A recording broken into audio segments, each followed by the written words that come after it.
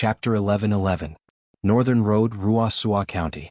This was the border between Shanin Road and the Japanese Empire's capital. Ping and Beijing was in the south. They took their time along the way. Originally they could have finished the journey in 8 to 10 days. However, with Xintianya leading the way they walked for 11 days. When night came he was in the temporary military tent with a worried face. The provisions that they brought could only last for 4 days. Once this news was spread, the morale of the 50,000 soldiers would be immediately disrupted. At that time, no one dared to imagine what would happen. At this moment, Fukada Tani felt like an abandoned child. He had a home but could not return. He had become a rootless tree. It was already late at night. Outside the tent, only the sound of patrolling soldiers could be heard. Fukada Tani was still standing in front of the map with a worried face. This time they had to deal with the 5-star army. The shadow of the previous failure had not completely dissipated. Thinking of the power of the cannons and the bravery of the cavalry, he did not even have a 10% chance of winning.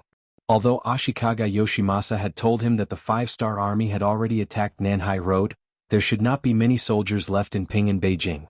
However, Fukada Tani did not think this way. King Wunan of Daimyong was in Ping and Beijing. How could he not leave some elite soldiers by his side? Not to mention other things, just leaving some firearms behind would be enough to stop them from advancing. It was true that there were 50,000 soldiers, but he knew better than anyone else what kind of quality they were. If they were fighting a smooth battle they might have some skills. However, once they met a strong enemy these people would probably run away.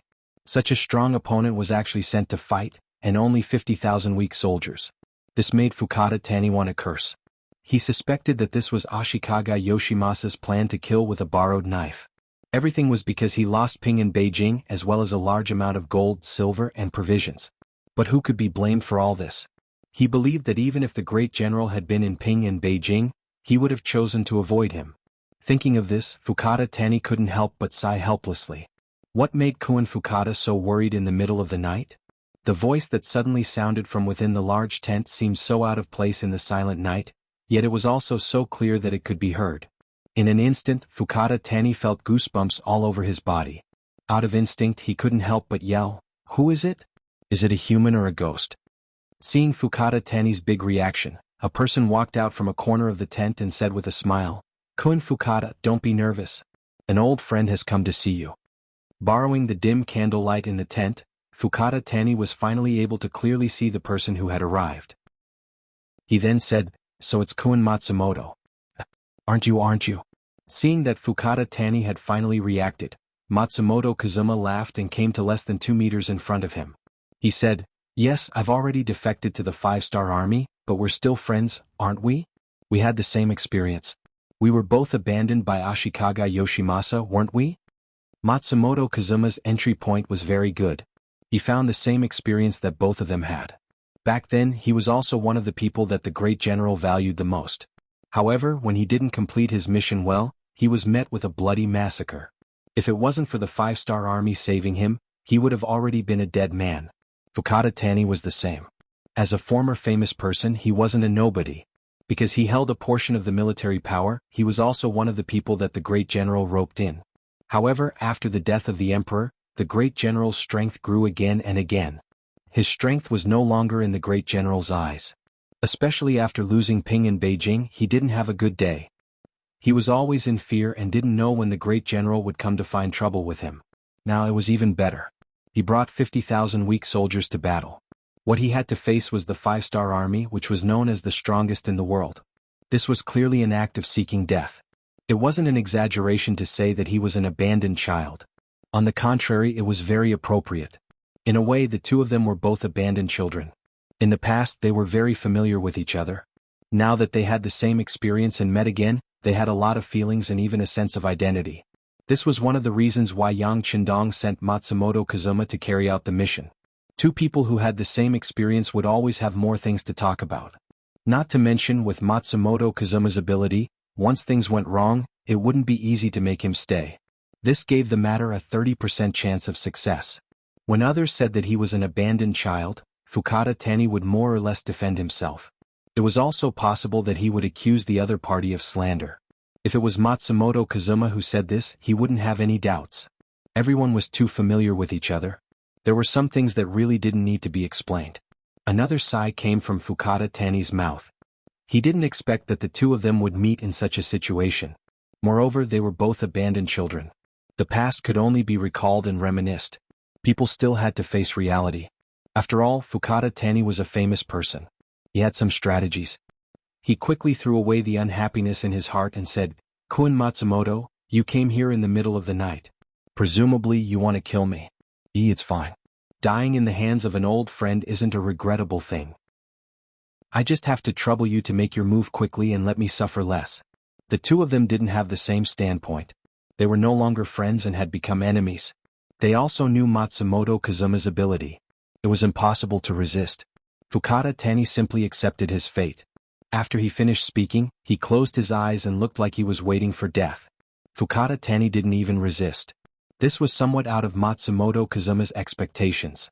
However, when he thought about how even if he didn't kill him, when faced with the powerful five-star army, there wouldn't be much of an outcome, he felt relieved. It was just that this time he didn't come to kill, so he deliberately pretended to be surprised and asked, "Kun Fukada, why do you say that? We are friends. How could I come to kill you?" "You didn't come to kill me?" Fukada Tani opened his eyes at this moment. In fact, when Matsumoto Kazuma appeared and didn't immediately attack him, he could feel that the other party didn't really want to kill him. Otherwise he could have just attacked directly. Just now he was just putting on an act to show that even if he died, he wouldn't call for people to attack his former friend. Of course, as a friend, not only will I not harm Kun Fukada, but I will also save you this time. Since he said this, Matsumoto Kazuma didn't hesitate. He told him that King Wunan of Daemyeong originally wanted to kill him, but after he found out, he pleaded for mercy and said that he would personally go and persuade him. At the same time, he also told him that he would give Fukada Tani a way out. According to Matsumoto Kazuma's words, Fukada Tani was still a very capable person. This kind of person shouldn't be abandoned and die as cannon fodder. He should display his value. So he came. Fukada Tani naturally wouldn't believe Matsumoto Kazuma's words so easily. He even suspected that this was King Wunan of Daemyeong's intention. However, there was no point in dwelling on this now. The most important thing was to know that he was still useful and didn't have to die. This was the most important thing. Immediately, he pretended to be very grateful and said, "Kun Matsumoto is very considerate, but I don't know what King Wunan of Daemyeong wants me to do." Matsumoto Kazuma, who had prepared a lot of things to say, didn't expect things to go so smoothly. This made him a little surprised. But after all, it was a good thing. He immediately said, "Bugnam of Gojoseon hopes that Kun Fukada can repent and be saved. In the current situation, it's only a matter of time before Ashikaga Yoshimasa is destroyed. What we need to do is to make the right choice in life. For example, we need to rely on Bugnam of Gojoseon and the five-star army. Will they accept us?" Kun Fukada asked without hesitation. He wasn't playing any tricks. With his current status, he really didn't have any other choice. Since the Grand General had already abandoned him, he might as well save himself. Although his future was still uncertain, at least he could live for a few more days, right? Of course they will. I have already convinced Bugnam of Gojoseon, and Bugnam of Gojoseon also said that as long as Kun Fukada can show enough sincerity, the five-star army is willing to accept you. When the time comes, high positions and generous salaries will be waiting for us in front of us. Matsumoto Kazuma seemed to be getting more and more excited as he spoke. It was as if everything would go smoothly if they relied on Yang Qindong. Really? That's great. Fukada Tani also said very cooperatively, but then the excitement on his face disappeared. "But Kun Matsumoto, I'm afraid that you don't know my current situation.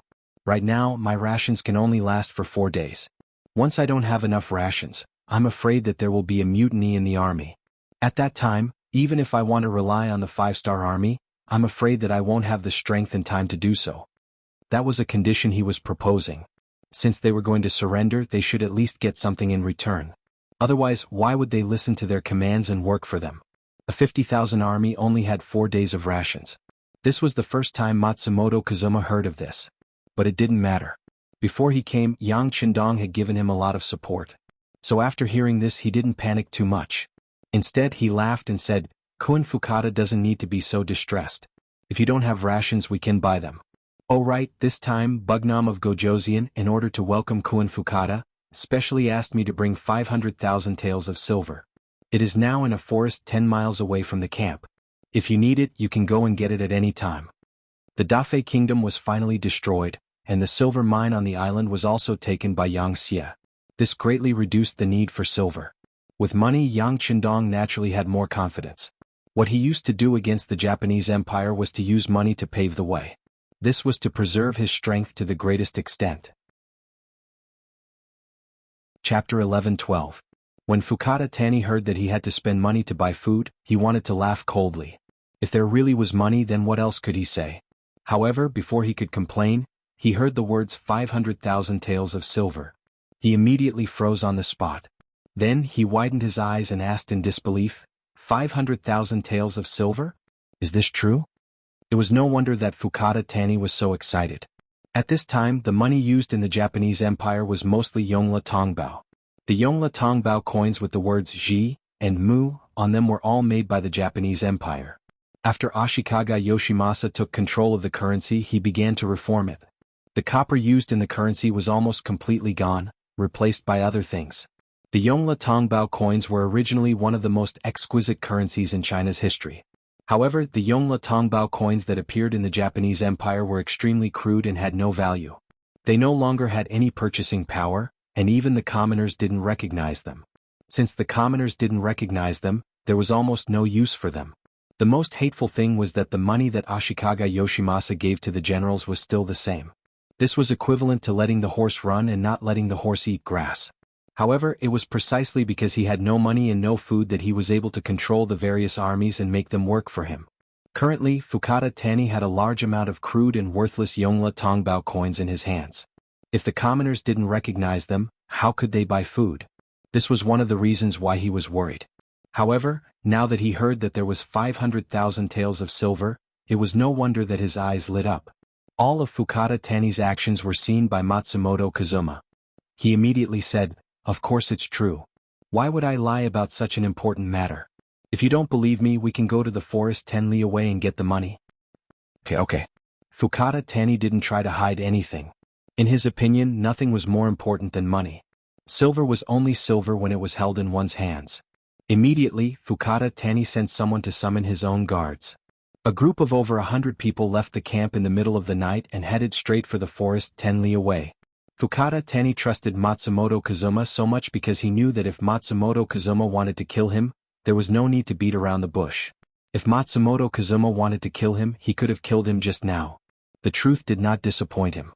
Sure enough, he found 10 large chests, each of which contained 50,000 taels of silver. After checking, Fukada Tani was naturally satisfied. Together with Matsumoto Kazuma and the guards, they carried the 10 large boxes back to the barracks.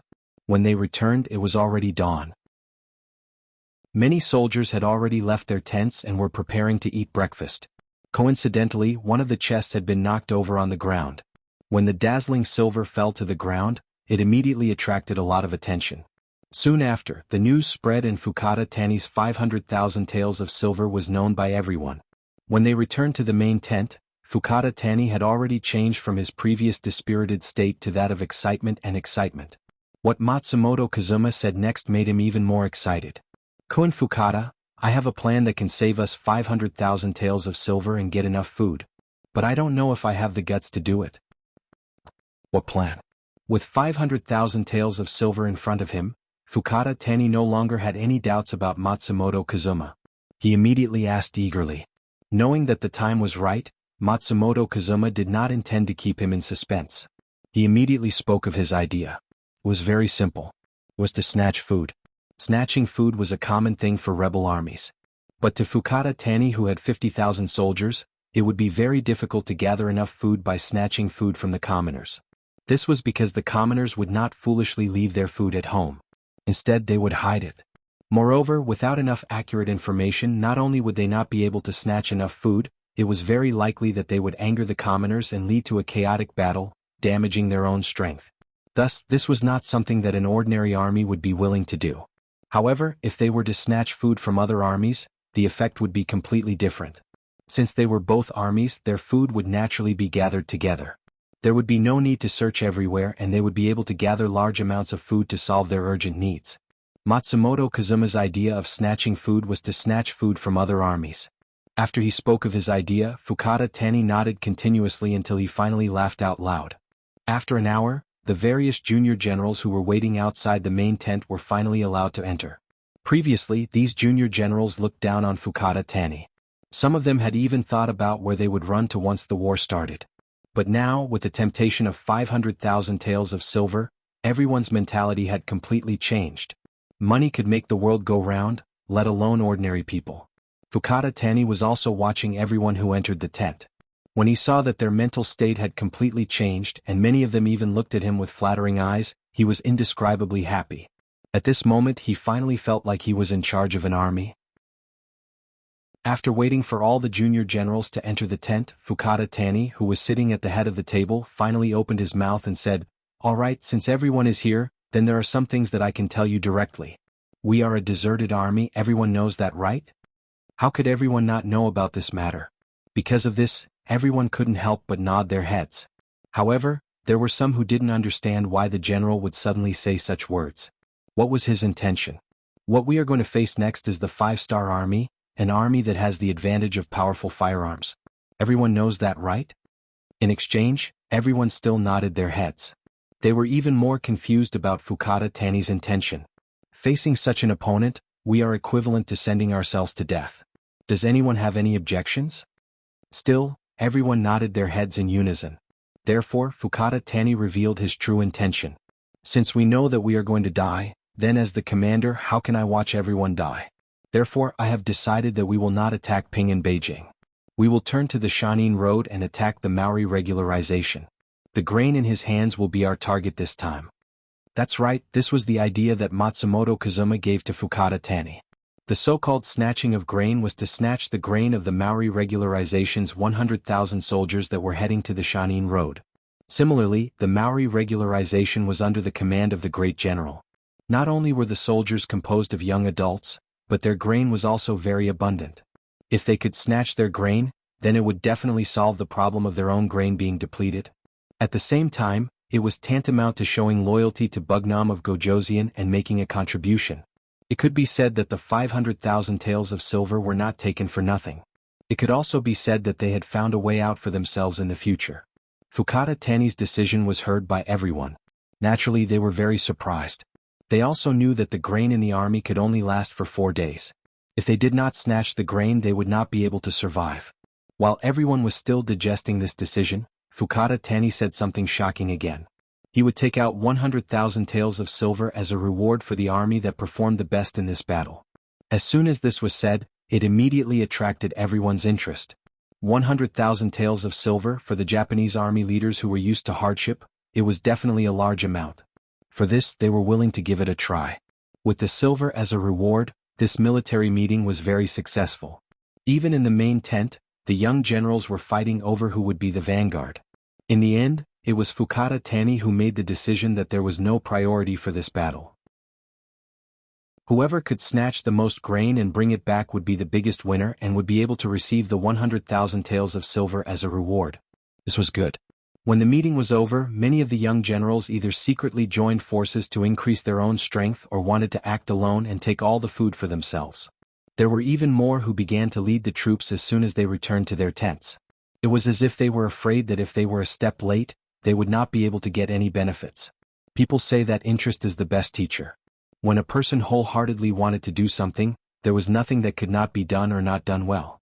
When everyone's initiative was completely aroused, the power that could be displayed was also amazing.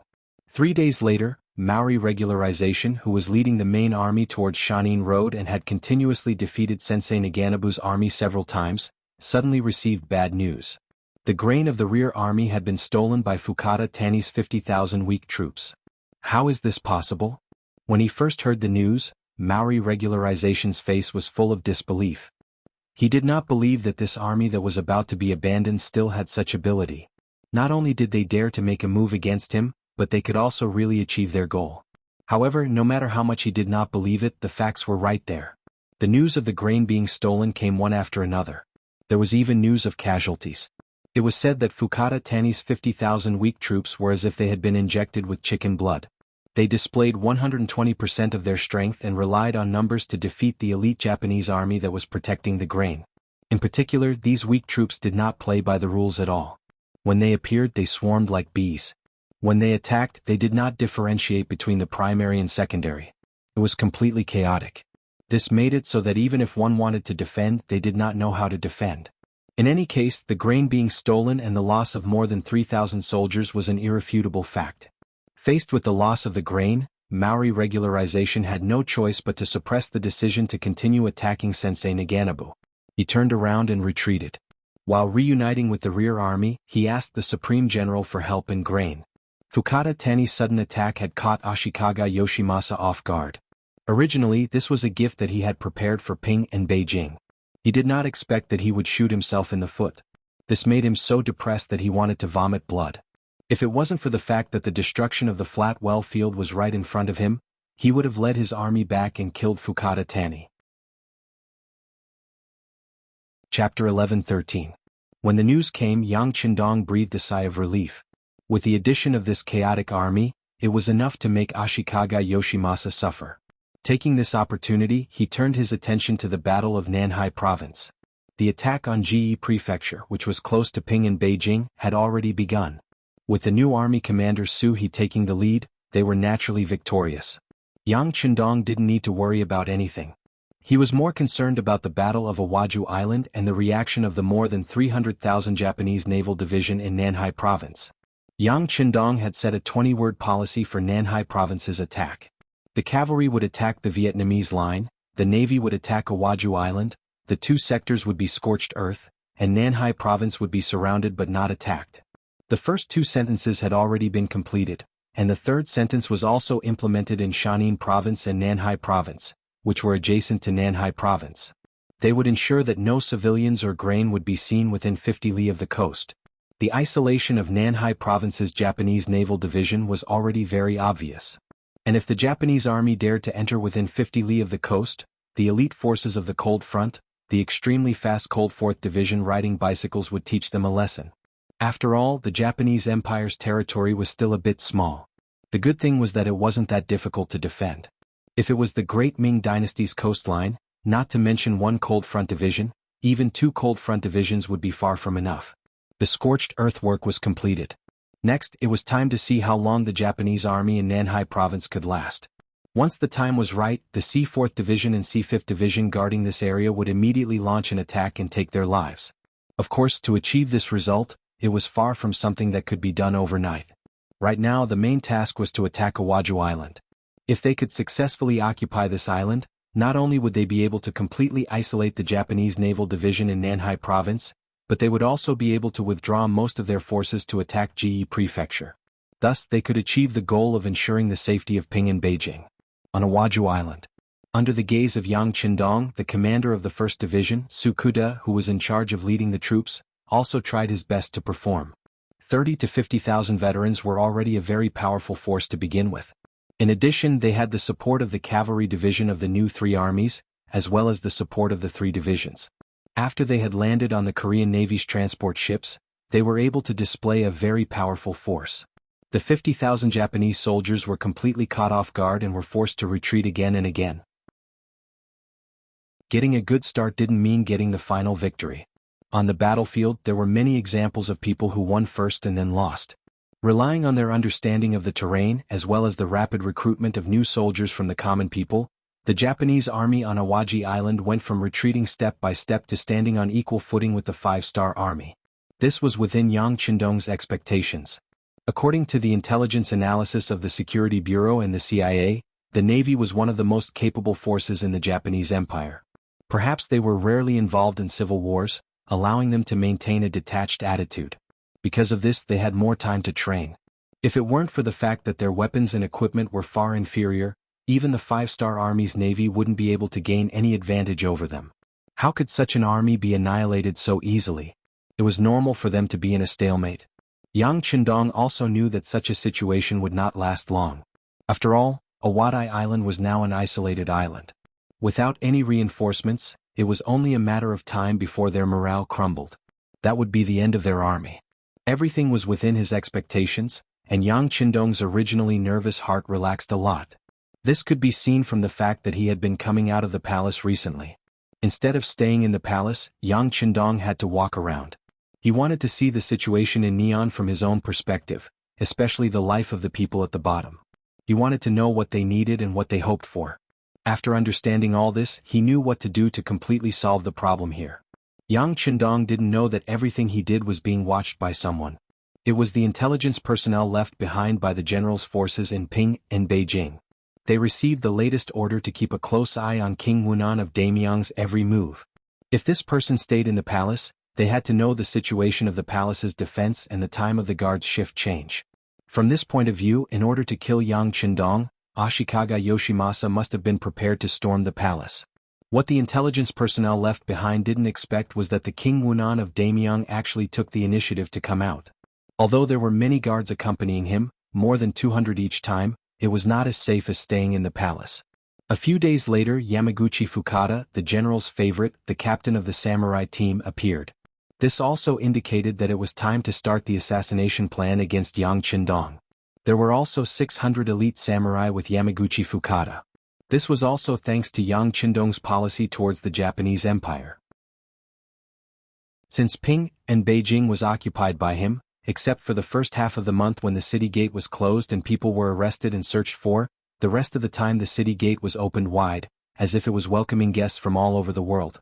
There were even immigration counters on the streets of Ping and Beijing. The general idea was to give the people of the Japanese Empire who wanted to be safe and live an ordinary life a way out. After all, the Japanese Empire was in internal strife, and the people who suffered the most would always be the people.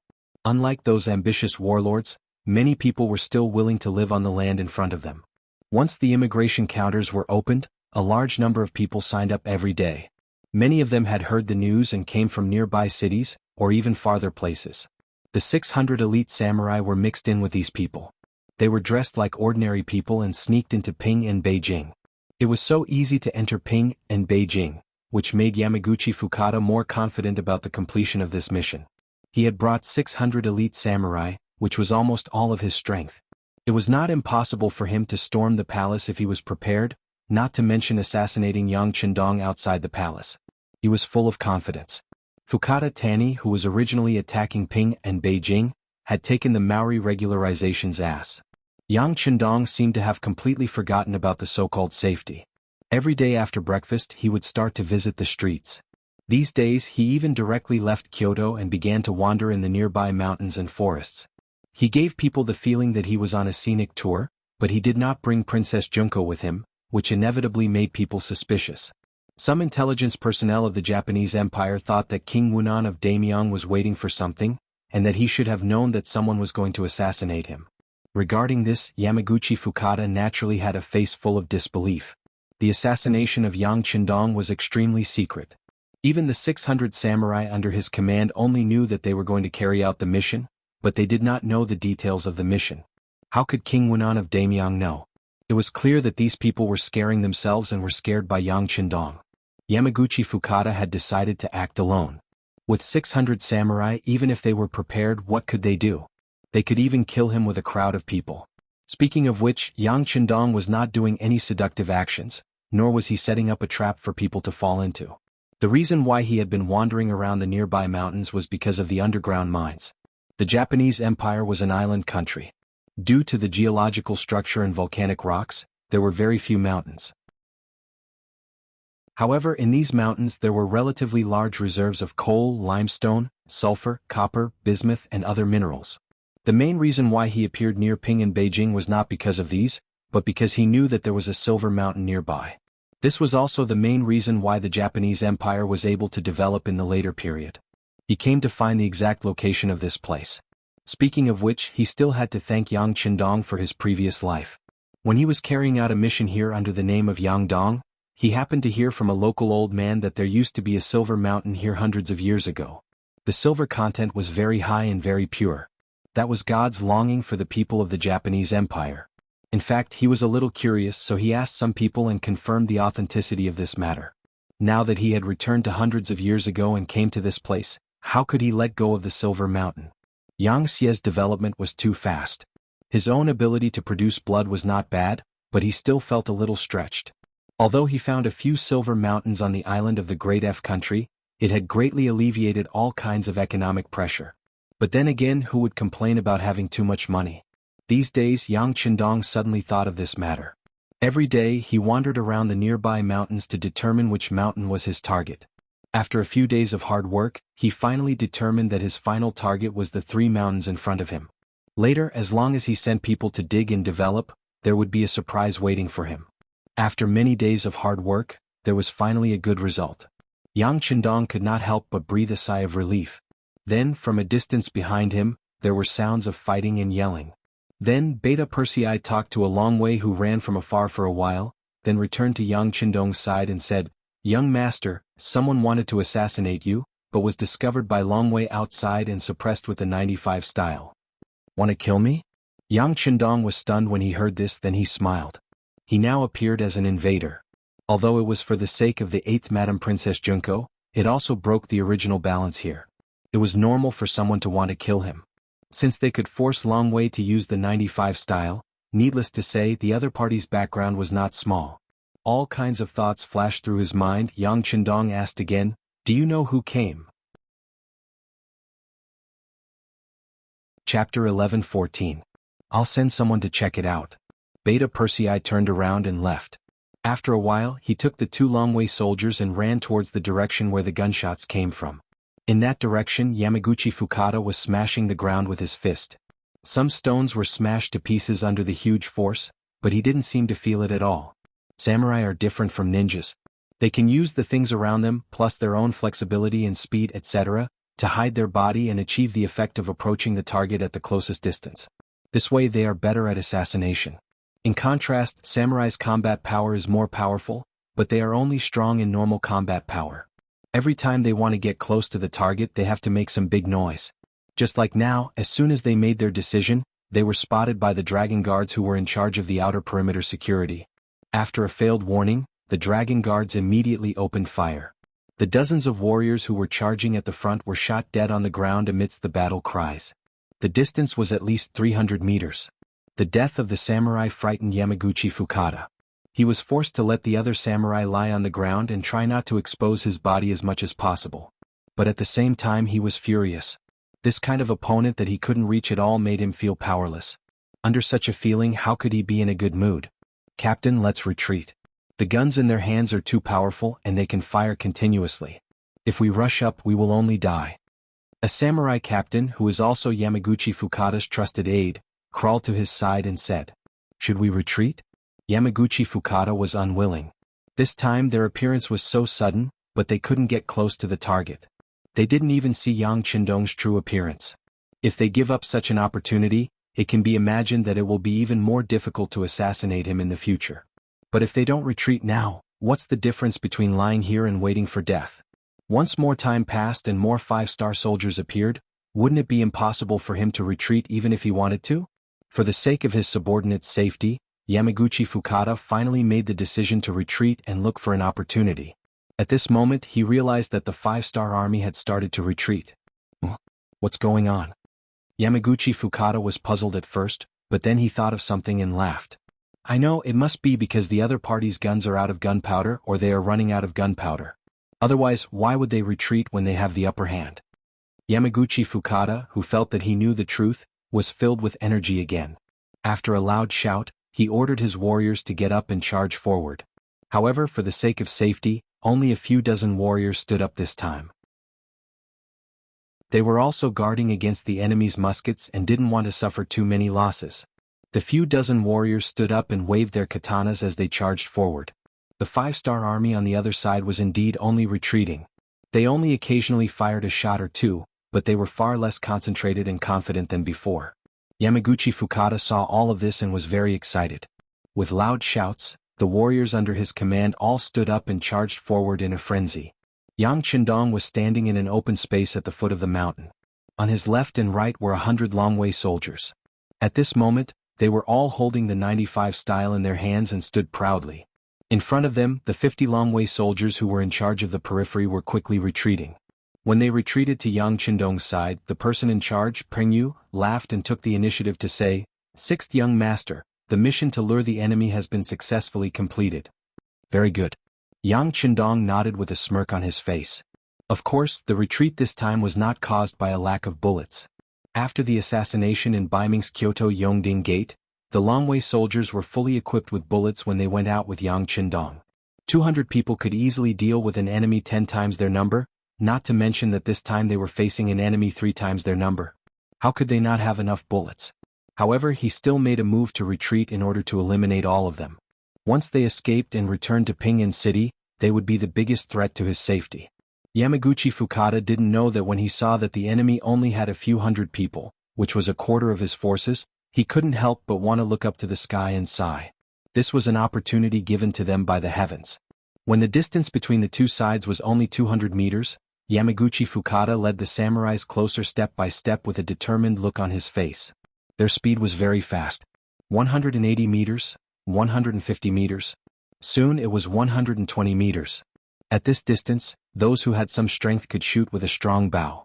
Finally, the Longwei soldiers raised their lowered muzzles one by one. With Beta Persei's order, bursts of fire spewed out from the muzzles and fell on the samurais opposite them one by one, forming little blood flowers. These were blood flowers, not snowflakes.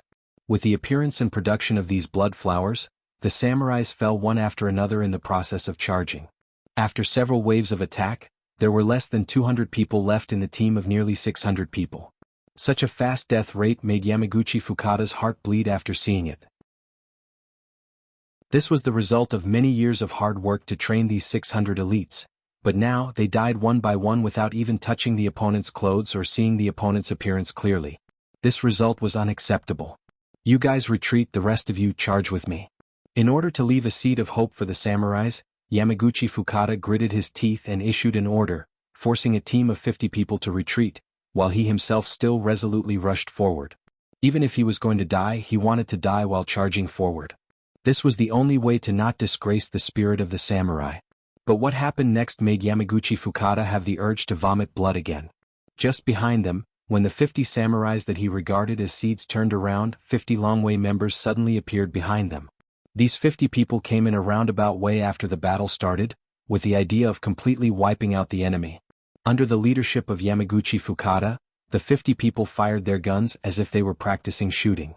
The difference was that they were shooting at targets during training, but now they were shooting at real enemies. 50 against 50, the battle ended very quickly. After hearing the gunshots and turning his head, Yamaguchi Fukada saw the scene of all the retreating members dying. At this time, there were less than 10 samurais standing beside him, and this was because the Longwei members showed mercy and did not continue to use them as targets.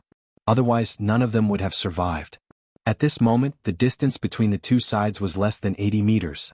At a distance of 80 meters, the 95 style still had the advantage and completely controlled the situation. Beta Persei finally said, "You guys, surrender." Beta Persei shouted this sentence in Japanese. Although it was a little awkward, it was enough for the other party to understand what he said. Surrender? Yamaguchi Fukada's crazy face was constantly twisted. There was nothing more humiliating than surrendering to a samurai. Ninjas could surrender, but samurais could not. This had a lot to do with the requirements of their daily training and education. At this moment, Yamaguchi Fukada first shook his head, then shouted with all his strength, "I've heard that the 5-star Army's warriors are all good at fighting, but I don't know if you dare to fight with us in close combat and let us see your methods and abilities." This kind of scene often happened in later generations of TV dramas. Often, when the villain said this sentence, the omnipotent main character would appear. He would either hold a large sword or a red spear and go into battle alone. With just a few answers, he would be able to kill several Woka pirates. It was a very satisfying scene. But that was just a TV effect. In reality, no one would do that. Was it fun to take the risk? Moreover, when the pirates were surrounded by Han people, how many of them would choose to fight you one-on-one? Wouldn't they swarm you or shoot you to end your opponent's life? Idiot.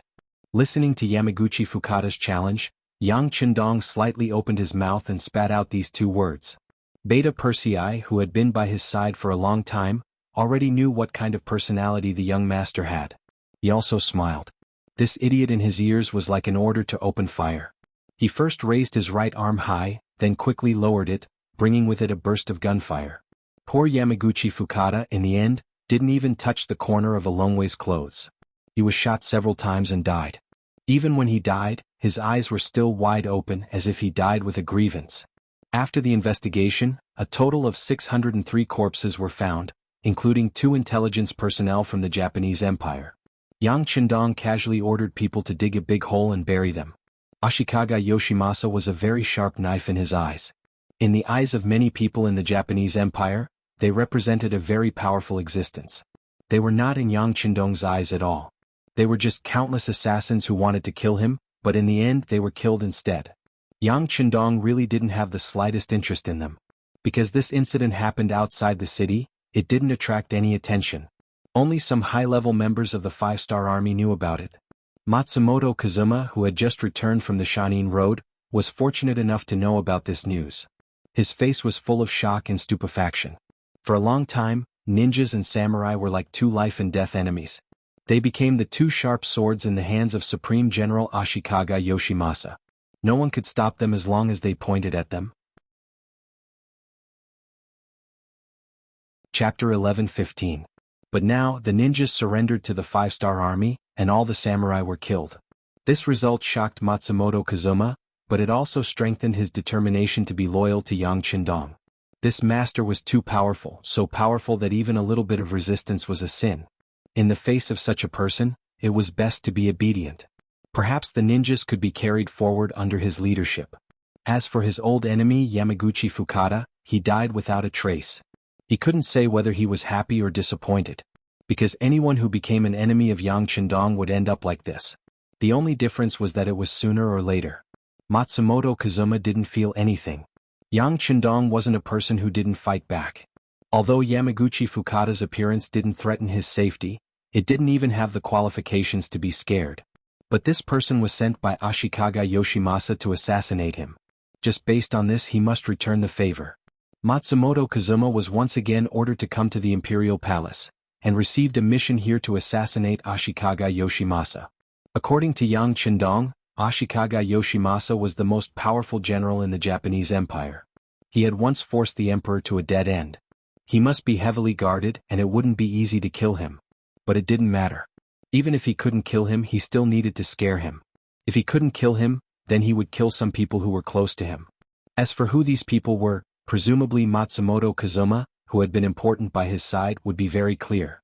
20 heads. If we can't kill Ashikaga Yoshimasa, then we'll take the heads of 20 of his trusted subordinates. I want to let people know that if they want to kill me, they will have to pay a heavy price. 110 is not enough, 120 is barely enough. This was Yang Qindong's original words to Matsumoto Kazuma.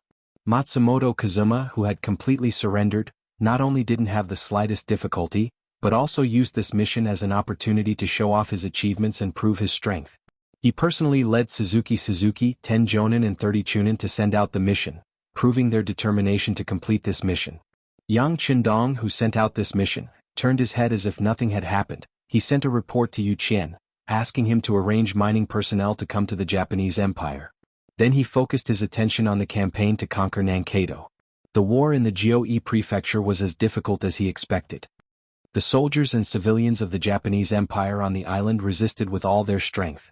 As an important stronghold of the Japanese Naval Division, the people here lived a good life. They were rarely affected by the war.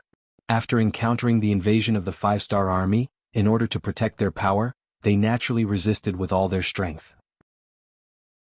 And because of the participation of the people, the enemy was developing more and more. Fortunately, the commander of the new army, Suhi, took these factors into consideration before leaving, and barely managed to maintain the situation. When the reinforcements appear, it's time to counterattack with all their strength. Compared to the stalemate in the Jianghu prefecture, the attack in the Iwaju Island became smoother and smoother.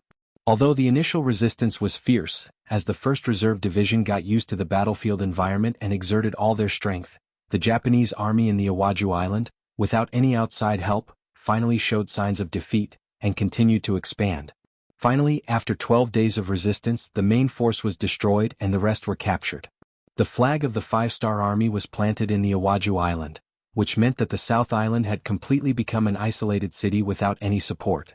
If they want to escape, they have to go through the artillery fire of the C4 Division and the C5 Division patrolling the surrounding waters. After suffering heavy losses in several consecutive attacks, they finally became well-behaved. After successfully capturing the Iwaju Island, according to the previous plan, the defense of the island was handed over to the E1st Division. He himself took the 1st Reserve Division and a division of cavalry back to the Jianghu prefecture by transport ship and dealt with the remaining Japanese army together with Commander Suhi. Compared to the 5-star army, Ashikaga Yoshimasa's situation became more and more difficult. Although the opposing forces in the flat well field had gradually lost their survival space under his suppression, the sudden appearance of ninja killers still gave the Supreme General a great headache. Fortunately, with the protection of the Divine Archery Battalion, plus the protection of the always cautious guards, he didn't get killed by the ninjas, but following that, his trusted subordinates were constantly killed. In just a few days, more than a dozen of his trusted subordinates had died, and it seemed that the ninjas didn't have any intention of stopping. Yamaguchi Fukada's samurai brigade had been missing for a long time, and Ashikaga Yoshimasa had reason to suspect that they had been completely wiped out. The appearance of these ninja killers also proved his guess. This was simply a revenge and targeting method implemented by the King Wunan of Damyang. Originally, it was him who made the first move. Was there anything wrong with the other party giving him a taste of his own medicine?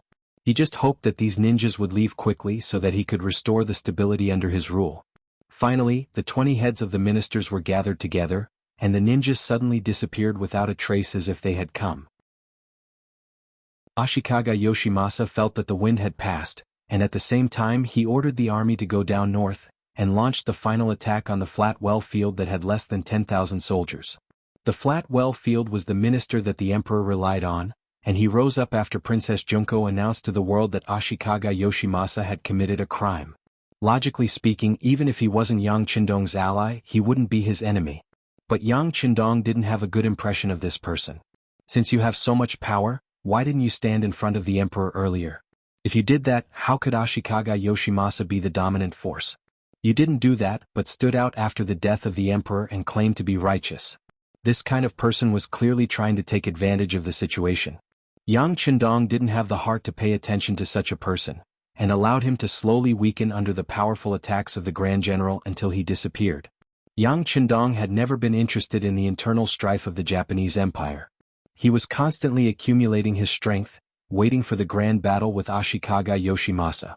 At that time the entire Japanese Empire would be decided. For the sake of this day, the foreign divisions formed by the various provinces were sent to a nation by the Navy's transport ships. The appearance of the foreign 4th Division, the foreign 5th Division, and the foreign 6th Division made the chips in Yang Qindong's hands even heavier. In the 8th month of 1458 AD, 8 months after Yang Qindong arrived in the Japanese Empire, Ashikaga Yoshimasa finally dealt with the biggest opposition to him, the flat well field, and killed him in the midst of the chaos. Then he began to mobilize his troops, looking as if he was going to head straight for Ping and Beijing. A great battle to determine the ultimate leadership of the Japanese Empire was about to begin. After Flat Well Field was killed, the Grand General Ashikaga Yoshimasa, who had successfully taken over the Hokuriku province, quickly received a letter of surrender from the ruler of the northernmost Hokuriku province.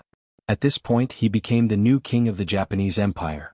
If it wasn't for the sudden intervention of the 5-star army, his power would have far surpassed that of the deceased emperor. Ashikaga Yoshimasa, who had reorganized the army left behind by Hireda's death, and recruited a lot of new troops from the local area. His army had reached a total of 500,000 men, and he led his army down south, heading straight for Heian City. From his point of view, it was time to settle the grudge between him and Yang Qindong. The Awaji Island and Ji Prefecture had already been taken by Yang Qindong, and only Nankado was not in his hands. However, that didn't matter anymore. With the C4th Division and C5th Division keeping an eye on that place, and with the absolute advantage of the high-tech artillery, the other side had no chance of escaping. Without any support, and even with the supply of food and water completely cut off, how long could the 300,000 Japanese army in Nankado last? Yang Qindong was also curious. Of course, now was not the time to think about these things.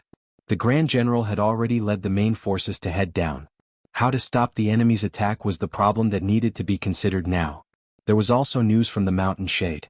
The local force Sensei Naganabu that he supported had finally lost to the 100,000 elite troops of the Maori regularization.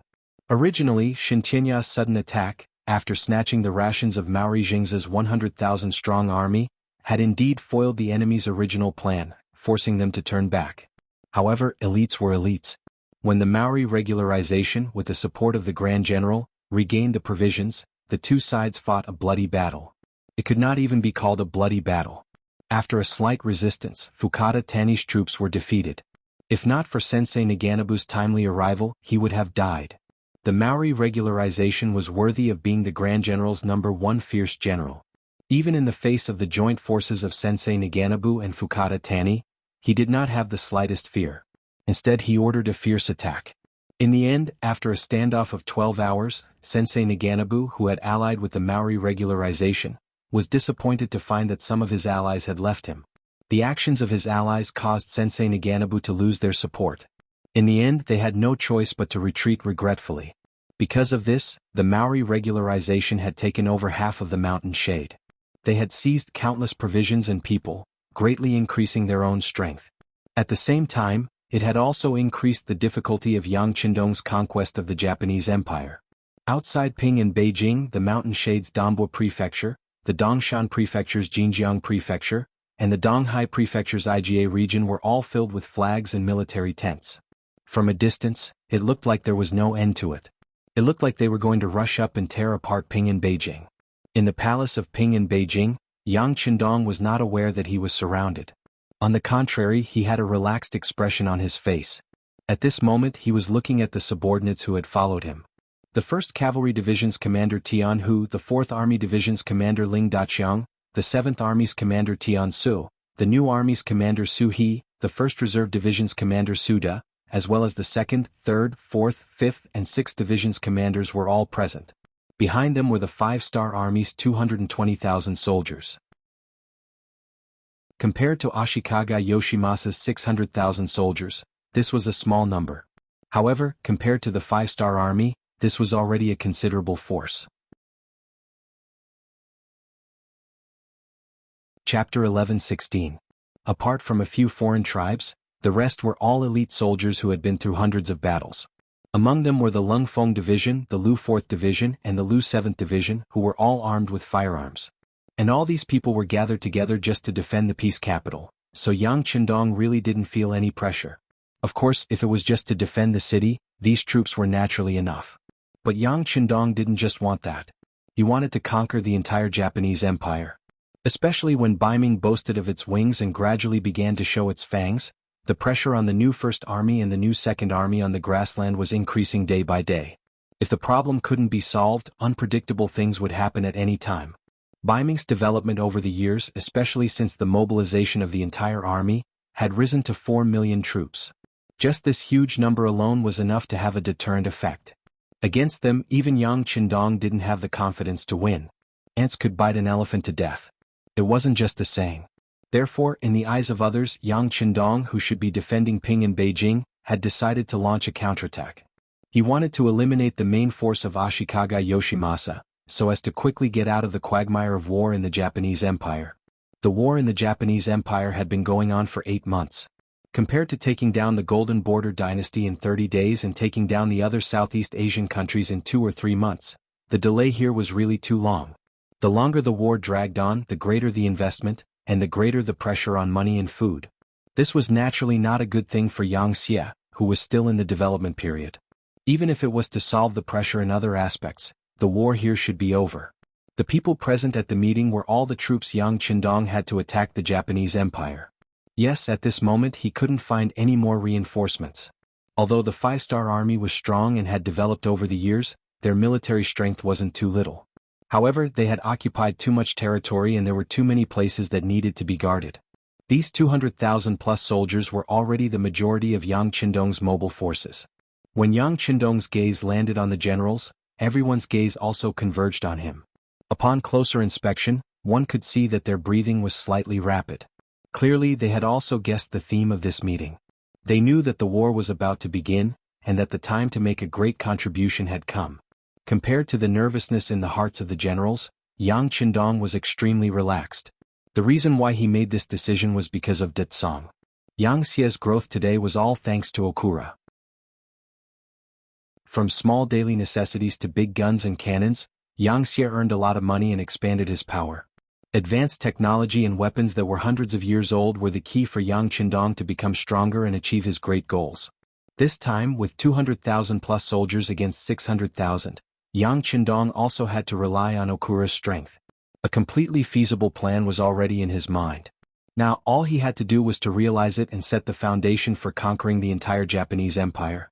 Are you all very excited? After a moment of silence, Yang Qindong's voice finally rang out. When it reached the ears of the generals, they couldn't help but laugh. Yes, this is indeed a good time for you to make a contribution. This battle will also be our victory, a moment that will forever be remembered in history. Is everyone ready? When Yang Qindong's voice resounded through the entire imperial palace, all the generals replied in unison, "Be ready at all times." Very good. Satisfied with everyone's answer, Yang Qindong once again said in a clear voice, "Generals, listen up." At the same time in the Japanese army's camp, Ashikaga Yoshimasa was also holding a military meeting. Many of his subordinates stood on both sides, waiting for the general to make a strategic decision. Their military strength was almost 3 times that of the 5-star armies. They were also very familiar with the terrain and had the support of millions of Japanese Empire citizens. Ashikaga Yoshimasa couldn't see any possibility of failure. At one point he even thought that the 5-star army was able to conquer Ping and Beijing because they took advantage of a loophole. If it wasn't for the internal strife that was too serious, how could the 5-star army achieve such results?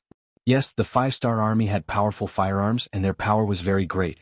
However, when facing the charge of hundreds of thousands of soldiers, firearms could only play a supporting role. In the end, it still depended on the strength of the soldiers. Otherwise, there wouldn't be a history of small guns and rifles defeating cannons and machine guns. Besides, the Japanese Empire didn't have any firearms at all. They also had some ordinary red-coat cannons, about 100 of them. These were the ones that Ashikaga Yoshimasa took the initiative to submit to Baiming's emperor, Zhu Qiu, and were transported by sea. As for ordinary firearms, they also had about 5,000 of them.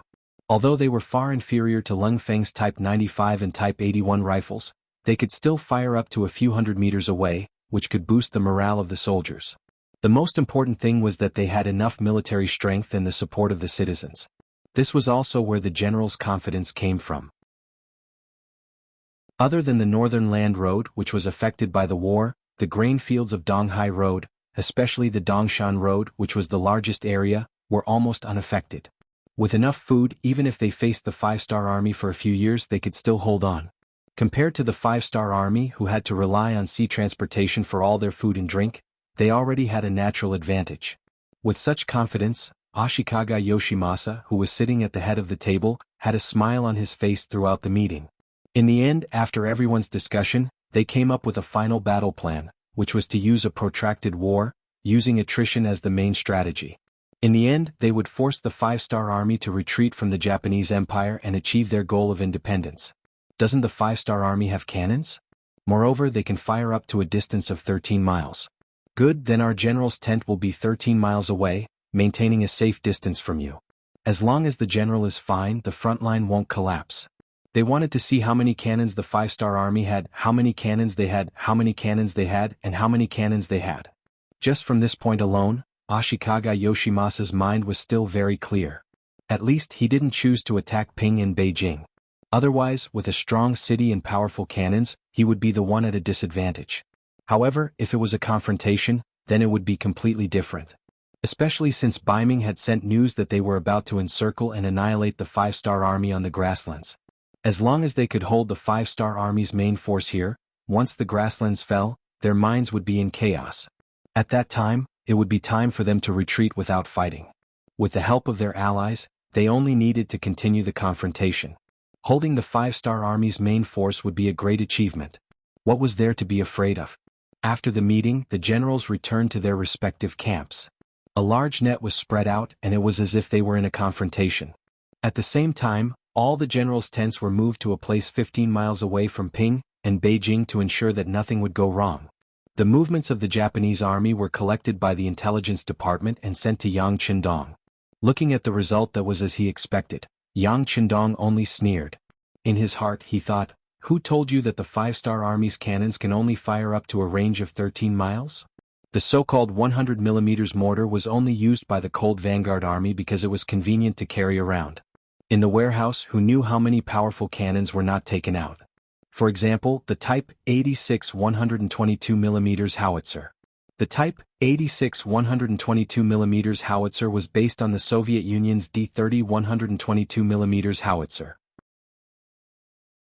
According to the needs of modern warfare, the Type 86 122mm howitzer was developed in 1985 to replace the old Type 54 and 54-1 or 122mm howitzer. The Type 86 122mm howitzer's barrel was longer, and it was 30 times the caliber. It weighed 3.2 tons and had a firing rate of 6 to 8 rounds per minute. It had a 360 degrees firing range. It could use anti-personnel grenades, armor-piercing bullets, extended-range bullets, smoke bombs, flares, anti-armor shrapnel and many other types of ammunition. The range of normal shells was 18 kilometers, and the range of concave extended-range bullets was 21 kilometers. The Type 86 used anti-armor shrapnel that contained 30 bullets. It had an armor-piercing thickness of 500 millimeters and a maximum range of 15 kilometers. Compared to other types of howitzers, the Type W86 structure was compact, easy to operate, long-range, high accuracy, simple manufacturing, and low cost. It could be said that it caught up with the world's advanced standards. Especially the Type 80 SIX's 360 degrees firing range and long range, it was second to none in the world. The range of the Type W86 was 15 kilometers, which was twice the range of the 100mm howitzer. Could definitely catch the enemy off guard. In Ping and Beijing's national treasury, there was a 122mm howitzer. As to when it appeared and why it appeared, no one knew. However, they knew that it was very powerful. At this point, it had to be said that Yang Qindong had set up a persona for himself. He rarely explained anything that was taken out of the warehouse. At first, some people were curious about where the things came from. Beta Persei had also made mistakes in this regard. He even chased after Yang Qindong for an answer. The answer was that he did not get any answer and was even arranged to train in the army. This scared Beta Persei. He was not afraid of hardships as a soldier, but he was afraid that he would lose his identity as a Yang family servant.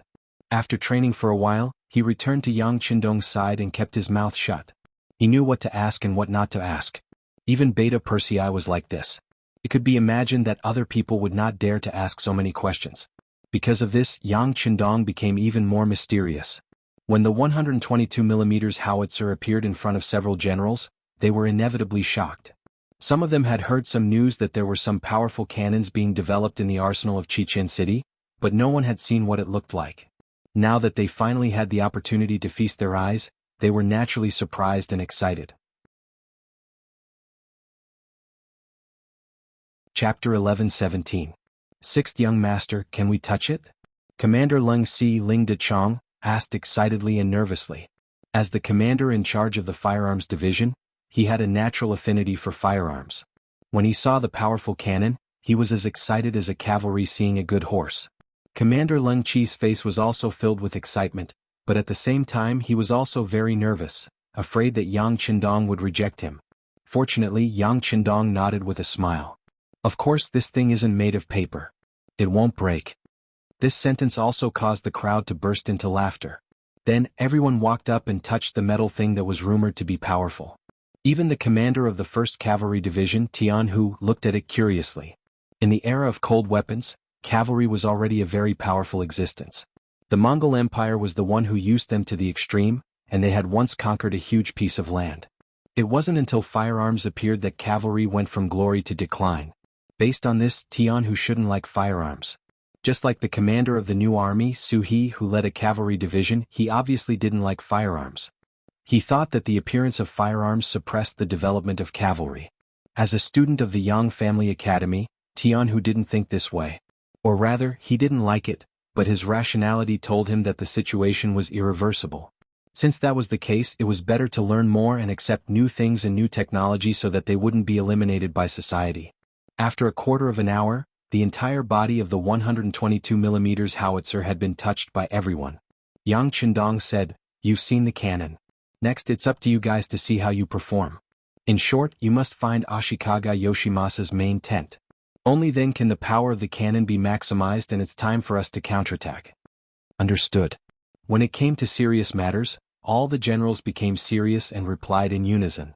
Yes, Yang Qindong's plan was to capture the ringleader first.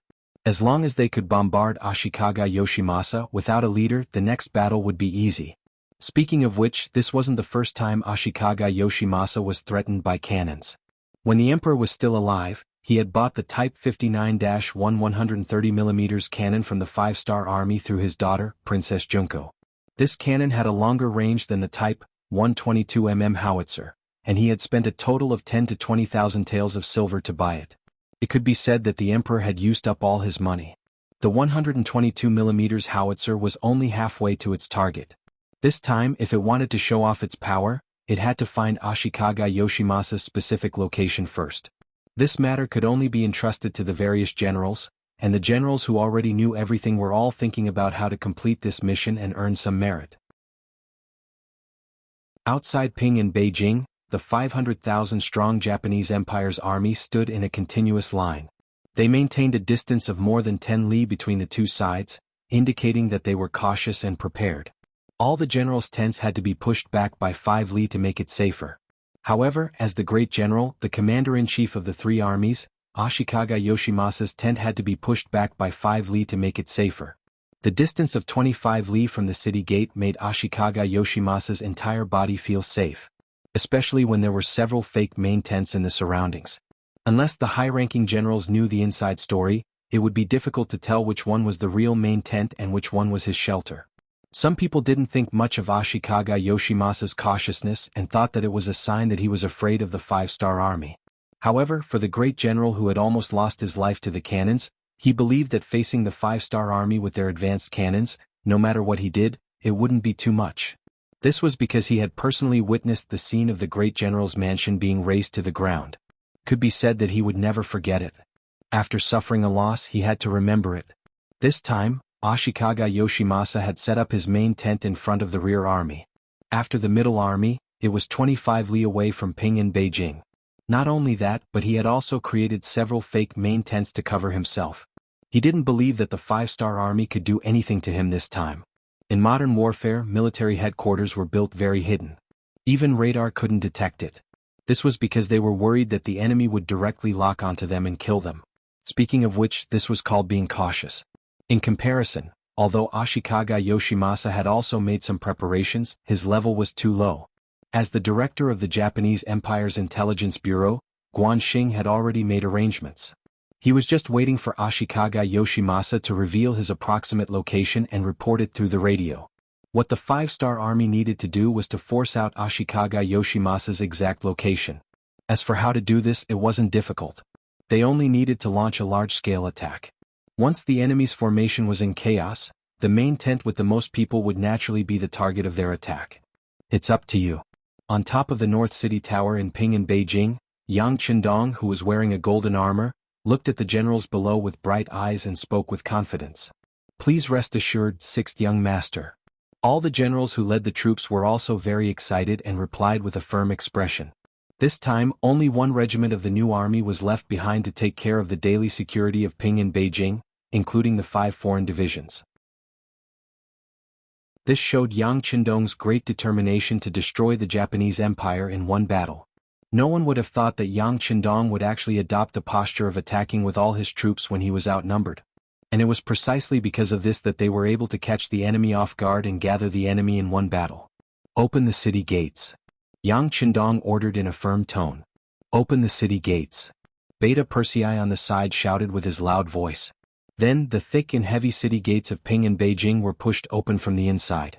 The 2nd Division, who had been waiting here, was the first to rush out. The order in which they exited the city was based on the order of strength. First was the 5 foreign divisions, followed by the 1st Reserve Division, then the 4th Division and the 7th Army. Finally, the new army and the 1st Cavalry Division were the last to exit the city gates. The purpose of this was to ensure that when they launched an attack, their steps would be orderly. Otherwise, the cavalry would have already rushed out far away before the infantry behind them could catch up. This way it wouldn't have the effect of shocking the enemy, nor would it create a powerful momentum. One by one, the 5-Star Army walked out of the city gates and approached the Japanese army on the battlefield. When this scene was seen by the scouts, they immediately reported it to the generals of the front army. After that, the news continued to be reported to the main tent at the rear. At the beginning of the first day, the Japanese army wasn't surprised to see the 5-Star Army send out troops. In their view, it was clear that the enemy couldn't hold back and wanted to send out troops to test them. They only needed to wait in place and wait for the enemy to be exhausted. If the other party was just testing them, they shouldn't launch any attacks. But if they launched an attack, they only needed to fight back. In the end, the initiative had always been in their hands. And as the 5-star army rushed out one after another, the number of people increased more and more. First, it was 20,000, 60,000, 100,000, 150,000, 200,000 people. It was already far beyond their expectations. At this moment, some people finally couldn't hold back anymore. All kinds of reports and messengers quickly rushed back. No matter what kind of disguise they used before, when those messengers appeared one by one and gathered in the main tent, Ashikaga Yoshimasa's real location was completely exposed. There were 4 things that Ashikaga Yoshimasa didn't expect. First, he didn't expect that after putting so much effort into disguising himself, it would be exposed so quickly. Second, he didn't expect that there were already some Japanese army soldiers around his main tent who had been bribed by the management. So when his position in the main tent was exposed, the news had already spread quickly. Third, he didn't expect that the 5-star army had already prepared a lethal weapon with an attack range of up to 30 miles. Fourth, he didn't expect that there would be something like a telegram, which could actually send a message thousands of miles away in an instant. All kinds of unexpected things made Ashikaga Yoshimasa meet the messengers one after another. Before he was ready to move his camp, a heavy whistling sound resounded in front of him. Then the first artillery shell fell from the sky and landed on the ground more than 10 meters away from his main tent. The destructive power of the 122mm howitzer is far from what the 100mm mortar can compare to. With just one shot, a huge pit of 3 meters deep was blown out. At the same time, the surrounding 20 to 30 meters were all affected by the aftermath. Among them was Ashikaga Yoshimasa. At the moment when the main tent was blown away, he was also injured by the aftermath of the artillery shell and fainted immediately. This was also because the guards around him were doing their duty. When the explosion happened, they instinctively protected him. Otherwise, he wouldn't have been injured by the explosion, he might have been directly killed by the explosion. The war is about to begin, and as the commander-in-chief, Ashikaga Yoshimasa was actually injured by the explosion and fainted. It suddenly gave people a feeling that they were a group of dragons without a leader. The ones who suffered the most were the scouts sent by the various armies who were waiting for orders. Now that the commander-in-chief was unconscious, they didn't know what to do next. If they didn't have perfect cooperation and fought separately, wouldn't they be defeated one by one? Logically speaking, if the commander-in-chief wasn't here, the other vice-commander-in-chief could also stand up and take up the responsibility. It was Ashikaga Yoshimasa's fault for being used to holding power. He was afraid that others would covet his power. He did many things himself, so other than himself, most of the others were just decorations. They didn't have any authority. At this moment, it was impossible to pull out someone to take charge of the situation. Chapter 11:18. The other deputy commanders knew that it was useless to say anything now. They arranged for people to protect the unconscious Ashikaga Yoshimasa as they retreated. At the same time, they said to the scouts who had not been assigned to work, "Go back and tell your general to defend with all his might. Once the general's body gets better, he will immediately arrange for a counterattack." After they finished speaking, the people in the main tent began to quickly retreat. Needless to say, these people could already see that the situation was unfavorable. If they did not escape now, they would not have any chance to escape. The other scouts looked at each other, then helplessly shook their heads and left. The so-called words of the deputy commanders were not credible at all. What did they mean by defending with all their might? What should they do without a plan? Who would protect them from the flanks? Without a plan, wouldn't they fall into danger at any time? The scouts were very confused. The only thing they could do was to report back what they saw. As for what to do, it was up to their general to decide. A cannon from afar blew up the army camp, and the general was crippled before the battle began. The news of Ashikaga Yoshimasa being injured and unconscious quickly spread through the army camp. It also reached the ears of Guanxing. Another urgent telegram was sent to Yang Qindong. This made him, who had been bitterly waiting for news, unable to help but heavily slapped the desk in front of him. He laughed heartily and said, "Good, the heavens are helping me. Pass down the order, the entire army will attack according to the plan. Take advantage of the enemy's weakness and take his life." Without a general, the enemy was like a person without a brain. Even if he had 4 limbs and was powerful, what was the use? He was just a human punching bag. On the main battlefield, Yang Qindong's order was quickly passed down to the various troops by the scouts. The 5-star army, who had been waiting for the final attack, became excited. Their battle cries were loud and could be heard clearly from more than 10 miles away. Then the army attacked, heading straight for the enemy camp. Back to the Japanese army, the news of Ashikaga Yoshimasa being knocked unconscious had already spread. This made some of the generals have a bad feeling. On the battlefield of 500,000 soldiers, without a unified command, how chaotic would it be? If they couldn't cooperate with each other, how could they unleash their strength to the extreme? Since that was the case, should they choose to fight against the five-star army's main force without any command? Or choose to retreat? Everyone had different ideas and thoughts. He kept making more and more choices between fighting and retreating. As a result, there were people retreating and people fighting. Not to mention the retreating army. After they left the battlefield, there were a lot of empty positions, which was the most fatal. As a result, some of the Japanese army suddenly realized that they had no allies left or right. What was originally a united front became a lone army. At this time, the five-star army quickly filled in the gaps and occupied these unoccupied lands. Then they attacked from the front, left and right. The Japanese army that stayed behind to defend became targets. When faced with attacks from three sides, their defensive line quickly collapsed, and then they were defeated. The good situation was ruined in an instant. Especially the cavalry of the 1st Cavalry Division and the new army, wherever they went, no one could stop them. Infantry was inherently weak against cavalry, and the morale of the army was shaken. The outcome seemed to have been decided long ago. This directly led to the encirclement of the Japanese Empire's lone army. They were heavily injured and then they surrendered. When the 5 foreign divisions arrived at the front lines, they could only accept prisoners and various supplies. This made them somewhat unwilling. But there was no other way. In terms of speed and impact, they were far too inferior to cavalry. Only the 4th Army Division, the 7th Army, and elite infantry like the 1st Reserve Division could barely keep up with the cavalry and encircle or cripple the Japanese Empire. The development of the war went even more smoothly than planned. In just 3 days they had defeated nearly 200,000 Japanese army, and captured more than 180,000 of them. When the news reached the rear, Yang Qindong became very excited. He gave the order that the remaining soldiers should chase after the enemy and not follow the example of an overlord. The progress of the war was so smooth that it was impossible for the 5 foreign divisions to complete the task of cleaning up the battlefield and seizing supplies. Based on his past experience, Yang Qindong waved his hand and called for the other foreign and Han people who had already moved to Ping and Beijing to rush to the front lines and help the army clean up the battlefield. They would then distribute the spoils according to their work and reap the benefits. After coming to this world, Yang Qindong felt that some things had changed. For example, using firearms to defeat cold weapons wasn't as exaggerated as it was described in history, where a few people could defeat thousands or even tens of thousands of people. Everything depended on the will to fight. If a few people with firearms were to face off against hundreds of Suicide Squad members, they wouldn't even dare to say that they could win, let alone thousands or tens of thousands of people. This was also the reason why he still couldn't achieve success even though he had a cold weapon army. Zhu Di, the founder of the Ming dynasty, had brought a firearms camp to conquer the grassland.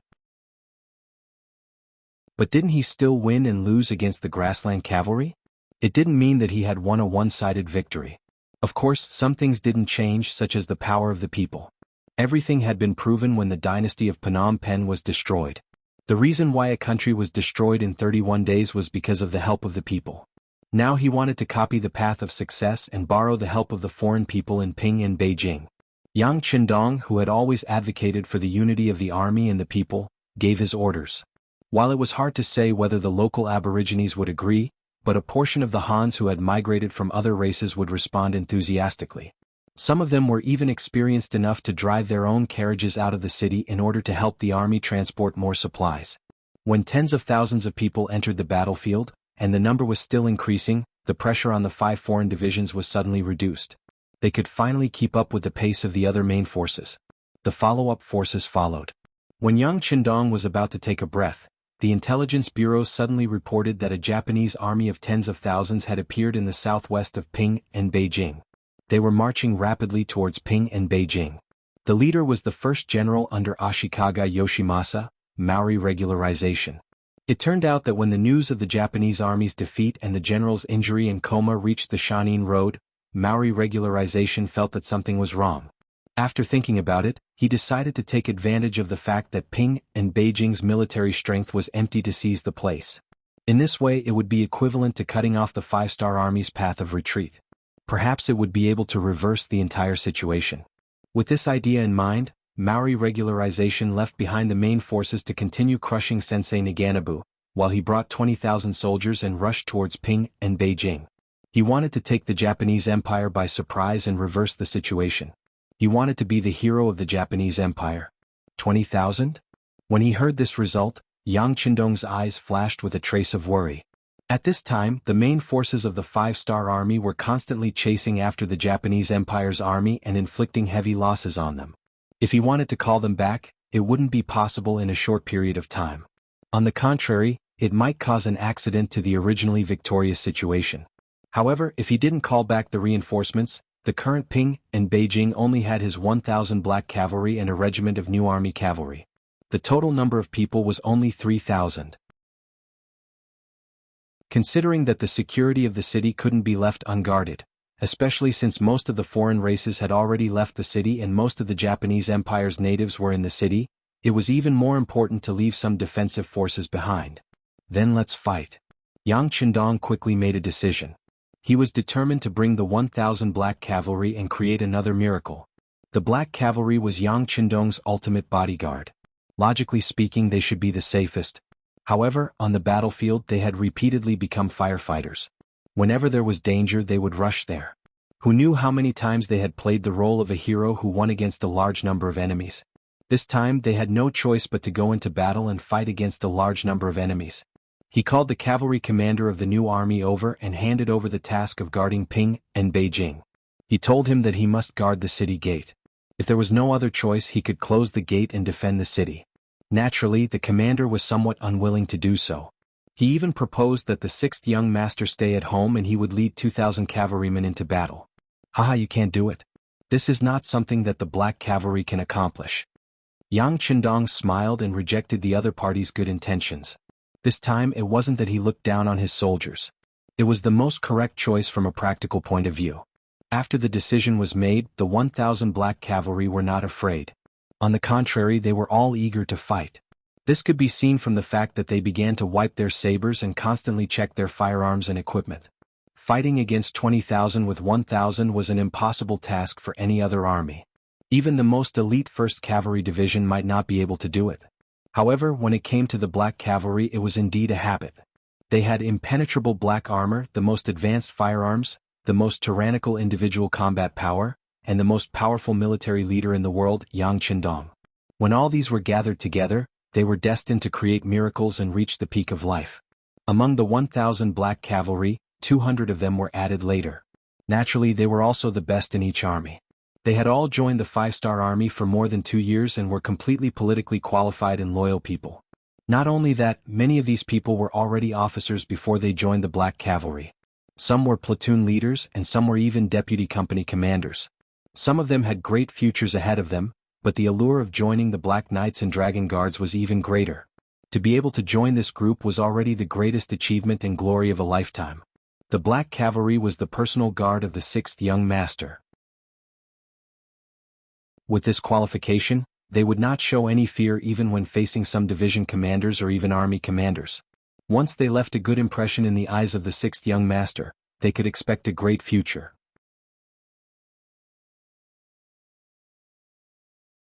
Chapter 11-19. Their luck was good. Not long after they joined the Black Cavalry, they encountered a bloody battle with 20,000 enemies. They couldn't help but feel excited.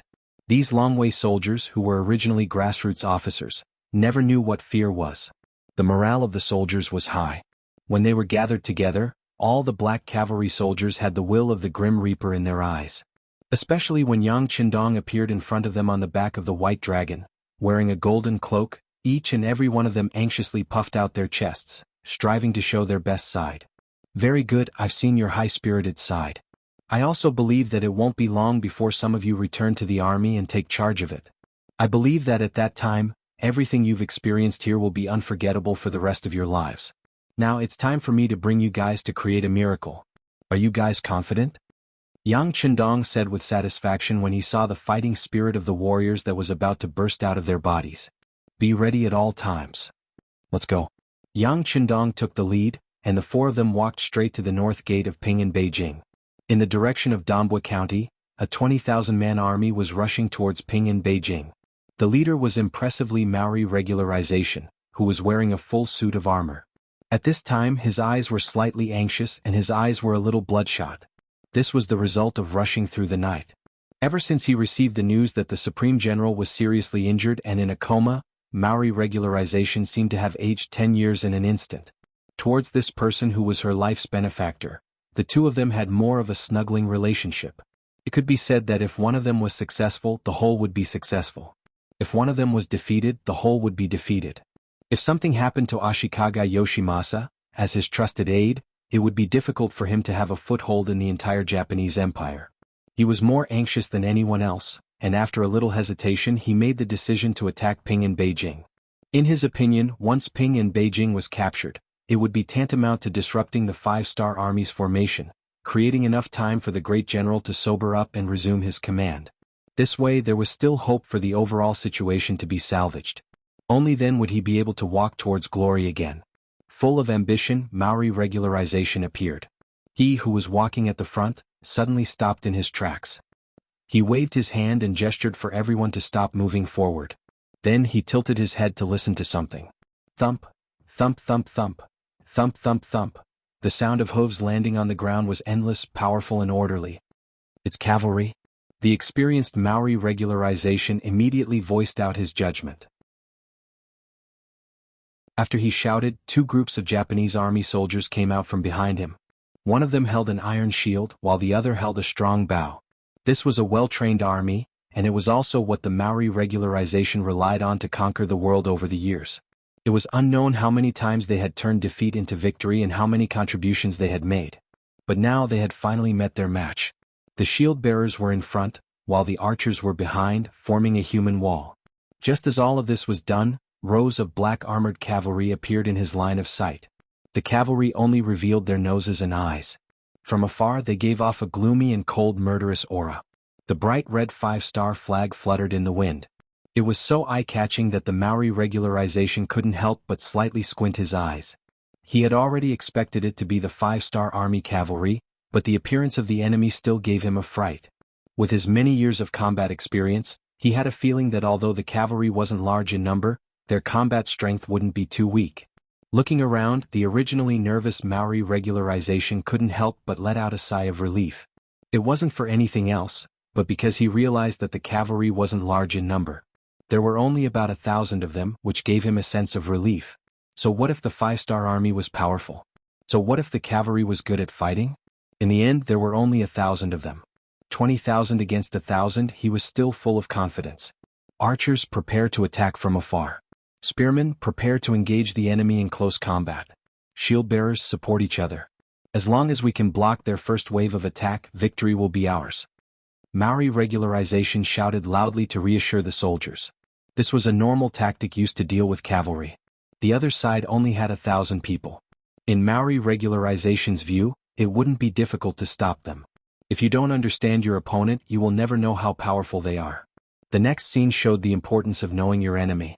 Just when the Japanese army had finished their defense and looked down on the 1,000 cavalry in front of them, the black cavalry made their move.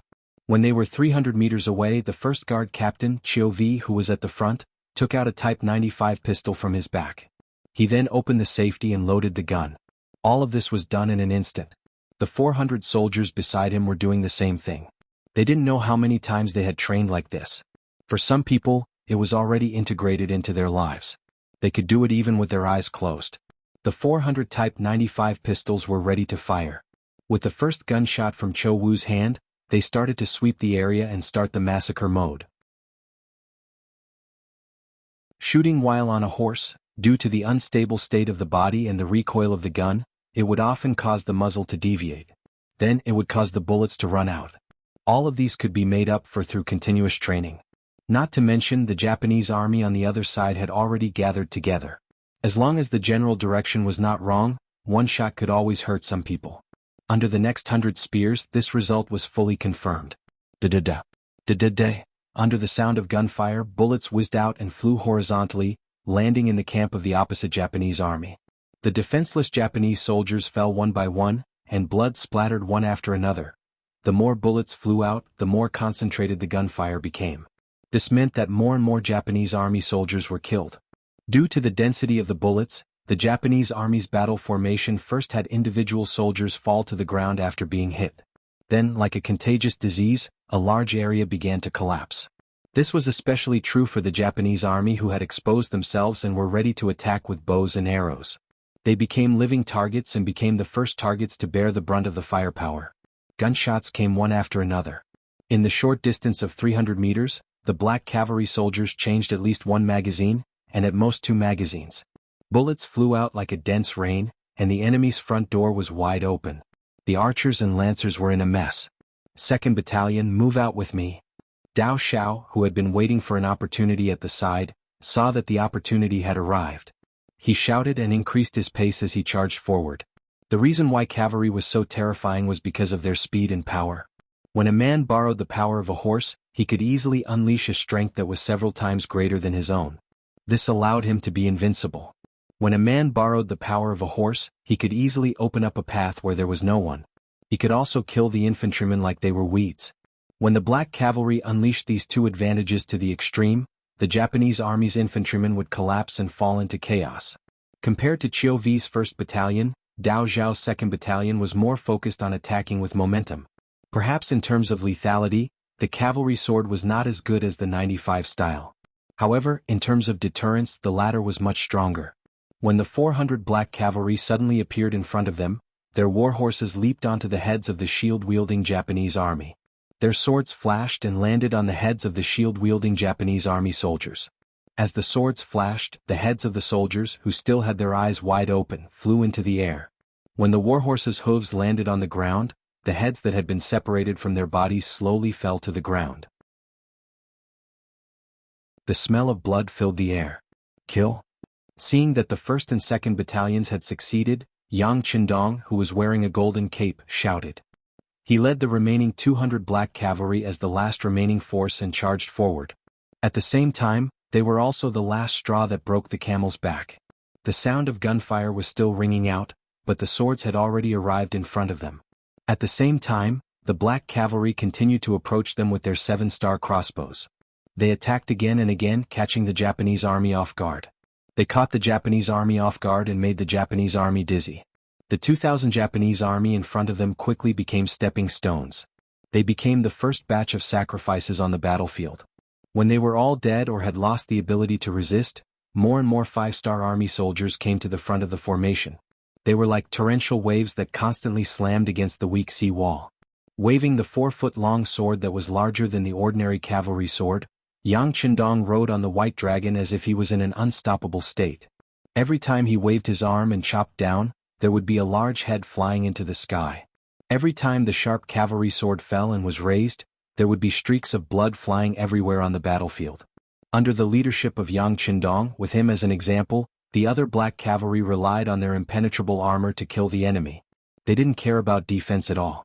At this moment, their powerful lethality was displayed incisively and vividly. Finally, under the continuous slamming, the sea wall began to show signs of collapsing. When the moment came, the 20,000 Japanese army was shocked by the power of the black cavalry. Some of them began to turn around and run out of fear. No one didn't cherish their life. After all, it was only once. Under the premise of not having faith, high positions and generous salaries were just flowers in the water. They couldn't be touched or touched. How could they be more important than their own lives? Come back, come back.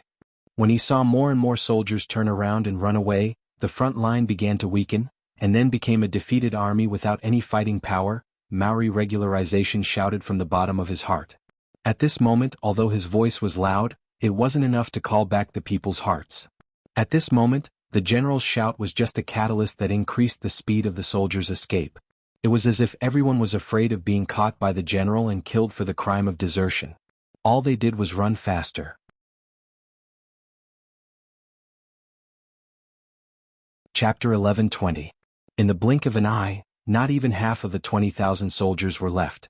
It wasn't that they didn't want to escape, but that they were too slow to escape, or they were entangled by the black cavalry and couldn't escape.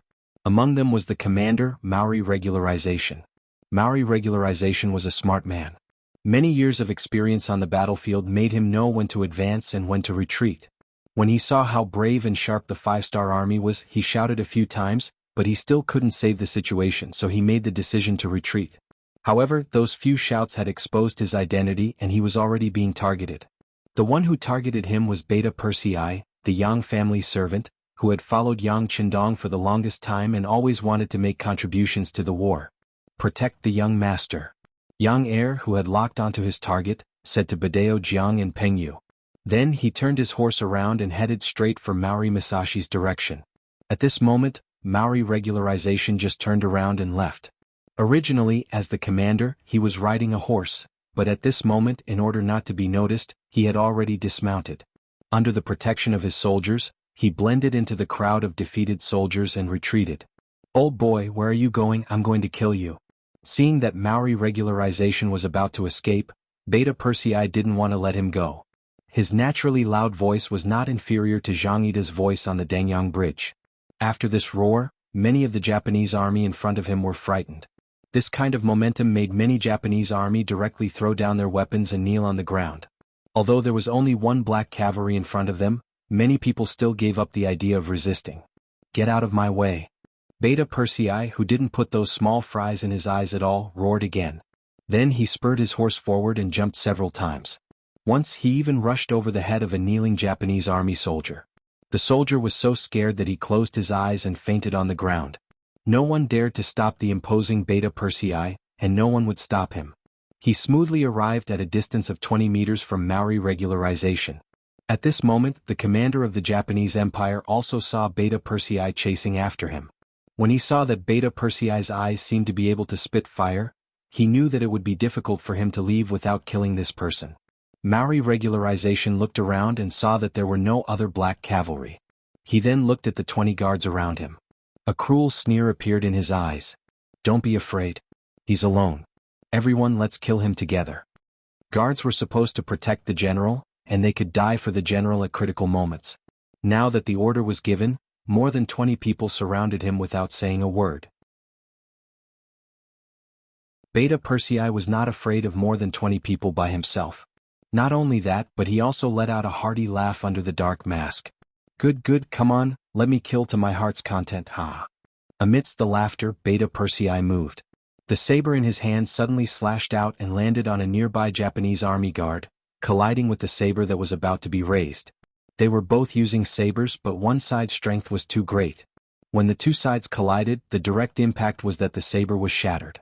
Then, Beta Persei's saber fell directly on the guard's chest, revealing a huge wound that was so deep that bones could be seen. With a slight force, the saber was pulled back and Beta Persei continued to slash. At this moment, the sweat on the training ground was not in vain. During the training he slashed 1,000 times a day, so every time he swung the saber, it was out of instinct. And every time he swung the saber, it would often bring about a spray of blood. At this moment, Beta Persei transformed into a god of death. Wherever he passed, there were corpses everywhere. This scene also scared the Maori regularization.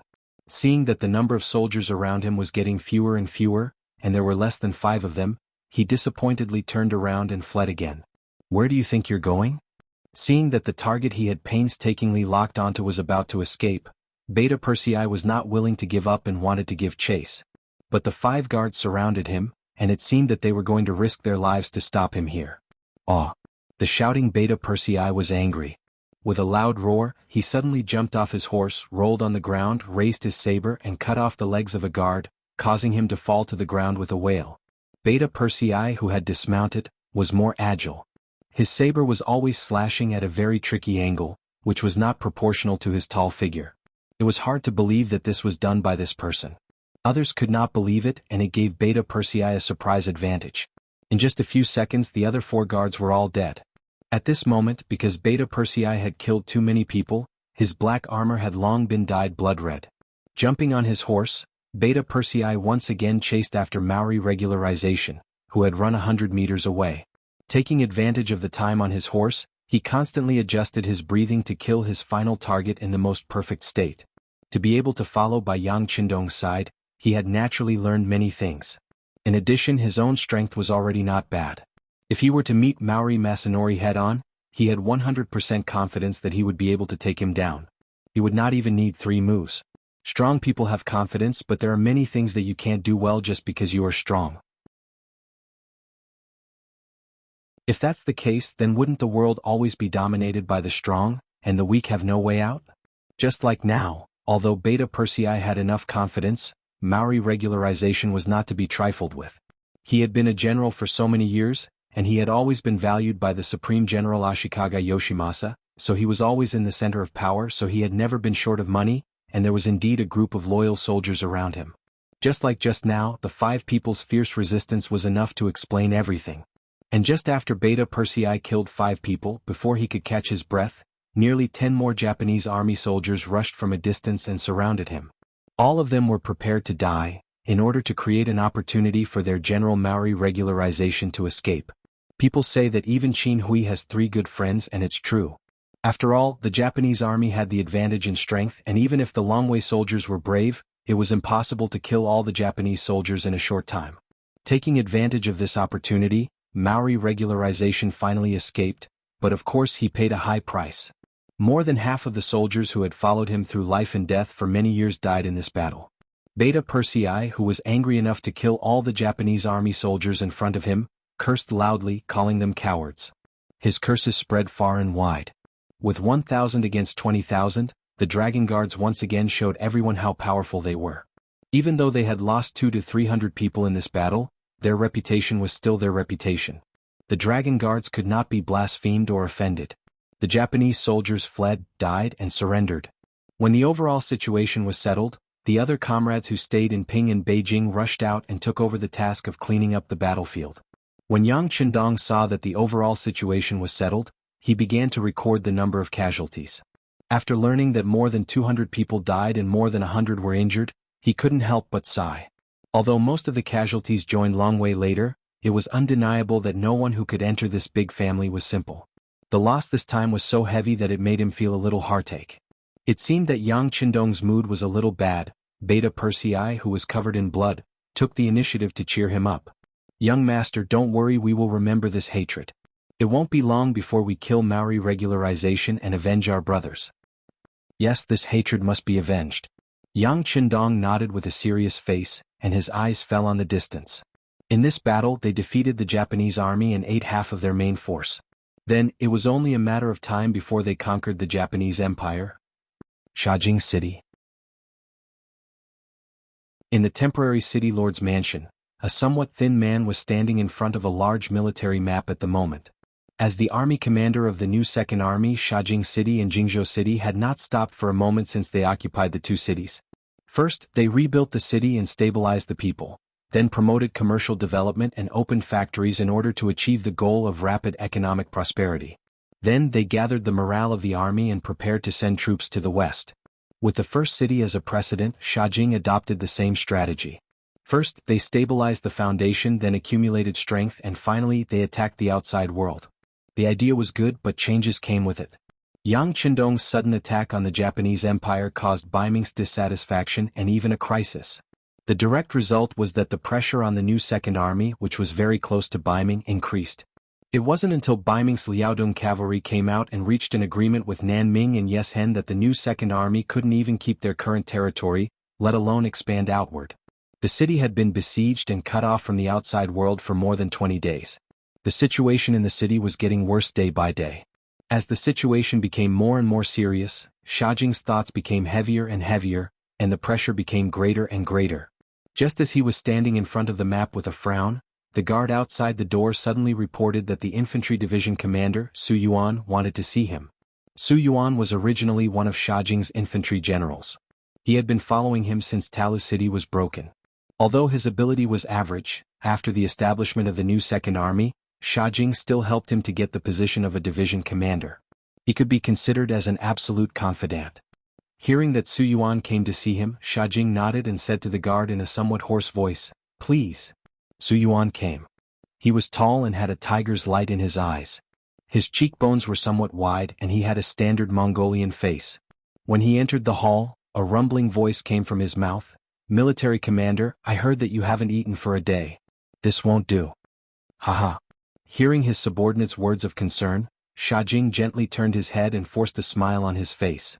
Then he said in a similarly concerned tone, Mr. Su, you also have to eat on time.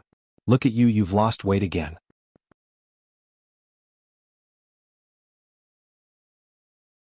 Chapter 11:21.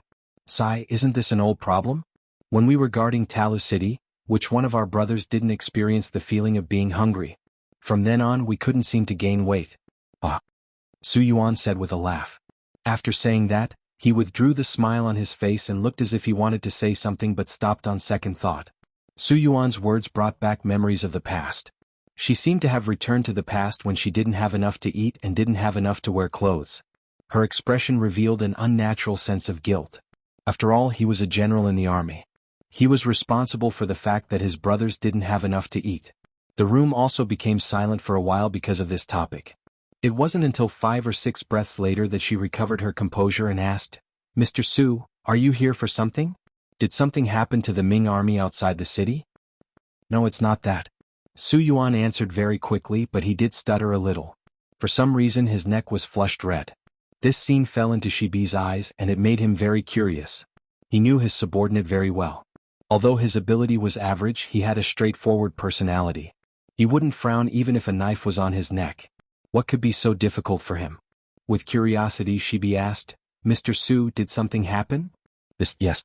Su Yuan, who didn't seem to know how to answer, simply admitted it directly. What's the matter? Seeing that Su Yuan had admitted to it, Shibi became even more curious. He wanted to know what had happened to make Su Yuan, who had always been straightforward, act so bashfully. In the face of Shibi's question, Su Yuan didn't immediately answer. Instead, he took a deep breath, then stared at Shibi and said, General, now our new second army Shajing City and Jingzhou City are surrounded by Ming, but I don't know if Bugnam of Gojoseon has any brilliant plan to help us out. When he heard this, Shibi shook his head and said, I haven't received any new instructions from the 6th young master. I'm afraid we have to continue to wait. Wait. Hearing this answer, Su Yuan seemed to become a little excited at this moment. He said loudly, General, the siege has been going on for more than 20 days. Not to mention whether Ming's army will suddenly attack the city, the brothers in the city are already panicking. If this continues, I'm afraid. Without waiting for Su Yuan to finish his words, Shibi asked calmly, Wait, what did you say happened to the brothers in the city? Su Yuan seemed to be in a difficult position. His eyes revealed a complicated expression, but then he seemed to have thought of something and said with a very firm tone, General, I won't hide it from you. Some of the brothers in the city can't take it anymore and have already started to think of other methods. Other methods? What methods? Don't tell me they are surrendering to Ming? To be chosen by Yang Qindong, Shibi was very smart. He immediately thought of something. Su Yuan, who was still thinking of an excuse to talk about this matter, let out a long sigh of relief. There were some things that one was afraid of not saying out loud, so one had to be coy for a while. But once it was said out loud, nothing else mattered. At that moment, he straightened his face and said, Yes, military commander is right, but it's not a surrender. Using Wu Nan Wang's words, it's a battlefield uprising. Battlefield uprising? Are you the leader? Seeing how confident Su Yuan was when he said this, Shibi understood that his trusted subordinate was in Cao Cao's camp, but his heart was in Cao Cao's camp. No, general is the leader. To Shibi's surprise, Su Yuan answered like this. For a moment, Shibi was stunned. Then he shook his head seriously and said, I've never said anything about a battlefield uprising, and I've never lowered my head to Ming. But I don't know where Mr. Su heard this fake news from. General, this is not fake news. Your subordinate is the one who made the decision for you. Of course, this is not my idea. It's the idea of some of my old brothers. It seemed like he had prepared his speech beforehand. When he said this, Su Yuan was very straightforward. As soon as he finished speaking, the hall once again became silent. Hearing the words old brothers, Shi's expression became inexplicably shocked. But at the same time he thought of many things. He thought of the materials sent by the military inspectorate 2 days ago. It said that after the Ming army besieged the city, Shajing City, which had just been restored to order, once again became chaotic. After the investigation by the inspectorate, the final target was the general's old brothers. They were the Mongolian veterans who had guarded Talu City together. It was because the matter involved these old veterans that the inspectorate did not make the decision to arrest them. Instead, they reported it to the general and asked him to make a decision. For the sake of their friendship as old brothers, for the first time, Bear Heart used public resources for personal gain to suppress the matter. Originally, he wanted to wait until the situation was less tense before he talked to his old brothers. But he didn't expect that they would take the initiative to look for him first. Naturally, the shock in his heart wasn't small, but he still couldn't understand why when they were defending Talu City, they didn't even have food to eat, but they still held on. Now that they hadn't reached that point, why were they thinking of surrendering? Confused, he looked at Su Yuan and asked, "Why? General, our brothers are really afraid of living a hard life again. In the past few years, everyone's life has become better. They have found wives and some have even married several. Now we are not alone like before. Everyone has too many scruples." When he answered this question, Su Yuan's eyes were a bit red. It seemed that he was not very willing. Shibi did not look at Su Yuan. Instead, he kept muttering, "Life is better, so we can't suffer anymore, right? Haha, it is really easy to go from frugality to extravagance, but difficult to go from extravagance to frugality." People were often like this. When they had nothing, they would go all out. Even if there was only a 1% chance, they would still dare to fight. On the other hand, when they had everything, they would not dare to take risks. Even if there was a 70% to 80% chance of success, they would still think twice. This was the case. His old brothers, who did not know what death was, were afraid of death. This was something that Shibi did not expect. Shibi lowered his head and pondered. His eyes were a bit red. He was really sad and disappointed. He did not expect that when he was in danger, the first to act was not someone else, but his most trusted old brothers. It was really difficult to judge a person's heart from his face. However, after a moment of silence, Shibi raised his head. When he looked at Su Yuan again, his expression was a lot more serious. "Old brothers, is this what you all mean? Have you thought about whether Ming will accept your surrender? What's the benefit of doing so? General, the Ming army said that as long as we surrender, everything will be fine. It is not impossible for our brothers to be promoted." Su Yuan quickly gave an answer to this question. It was precisely this answer that caused a glint of surprise to flash across Shibauer's face. He finally understood that Su Yuan had not come here casually. Instead, he already had a plan. Rather than saying that he wanted to discuss with him, it was more accurate to say that he had come to inform him. Then there was another problem. How did they know the Ming army's attitude towards him? With this confusion, Shibi asked, "Mr. Su, how did you know about this? I remember that the city gate has been closed for more than 20 days. Logically speaking, we should not be able to get in touch with the outside world. My old brothers deliberately let us go when they were guarding the city gate. Oh, by the way, there is a Ming merchant in the city called Rongxiao. General, you should remember him. He is the middleman between us and Ming." As if he knew that it was wrong for him to not follow military discipline, Su Yuan only said this sentence once and emphasized Rongxiao. Rongxiao. Hearing this name, Shibi nodded. "I know this person. Since the new Second Army occupied Shajing City, many Ming merchants appeared here. Among them, Rongxiao was the most famous one. It was because his business was very big and he was very rich. It was said that he had a lot of connections in the Ming army. Now it seemed that he was clearly a spy sent by them." Hearing that Shibi knew who Rongxiao was, Su Yuan immediately said, "Yes, that's him. He was the first one who privately told his subordinates about the Ming army's attitude towards us." "What's your attitude? The 6th young master treated you well. Now that you are a division chief, are you still not satisfied?" Shibi said this with a somewhat angry and even a little harsh tone when it came to the issue of attitude. When talking about this matter, Su Yuan obviously became more confident. "Yes, I'm a division commander now, but this division commander position was only obtained through a request from a military commander. The new Second Army has 4 divisions in total. 3 of them are cavalry divisions. We are the only infantry division. Does this count as attaching importance to us?" Ha ha ha ha. Hearing this answer, Shibi suddenly laughed a few times. At the same time she asked, "Su Yuan, oh Su Yuan, it seems that you are still blaming the 6th young master for not being a cavalry division chief." "Of course I blame him. We are a strong army galloping on the grasslands. Here, only cavalry can display its advantage. What's the matter with an infantry division? Does this count as attaching importance to us?" When talking about this matter, Su Yuan's face was full of anger. Su Yuan was venting the anger in his heart. How could Shibi not feel heartache? When the new Second Army was first established, he took the initiative to ask Yang Qindong to send a few fierce generals to him. Otherwise he was really worried about the army's fighting strength. Because of this, Yang Qindong immediately agreed. The 3 cavalry division chiefs were all personally arranged by him, and they were all brave and resourceful people. As for the reason why Su Yuan was assigned to be the infantry division commander, it was actually because of his own selfishness. After all, there weren't many of his old brothers left.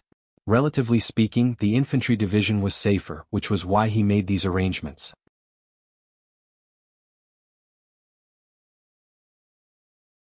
Chapter 11:22. He had never thought that his kindness would lead to such an outcome. At this moment Shibai did not know what to say. He even had an impulse to tell the truth. However, he knew that it was useless to say anything now that things had come to this.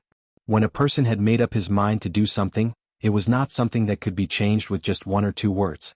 More importantly, no matter what, Su Yuan had betrayed the 6th young master by saying these words.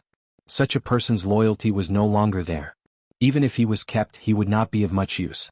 He felt sad for Su Yuan's future, but Shibai did not show it on his face. He was thinking about another problem, and that was whether he could use this matter to do something. He had been thinking of a way in front of the map, and now the opportunity had appeared. Mr. Su, this is a serious matter. I need to think about it. Also, I want to see Rongshao. There are some things that you can't say. I want to hear him talk about it face to face. The things that happened in Shajing City were still known to a small number of people. However, Yang Qindong was among this small number of people. 2 telegrams were sent to him one after another, and they both talked about this matter. The difference was that one was to complain, and the other was to propose a solution. The one who complained was the CIA of the intelligence department. This intelligence department was started by the 7th Madam, Su Maner. After continuous development, it had already begun to develop into both the military and the political. Just like the old brothers that Su Yuan mentioned, some of them married women who were peripheral members of the CIA. Most of these people came from poor backgrounds, and some even had a terrible past. They were rescued by the CIA, trained, and sent to different places. Their identities were quite confidential, and they had no contact with each other. It was considered top secret. When these old buddies began to take action and often gathered together to discuss things, some of their actions were already in the sights of the CIA. However, these people did not care at all. With pillow talk from the wives, these people's secrets were quickly learned. Then, layer by layer, they were finally reported to Yang Qindong. The other telegram was from Sherbet himself. Inside, he explained in detail what had happened and added his own opinions at the end. The gist of it was that they were faking their surrender in exchange for more time. When the 2 telegrams were delivered to Yang Qindong, he was in the middle of making arrangements to march to the northern part of the Japanese Empire. The 2 telegrams flashed through Yang Qindong's mind. Yang Qindong put them aside and continued to plan the previous battle plan. Generals, Ashikaga Yoshimasa has yet to recover from his injuries, and he has less than 300,000 soldiers under his command. At this moment, we already have the advantage in terms of military strength. Next, it's time to use all our strength to destroy them and end the war with the Japanese Empire. As the 6th young master commands. All the generals spoke in unison. Then their gazes fell on the face of Yang Qindong, who was presiding over the military meeting. Clearly, everyone was waiting for the final military decision. Good. Seeing that everyone's morale was so high, Yang Qindong nodded heavily. After that, military orders were issued from his mouth, and the war with the Japanese Empire was one step closer. After the meeting was over, Yang Qindong instructed Beta Persei not to allow anyone to disturb him. He placed the 2 telegrams in front of him and read them seriously. It was said that a fortress was the easiest to be breached from the inside. Yang Qindong never denied this point. For this reason, he set up an inspection department in the military. There were political commissars in the cold front. There was also a political department at a higher level. There were also supervision departments and anti-corruption departments in local government affairs. These were to prevent any accidents from happening. And what should come would still come. Just like the anti-corruption in the future, there were endless waves of anti-corruption. Yang Qindong never thought that there would be no problems in his army and local government. That was something that even a saint could not do. After all, everyone had their own selfish motives. Otherwise, there would not be the saying that if one did not look out for himself, the heavens would take the hindmost. It could also be said that the matter of Su Yuan and the others had long been within Yang Qindong's expectations. It was just that he did not expect that the problem would appear in the new Second Army. Fortunately, Shibi did not let him down and did not betray him. This made Yang Qindong very gratified. He was sure that Shibi was not clear about the situation in the CIA. This made his approach even more commendable. Especially at the end of the telegram, Shibi pleaded for mercy for Su Yuan and the other old brothers. He only needed to beg for their lives. This showed his noble moral character. "Sai, the sky is going to rain and the mother is going to get married. The 5-star army does not lack people. Let them be." With a long sigh in his heart, Yang Qindong made the final decision. Then he waved his pen and sent a telegram back to Shibi, agreeing to all his actions. In accordance with the principle of not giving orders in foreign countries, he allowed Shibi to take the lead. If Shibi needed any help, Yang Qindong would do his best to satisfy him. After the telegram was sent to Beta Persei and Wang Shan secretly sent it out, Yang Qindong's gaze fell on the war in the Japanese Empire again. The overall situation of this war had basically been decided. The next step was just a matter of time. If the problem here could be solved earlier, the difficult situation of the new Second Army would be solved earlier. Yang Qindong felt a lot of pressure. Tokai Road, Seiko County. It was the central area of Tokai Road. At this moment, it had become the base camp of great General Ashikaga Yoshimasa. Ashikaga Yoshimasa, who was injured and unconscious, had already woken up a long time ago. Fortunately, he had a good physical foundation. He was only injured and did not endanger his life. It was just that when he woke up and learned the result of the war in front of him, he was so angry that he fainted again, which was depressing. When he woke up again and began to take charge of the military, the number of generals around him had decreased a lot. First, the sneak attack of the ninjas caused him to lose 20 capable confidants. Then, the defeat of the army outside Ping and Beijing caused him to lose half of his generals. Now there were less than 20 people standing in the main tent, including General Maori Regularization, who gave up on attacking Shanin Road. At this point in the war, the high-spirited Ashikaga Yoshimasa had disappeared. In exchange, there was a somewhat decadent and spiritless great general. "Everyone, let's talk about your opinions." After saying this, Ashikaga Yoshimasa slowly closed his eyes. At this moment he seemed to be a little tired. Even the great general was behaving like this, so the generals below him didn't know what to say. In the face of such a situation, it seemed that no matter what they said, it would be wrong. Among the generals, only Maori Regularization's eyes had a trace of light, as if he was thinking about something. When the tent fell into silence, he suddenly took a step forward. "Great General, this subordinate has a plan that may be able to solve the current situation." At this time, if someone was willing to give advice, how could Ashikaga Yoshimasa refuse? Especially when this person was his confidant, Maori Regularization. He immediately sat up straight and asked, "What plan do you have? Let's hear it." Maori Regularization nodded heavily, then said in a neither fast nor slow voice, "At present, the 5-star army has indeed gained a lot of advantages. For the first time, their number of troops has exceeded ours. Our Japanese empire is in imminent danger. But if you think about it carefully, the situation is not so. In the end, the 5-star army is just an armed force that is not willing to be recognized by Ming. In fact, they have a lot of weaknesses. What they lack is a foundation." When these words were heard by everyone, many people felt their eyes light up. At this moment, Maori Regularization's voice continued. "Although we seem to be weak, this is the entire Japanese empire. Now that we are fighting in our territory, we have the right time, the right place, and the right people. For a war like this, we can fight for years, decades, or even longer. But as the 5-star army is an outsider, they are after all the invaders. Not to mention they have a powerful enemy like Ming behind them. The so-called enemy of our enemy is our friend. We can take advantage of this." "Correct." Hearing this, Ashikaga Yoshimasa finally said, "Our Japanese empire was originally a vassal state of the Ming dynasty. We are one of the non-conquering states. Not long ago we once again expressed our intention to submit to Ming, and they also accepted us. At this moment we are in danger, so they must help." Great General's words are correct. Now we only need to ask Ming for help, and even agree to let their troops enter our Japanese empire. In that case, the 5-star army will be attacked from both sides, and the situation will be reversed. At that time, driving out the 5-star army will not be a problem." Maori Regularization also nodded and said in agreement. "Well said." Great General Ashikaga Yoshimasa's expression changed and he laughed. Once Ming's army enters the Japanese empire, the 5-star army will not have any advantage. And if they still don't retreat, they will have to face a double attack from Ming and himself. In that case, it will be difficult for him to support the overall situation. More importantly, once Ming and the five-star army start fighting, it will create a disaster for the Japanese Empire. This will create enough time for the Japanese Empire to strengthen itself. And all he needs to do is to pay the price of his dignity. In the face of the powerful Ming dynasty, even if he bowed his head once, so what? The most important thing is to maintain his position. In that case, he will be able to rise again in the Japanese Empire. As if he can already see the five-star army being forced to retreat, Ashikaga Yoshimasa laughed and immediately announced that he will immediately send people to Ming to ask for help. In order to obtain their support, he is willing to pay tribute every year, and he will not hesitate to send a large amount of money.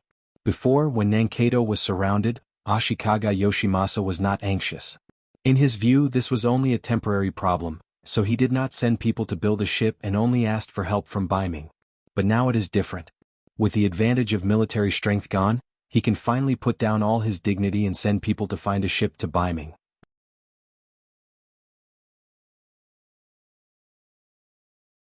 Chapter 11:23. The Japanese Empire was an island country. Not to mention the military's warships, even the civilians' ships were innumerable. It was just finding some ships to send a message to Ming. It wasn't a big deal. For the sake of safety, 10 teams of envoys were sent out this time to guard against the five-star army's interception on the sea. Ashikaga Yoshimasa was really careful. The 10 teams of envoys scattered. Some of them were intercepted by the five-star army, so the news was leaked. But in the end, some ships were lucky enough to cross the sea and arrived at Ming. Through the intercepted ships, the five-star army knew about Ashikaga Yoshimasa's actions and reported it to Yang Qindong. Looking at the statement sent to him, Yang Qindong coldly snorted and said, "Just a trapped beast. Do you really think you can stop my army in this way? Beta Persei, send a report to Suyojin. You should know what to do. Also, inform the frontline army to speed up their march. We don't have much time left." Ming Kyoto. The envoys of the Japanese Empire, who had weathered the waves, finally arrived here. Then they hurriedly sent a letter to the Ministry of Rights that was in charge of foreign affairs. In their opinion, the Japanese Empire was in danger. The Emperor of Ming should summon them soon. But they didn't expect that they would wait for several days. It wasn't that the letter didn't reach Zhu Qiyu's hands. Nowadays the imperial power was still very prestigious. Even if the Minister of Rights was Hu Shao, Yang Qindong's father-in-law, he still didn't dare to suppress this matter. So the problem didn't come from the Ministry of Rights, but from the imperial court. After Zhu Qiyu saw the letter from the Ministry of Rights, he immediately called for a court meeting to discuss the matter of sending troops. What he didn't expect was that when it came to sending troops to the Japanese Empire, the reaction of the ministers was surprisingly similar. They all didn't agree to send troops. Among them, the Crown Prince's junior tutor, Grand Secretary and Minister of Justice Suyojin was the most opposed. "Your Majesty, in order to resist foreign aggression, we must first pacify our internal affairs. We haven't even solved our own problems yet, so how can we possibly help the Japanese Empire? You have to think twice before making a decision." On the surface, Suyojin and Yang Qindong were irreconcilable enemies. Because of this, Zhu Qiyu deeply trusted and relied on Suyojin. Now that he was the first to speak, the other officials also began to chime in one after another. "Your Majesty, young Master Su's words are reasonable. What we should do now is to solve the problem of Shajing and Jingzhou. We shouldn't divide our forces to help others." "Yes, Your Majesty. According to the letter, the Japanese Empire is already on the brink of destruction. Even if we send troops now, how big of a problem can we solve?" "Yes." "Fighting across the sea is disadvantageous to our supplies. Once something happens, it will be a big problem. Thinking about how the Japanese Empire would often invade our seas in the past, they deserve to be in trouble now." "Everyone is right. I second the motion." "I second the motion." All kinds of opinions appeared, but the general idea was the same. That was, they should not send troops to help the Japanese Empire. The so-called, "the lips are cold and the teeth are cold," was certainly reasonable. However, Ming and the Japanese Empire were separated by the sea, so this statement was difficult to hold. Especially in the period when the marine industry was not developed, no one would feel any danger or threat. In their eyes, Ming's safety was the most important thing. At least, the Japanese Empire, a small vassal state across the sea, was not their concern. Zhu Qiyu, who was sitting on the golden dragon throne, originally had a solemn look on his face. When he saw the letter of Ashikaga Yoshimasa saying that he was willing to serve Ming for generations to come, and when he saw that the tribute would be doubled every year, he was a little tempted. Being able to gain fame and profit at the same time, this kind of thing was what the Supreme Emperor liked to do the most. However, he did not expect the officials to react so fiercely. This was really beyond his expectations. Of course, with his identity as the emperor, he could make all the decisions on his own, and the officials below could not say anything. However, right when he was exerting pressure on the five-star army and even had a great victory in front of him, it would not be a good thing if he disheartened the officials. Zhu Qiu was naturally willing to help others without affecting herself. If she could gain fame and benefits, she would naturally be willing to do it. However, he did not want the Ming court to fall into instability because of this. At this moment he became hesitant. Zhu Qiu did not know that after Su Yozhen received the telegram from the Security Bureau, he immediately did a lot of work. Ever since he chose to follow Yang Qindong, he was wholeheartedly loyal to the five-star army. At the same time that Zhu Qiu was forcefully withholding the salaries of the officials, he used the money that Yang Qindong gave him to rope in many people. Right now, at least a fifth of the officials in the court had received benefits from him. At this moment it was time to show off his power. He had secretly contacted many people, and under the reasonable, polite explanation, there were many people who followed his lead blindly. For example, in the court now, those who spoke first were all arranged by him. Under the guidance of public opinion, some officials who did not know what was going on were also persuaded and expressed their own opinions. Yang Qindong's plan was effective. Considering that there were too many objections in the court, Zhu Qiu did not bring up the matter of sending troops.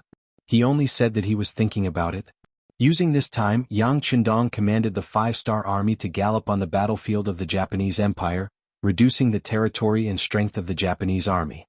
It had been more than 20 days since the last time he sent out a request for help, and there was still no news that was beneficial to him.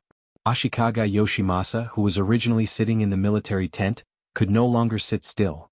He once again called his trusted subordinate, Maori Regularization, to discuss how to solve the crisis.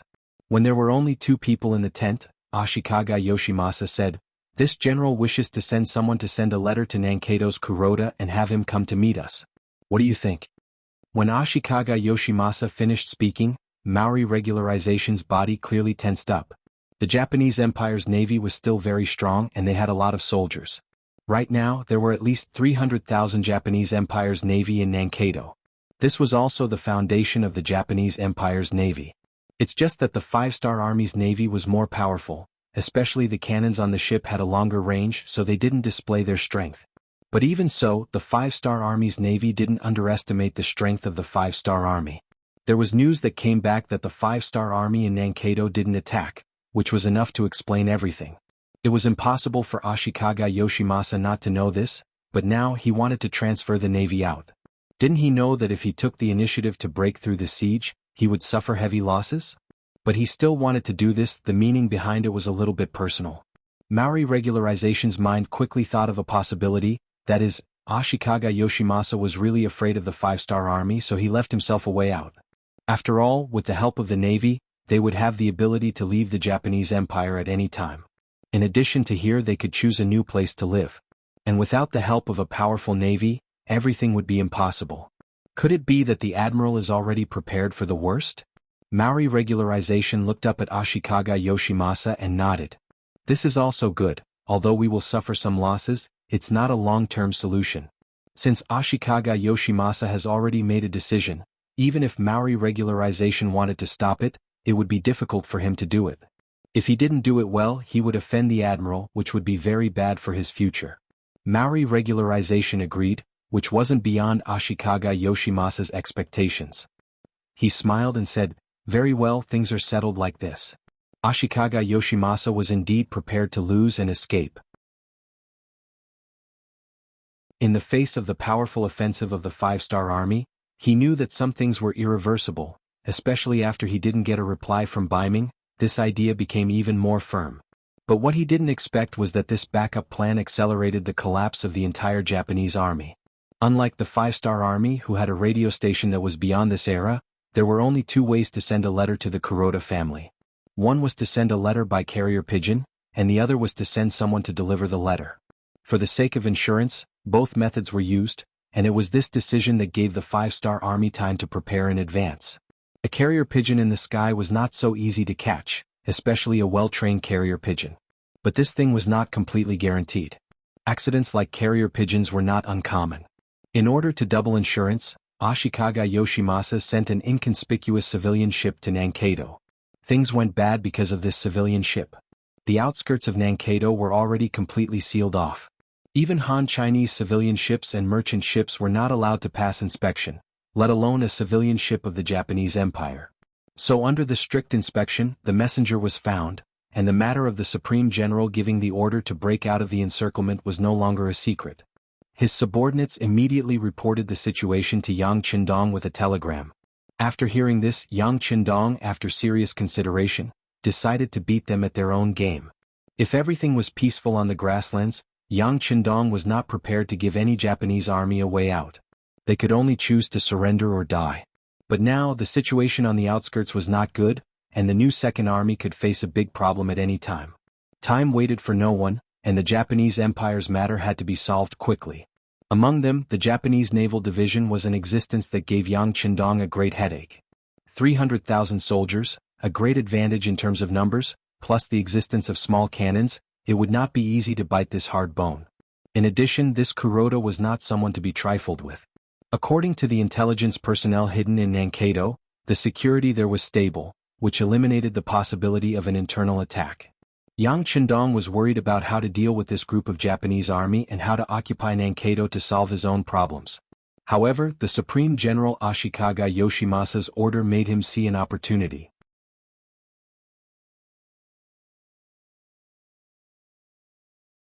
Chapter 11:24. Even if they didn't have a big appetite and couldn't swallow the Japanese Naval Division, they could at least chase them away and occupy the whole of Nankado. After Yang Qindong thought about it again and again, he sent a telegram to give the messenger from the Japanese army a chance to escape and send the information to Kuroda. Under Yang Qindong's arrangement, the messenger successfully escaped and smoothly entered Nankado. At this time, Kuroda had already received the order from the Supreme General Ashikaga Yoshimasa through a carrier pigeon. At this moment he was thinking of a plan of action. The messenger's appearance let Kuroda know that the five-star army already knew about the plan. In a fit of anger he directly killed the messenger. After all, the biggest advantage of an army's action was the suddenness. But now that it was gone, how could he not be angry? Of course, this was all done by the Supreme General. He only did it for double insurance. After killing the messenger to vent his anger, Kuroda had to consider the matter of breaking out of the encirclement. Although he knew that the five-star army was already prepared, the Supreme General's order couldn't be disobeyed. The most important thing was that he didn't know what kind of problems would arise if he was trapped for a long time. 5 days later, Kuroda, who had prepared everything, gave the order to break out of the encirclement. 300,000 soldiers boarded 1,000 warships carrying provisions, supplies, and silver. They suddenly left Nankado and headed towards the sea. The ones responsible for stopping them were the elite High 4 Division and High 5 Division of the Five-Star Army. In addition, there were 30,000 soldiers from the Korean Navy.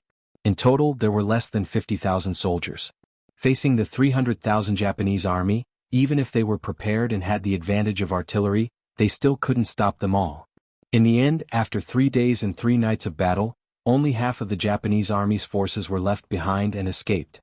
After that, the 2 division commanders sent a telegram to Yang Qindong to ask for forgiveness. However, Yang Qindong, who had already expected this result, didn't blame them. Instead, he rewarded them and gave the order to continue the chase. He wanted to use the speed and weapons advantage of the warships to continue attacking. In the end, he wanted to achieve the goal of blowing the Japanese Naval Division out of the Japanese Empire. The battle on the sea continued, and the 2 sides on land also fought back and forth many times. The Japanese army's morale was already broken, and the people's morale was already broken. The situation had already tilted a lot in the Five-Star Army's favor. If this continued, it was only a matter of time. The war in One Nation began to move toward the final stage. The situation on the grassland became more and more serious. The Second Army's courtyard. This was the 3rd time Rong Xiao's appearance. The first 2 negotiations between the 2 sides did not go well, or it could be said that Xia Jie was intentionally raising his status and delaying the negotiations. This time, Rong Xiao had already made the final decision. If they didn't surrender, they would fight. Too much time had passed and he had already lost his patience. Or perhaps the people behind him had already lost their patience. In the end, Shajing City and Jingzhou City only had the 5-star army. The 4 divisions added together only had a little more than 30,000 people. Ming had already spent a lot of time and energy on them. For the higher-ups of Ming, it would be best if they could recruit this new force. But if it really didn't work, they couldn't rule out the possibility of using force. It was precisely because the higher-ups were a little impatient that Rong Xiao's attitude was a lot stronger than the previous 2 times. After doing business for so many years, Rong Xiao had developed the ability to speak with people and ghosts. His smiling face had always been harmless, but the words that came out of his mouth were very sharp. General Shi, I wonder what you've thought about it since it's been such a long time. You should know that Ming has already stationed 200,000 soldiers outside of Shajing City. We can attack whenever we want and we have the ability to break through at any time. When he said this, the smile on the chubby Rong Xiao's face had already disappeared. Instead, he looked like he was going to attack if Zhang Heng didn't give him an accurate answer. Facing the aggressive Rong Xiao, Jia Bei knew that he did not have much time left. If he delayed any longer, it was very likely that things would go south. After thinking for a while, he said, "All right, I can agree to your proposal of a battlefield uprising, but please give me some time. You should know that although I am the commander of the new Second Army, other than Su Yuan, the other 3 division commanders were all arranged by Bugnam of Gojoseon. If I don't convince them, this matter won't work at all. You don't want to see a new Second Army that kills each other come to Ming, right?" The reason given by Jia Bei was very appropriate. Rong Xiao had also investigated the identities of the other 3 division commanders, and they were indeed arranged by Yang Qindong himself. These 20,000 cavalries were a very powerful force. If they were given up just like that, the matter would not be perfect and Rong Xiao's personal contribution would also be reduced. He immediately nodded and said, "All right, but I need an accurate time." 1 month. Jia Bei gave an answer after thinking about it for a while. "No, at most 10 days. Rong Xiao refused in a businessman's tone. In the end, after bargaining between the two, 20 days was the norm. In other words, after 20 days, if Jia Bei still could not lead the new Second Army to Ming, then the Ming army outside the city would launch a military operation. First city. As the largest city under Yang Xie's influence on the grassland, and also one of the earliest cities built, it was still prosperous. Although the external environment was a bit tense during this period, the people living in the city were not affected much. This naturally had an inseparable relationship with the powerful new army stationed here. As the highest leader of the military department other than Yang Qindong, Tiger's Mane fully showed enough ability to manage the new army in an orderly manner. Even the rampant Baiming Liaodong cavalry never had the intention to attack them. Even when they took action, they would often be 200 miles away from First City. It was also because of this arrangement that the two sides had the intention of not interfering with each other. But even so, Tiger's Mane did not mean to be proud at all. On the contrary, he was not in a good mood for a while. It was all because of the matters in Shajing City and Jingzhou City. Rong Xiao was indeed a qualified businessman. He knew how to maximize his benefits. Ever since he started to come into contact with the new Second Army, he kept releasing all kinds of unfavorable remarks. Just yesterday, a new piece of news came out, saying that it wouldn't be long before the heavily besieged new Second Army would fall into the arms of Northern Ming. When the news came out, Tiger's Mane naturally did not believe it. He did not even send a telegram to Yang Qindong. He knew that these things would naturally be handled by the intelligence department. What he had to do now was to deal with all kinds of accidents that might happen next. In the new army's military department in the city, Tiger's Mane invited the city lord, Yu Mian, and the logistics division commander, Yang Si, to sit down in a very quiet room. Yang Si, as the person in charge of logistics and with the lowest position, should be doing the work of pouring tea. While pouring tea for Tiger's Mane and Yu Mian, he did not stop talking. "The two of you, looking at your frowns, you don't really think that Commander Shi will defect to the enemy, right? Even if you don't believe him, you should believe in the young master's judgment." "Yes, I have also come into contact with this person and I know him better. He probably won't betray the sixth young master." Yu Mian also agreed. "Probably?" Tiger's Mane chuckled and shook his head. "Didn't you hear what the sixth young master said? There is no such thing as loyalty, it's just a matter of whether the bargaining chip for betrayal is enough. After all, this Shibei is not Han, nor is he our old brother. Now that he is heavily surrounded by the Baiming army, I wouldn't be surprised if he did anything to protect himself." After Tiger's Mane finished speaking, Yumian fell silent. Actually, from his words, it could be seen that he did not have much confidence in himself. What he said was just to unite everyone and not to casually suspect his colleagues. But now, even Tiger's Mane said that he was suspicious. Of course, it was not good for him to say anything. Yang Si, on the other hand, frowned after hearing this. He had already finished pouring tea and came down from the table. His right hand gripped a teacup tightly as he thought of something and said, "Since all of you are suspicious, why don't you report this to the young master? The young master must already know, it's just that he hasn't sent a letter yet. This is the part that we can't figure out," Tiger's Mane said as he shook his head. After Yang Si heard this, he was stunned at first. He didn't know what to say next. If even the sixth young master could not confirm the authenticity of this matter, then this matter was probably more than 50% true. Yang Si fell into deep thought and did not speak. Yumian thought of something and said, "If that's the case, then we should also make preparations early. Once something really happens to the new Second Army, I'm afraid that the next target Ming will deal with will be us." With the new Second Army stationed in Shaojing and Jingzhou City, this was equivalent to planting a stair on the grassland. Ming had to be cautious if they wanted to make a big move. But once this constraint was gone, everything would be very different. They could concentrate all their energy on dealing with the first city and the new army. With their supplies cut off, the situation of the new army would only become more and more dangerous. "That's right, that's what I'm worried about. That's why I called you guys over to see if there's any good strategy." Tiger's Mane nodded heavily. Obviously he had thought of all this. He called the two of them over to discuss this matter. After the matter was settled, the three of them gathered together to come up with a plan. At this moment, Yang Qindong, who was far away in the Japanese Empire, had indeed received a telegram from the intelligence personnel of the first city. It described some of the rumors they had heard in detail. However, because the two cities of Shaojing were heavily surrounded, they were unable to find out the specific and real situation. Therefore, they reported everything they heard regardless of whether it was true or false.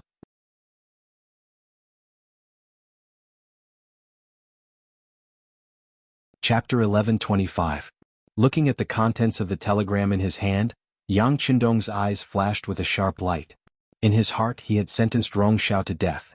All along Yang Qindong had a natural closeness to the Han people. Even though they were both merchants, the treatment of the Han merchants was much better. Whether it was the price of goods or the ratio, it was much higher than that of the foreign races. For this reason many people had raised objections, but he had ignored them. It could be said that this policy had allowed many Han merchants to earn a lot of money, and Yang Qindong's reputation had always been very good. However, when the forest was big there were all kinds of birds. There were still some people who were not satisfied. They even secretly went against Yang Qindong. Rong Xiao was a typical representative of this. Of course, without Rong Xiao there would still be Wang Xiao and Li Xiao. However, who told him to run into the muzzle of the gun. If he did not punish this person, such things would inevitably happen again in the future. In order to achieve the effect of killing one to appease the 100, Rong Xiao had already been put on the death list. Putting Rong Xiao's matter aside, Yang Qindong needed to consider and judge the situation of the new Second Army that was surrounded and what the truth was. Even though before this telegram, Shirbi had already sent a telegram and told him everything. However, when a general was outside, military orders could not be given. Who could guarantee that what Shirbi said was true and not a ploy to stall for time and not just to brush him off? It was still the same saying, loyalty depended on the bargaining chip. At least for now, Yang Qindong couldn't give up anything. Even if he could, before the crisis was resolved, it was just an illusion. It was just an empty check. Whether Shirbi could be trusted or not was a problem that Yang Qindong had to consider. If he made a mistake in his judgment, everything that followed would be useless. Yang Qindong thought about the first time they met and how he had promoted the other party to a commander. He felt that he had done enough and was sincere enough. Feeling that he had not done anything wrong, Yang Qindong raised his eyebrows and said in his heart, "I have done what should be done. Next, let's bet that my judgment of people is not wrong. I hope you can withstand the test." Yang Qindong, who seemed to have made a decision in his heart, called Beta Persei. He wanted to send a telegram to Tiger's Mane of the new First Army to ask him to pay more attention to Shirbi's situation. At the same time he had to prepare for the city defense battle now. Although the new Second Army's matter was big, it was far away and there was nothing he could do. However, the problem of the Japanese army in front of him was something that needed to be solved. If he got stuck in this quagmire, he was afraid that it would not only be the new second army that would have problems, but more problems would appear. After seeing Beta Persei return after sending the telegram, Yang Qindong asked, "How's the situation in Nanhai province?" "Young master, the people who moved out are moving in, but the area there is not small. It will take at least a month to distribute the land and restore order," Beta Persei reported in a deep voice. "Okay." Yang Qindong nodded to show that he knew and then asked, "Which army is responsible for the cleanup work?" "Young master, it's under the command of Commander Nyo Duo." "Okay, order Nyo Duo to take a boat to Ping and Beijing quickly. By the way, send a telegram to the Security Bureau in Beiming's Kyoto." When Yang Qindong said this, a murderous intent flashed in his eyes. Obviously, the matter of the new Second Army made him a little angry and he was ready to start a massacre. Beiming's Imperial Palace. Acting Sect Master Zhu Qiu was in a good mood recently. It was all because of the news that came from the grassland that Rong Xiao had already convinced the commander of the new Second Army of the Five-Star Army, Shi Biao. In 20 days they might raise their army and surrender. If that was the case, he would not have to pay any price to gain an extra army of troops. Comparing the two, he would have a greater advantage in suppressing the Five-Star Army's forces. Once the Great Ming Empire suffered heavy losses and finally dealt with the Five-Star Army, he would lead a strong army to the south to solve the problem of the South Ming Empire. If he could also solve the problem of the South Ming Empire, then the Great Ming Empire would regain its former glory in his hands. Thinking about how great of a feat this would be, it was really exciting. Just as he was in a good mood, Chief Eunuch Jining appeared. "Your Majesty, the Crown Prince's junior tutor Su Yozhen said that he has an urgent matter to discuss with you. What do you think?" "Oh, send him in." Hearing that Su Yozhen had come, Jining nodded. He admired this official who could do things. Not long after, Su Yozhen appeared in the main hall of the Imperial Palace. He first knelt and kowtowed and then he stood up with a serious expression. "Beloved official Su, you don't look too well. May I know why you've come?" Zhu Qiu asked in a nonchalant manner. "Your Majesty, this official has come for a matter related to Beiming's reputation. I really have to say it." Seeing how solemn Su Yozhen was, Zhu Qiu, who was sitting on the dragon throne, also straightened his body and asked, "What's the matter?"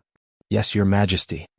Su Yozhen held the ceremonial tablet and said, "Your Majesty, this official has come to ask for forgiveness." "What's going on?" Zhu Qiu, who was confused by these words, asked. "Your Majesty, it's like this. Previously, when the Japanese Empire asked for help, this official spoke out in court to stop it. At that time, I didn't do anything wrong. After all, the most important thing in court right now is to solve the problem of the grasslands and achieve the goal of dealing a heavy blow to the Five-Star Army. But now, it seems that this official's vision was a bit short-sighted." Su Yozhen said with an apologetic attitude. "Why do you say that?" Zhu Qiu was a bit stunned. He had already put the matter of the Japanese Empire's request for help to the back of his mind. He really didn't think that Su Yozhen would bring it up again. Su Yozhen was naturally instructed by Yang Qindong to come. Before he came, he had already thought of the words to say. He immediately said, "Your Majesty, this official has not thought things through." After a self-reflection, he continued, "Ever since the Japanese Empire sent people to ask for help, there have been all kinds of rumors. But most of them are accusing us of not helping our vassal state. Especially the people from the Wara Empire stationed in the capital. They have mentioned this matter more than once in public. The Japanese Empire was a vassal state of the Great Ming Empire. Now that they were in danger, Beiming chose to not help them. Thinking about it, as the current Beiming's partner, how could Yes Hen of the Wara not have any thoughts? If this matter was not handled well, it would greatly affect the cooperation between the two sides. Su Yozhen used this as an excuse to speak out. It couldn't be more appropriate. After listening to this, Zhu Qiu couldn't help but frown. Although Beiming was not as good as it used to be, and even the surrounding vassal states were almost devoured by the Five-Star Army, he had to consider the feelings of the other party. He didn't expect that the Japanese Empire's matter would attract the attention of Yang Qindong of the Wara. Now that they were cooperating, Zhu Qiu, who didn't want to make things worse, immediately asked Su Yozhen, "Su Yozhen, if this is the case, do you have any ideas?" "Your Majesty, I have a plan that can shut the mouth of the Wara with the smallest price." Hearing that he was finally asked, Su Yozhen answered without hesitation. "Speak." "Yes. I think we should send an army to the Japanese Empire to show that Beiming will not give up on our vassal states. As for this army, there doesn't need to be too many people, it's mainly for show. If there is any danger, then retreat immediately. That way no one will be able to say anything." "Which army?" Zhu Qiu asked with interest. "Your Majesty, didn't you just set up a navy? There are only 50,000 people, which is neither more nor less. Let them go to the periphery of Neon and they can test the army. It's the best of both worlds." Su Yozhen replied with a smile on her face after she finally expressed her thoughts. Since the five-star army has been growing, especially after they first took down North Korea and then attacked the Japanese Empire, the safety of the sea has also attracted Zhu Qiu's attention. He spent a lot of money to build a 50,000-person navy, and at the same time lifted the ban on the sea. He was ready to build something on the sea. In Zhu Qiu's opinion, even if they can't dominate the sea like the five-star army, they should at least have the power to protect themselves and have their own voice. Therefore, this 50,000-person navy was established, and the people chosen were all people who were excellent in the water. Took a lot of effort. This 50,000-person navy can be called the prototype of the Ming Navy. Once it is done, it will continue to grow. Therefore, when he heard that he was going to send this precious army to the battlefield of the Japanese Empire, Zhu Qiu was a little against it. Su Yozhen saw that Zhu Qiu didn't make a decision immediately, so she knew what the other party was thinking. She continued to say, "Your Majesty, from a weak army to a strong army, it has to go through all kinds of training. This trip to the Japanese Empire is one of them. Besides, if things go wrong, we can withdraw in time. Just treat it as a training at sea. We can use this opportunity to shut the mouths of others. Isn't it a good thing?" Zhu Qiu thought about it carefully and felt that there was a certain degree of truth, so he nodded. "Good, since that's the case, I will discuss it with the officials of the Ministry of War." Zhu Qiu said this, which meant that he agreed. It was not the late period of the Great Ming dynasty, and now the imperial power was still relatively unified. Especially in the use of the army, they had the power to keep their word. "Sure City." Yang Qindong sent a telegram. There were not many words, and it could even be said that there was only one sentence. "Observe closely, prepare to defend the city, and act at your discretion during special times." The so-called act at your discretion was equivalent to giving all the power to Tiger's Mane. This was a trust, but at the same time it was also a pressure.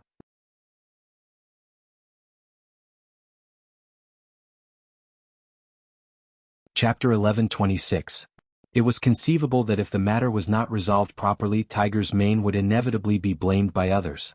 However, at this time Tiger's Mane could no longer care so much because he had received accurate information that the Ming emissary had begun to negotiate with them. They had agreed to make a final decision within 20 days at the latest. Now it seemed that there were only 17 days left. It was naturally Rong Xiao who took the initiative to be able to obtain accurate information. He deliberately opened a hole in the siege and allowed a group of people from Jianghu city to walk out. As expected, there were intelligence personnel from the 5th Star Army among them. As soon as he received the news, Tiger's Mane called Yu Mian and Yang Si.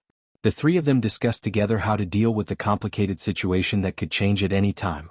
The three of them first listened to the report of the intelligence personnel who had escaped from Jianghu city. When they learned that their people had seen the merchant Rong Xiao appear in the residence of the northern Ming emissary with their own eyes, and when they saw him being escorted out with a smile, the three of their faces turned somewhat ugly. The one who had the most intense reaction was Yang Si. He suddenly slammed the table and reprimanded loudly, "What does this Ming want to do? To think that the young master trusts him so much.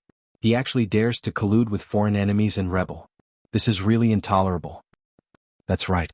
I didn't expect him to be such a person." Yu Mian quickly agreed. At the same time he also looked very angry. Tiger's Mane's expression was not much better, but he knew that this was not the key point now. Once the new second army really joined Ming, then the first city would become the next target. With the supply completely cut off, how to deal with this complicated situation was what he needed to consider. As for other matters, regardless of whether it was true or not, the sixth young master would naturally deal with it. "Both of you calm down first. Let's think about our own problems first. Once the two cities of Shajing and Jing province are obtained by Ming, they will have nothing to worry about. The next step is to send troops to the beginning city. At that time, do the two of you have any countermeasures?" Listening to Tiger's Mane's words, Yang Si replied without hesitation, "What else is there to think about? Of course we'll deal with whatever comes our way. Our beginning city is not like Shajing city and the other two cities. We're heavily guarded here and we also have a united army and people. We're not afraid of any enemy's invasion." "Yes. Our beginning city is not afraid of any enemy. Let's just fight. Yu Mian's heroic spirit seemed to have been aroused at this moment. His voice was like a bell as he spoke. All right. This was what Tiger's Mane wanted.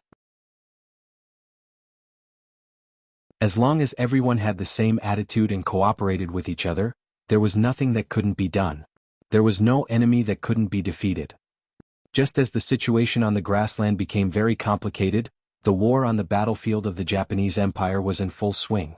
After Yang Qindong issued the order for a general counterattack, more than 200,000 soldiers of the Five-Star Army launched a crazy counterattack. In addition to the cooperation of more than 100,000 soldiers of Sensei Naganabu and Fukada Tani, their total strength had surpassed the troops of Supreme General Ashikaga Yoshimasa. Having more troops than the other party did not mean that they would definitely win.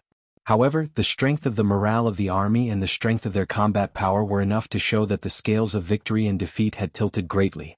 After the army left Ping and Beijing, they went straight to the north and came to the Dongshan Road.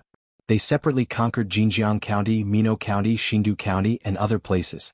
They directly suppressed Ashikaga Yoshimasa's troops in the Musashi area of the Donghai Road. On the sea, President Kuroda's 300,000 soldiers broke through the encirclement. Although they had the advantage in terms of military strength, in the face of the powerful artillery of the C4th Division and the C5th Division, they fled all the way. When the 300,000 soldiers entered the Dongshan Road, there were only 100,000 soldiers left. On the land they lost many cities and lost many soldiers. Of the 300,000 soldiers, there were only 100,000 left. Under such a situation, Ashikaga Yoshimasa, who originally had millions of soldiers, only had 200,000 soldiers left. The reduction in his strength made him anxious every day. While he cursed the Five-Star Army for being arrogant, he also made preparations to abandon his homeland and leave the Japanese Empire. Compared to the Japanese Empire's continuous losses, the Five-Star Army was like an unstoppable hurricane. Wherever they went, they would not hesitate to kill anyone who resisted. Along the way, who knew how much blood they had shed. In the end, the forces that opposed the Five-Star Army were all in danger. Most of them had no choice but to surrender, while a small number of them fled. Based on the current situation, in at most 3 months, the entire Japanese Empire would be conquered by the Five-Star Army. After taking half a year to migrate and exchange people, it was inevitable that Japan would become another province under the Five-Star Army. However, at this time, a telegram suddenly appeared. At the same time, the 1st Cavalry Division, New Army, and the 4th Division were all transferred back to Ping and Beijing. When the telegram was sent out, all of the generals on the front lines who received the news were confused. Seeing that victory was right in front of them, they did not know why such an order would appear. Although the Five-Star Army had over 300,000 soldiers, the only ones that could fight were the 4th Division, the 7th Army, the 1st Cavalry Division, the New Army, and the 1st Reserve Division. The rest of the soldiers, such as the 2nd, 3rd, 4th, 5th, and 6th Divisions, as well as the hundreds of thousands of miscellaneous Japanese soldiers, were left behind to pick up the leftovers. Many of them were even cleaning up the battlefield. Now that 3 powerful armies were suddenly transferred away, it was inevitable that the generals would have all sorts of guesses. However, no matter what thoughts they had, this telegram was personally sent out by Yang Qindong. Just based on this point, no one dared to disobey. After being surprised for a moment, the 3 armies packed up and stopped moving forward. Then within 8 hours they began to change direction, going from north to south to Ping and Beijing. This was the military order of the Five-Star Army. Once an order was given, regardless of the situation, it must be obeyed. This was also something that Yang Xie's generals had to do. In the blink of an eye, the 3 powerful armies left. Although the total number of soldiers was not large, only around 50,000, it was still a big blow to the morale of the army. The 7th Army's commander, Tian Su, took the initiative to look for the 1st Reserve Division's commander. Sukuda was also a division commander, and the 1st Reserve Division's soldiers were 30,000, far more than the 7th Army's 10,000 soldiers. However, Sukuda gave Tian Su enough respect. After all, he was a member of the Cold Front series, fully equipped with firearms. "Commander Tian, please have a seat." In the face of Tian Su's visit, Sukuda did not dare to be negligent and took the initiative to walk out of the tent to welcome him. "Commander Su is too polite." Tian Su had a smile on his face. He was very satisfied with Sukuda's attitude. Since Sukuda was so polite, he naturally would not refuse. Instead, he took the initiative to slow down his pace, trying to keep up with Sukuda's pace. Everyone else in the tent left. When only the 2 of them were left, the smiles on their faces involuntarily disappeared. 3 out of 5 powerful armies had left. The two of them felt an enormous pressure. If a problem appeared in their originally sure-win situation because of this, it would mean that the two of them were incompetent. This made them unusually nervous and cautious. They looked at each other. In the end, it was Tian Su who spoke first. "Commander Su, 3 out of 5 powerful armies have left. The pressure on our shoulders will be much greater." "Yes, but we are not afraid," Su Kuda said in a booming voice. "Our 1st Reserve Division has 30,000 soldiers. They are all veterans who have experienced life and death on the battlefield. Although they are not as elite as the Cold Front, we have courage and courage. We are not afraid of any opponent or enemy." "Well said," Tian Su said happily as he waved his fist in the air. "Soldiers should be like this. They should have the courage to press forward. Just like the 6th young master said, when enemies meet on a narrow path, the courageous will win. As long as we are willing to fight with our lives on the line, we can defeat even the heavens and the earth." "Haha, Commander Su's words are very much to my liking," Su Kuda laughed heartily. With a good start, the rest of the conversation became much easier. As the two of them continued to talk, they quickly reached a consensus on how to fight the next battle. One by one they came up with a military plan. As for Ashikaga Yoshimasa, who was preparing to leave Musashi Prefecture, he was sighing in sorrow. He was sitting on a chair and sighing with grief. He really couldn't understand. This was clearly his home ground and he had close to 1,000,000 soldiers. How could he be defeated by a mere 200,000 5-star soldiers? But now the enemy's numbers were increasing as they fought. Why was he getting weaker and weaker? What was the reason for this? Was it simply because the enemy's weapons were too powerful? Even now, Ashikaga Yoshimasa still didn't know what it meant to win the hearts of the people. He thought that power was a high and mighty thing. As long as he grasped it tightly, he could do whatever he wanted. However, he did not know who gave him power. When a person with power did not use it to serve the people, he would not be far from death. Just as he was sighing, the sound of footsteps suddenly came from outside the tent. Then a happy Maori regularization appeared and shouted, "Great General, good news, good news." "Good news? What good news can there be at a time like this?" Ashikaga Yoshimasa said disapprovingly. In his opinion, the battle was already decided. He even had to leave his homeland. He really did not know what good news there was to be happy about. Maori regularization did not care so much. He took the report from the frontline scouts and stood in front of Ashikaga Yoshimasa. He said excitedly, "Great General, I just received news that the 5-star army has withdrawn." "What?" Ashikaga Yoshimasa, who originally did not care, suddenly stood up. His eyes were wide open and he had a look of disbelief. "Say that again."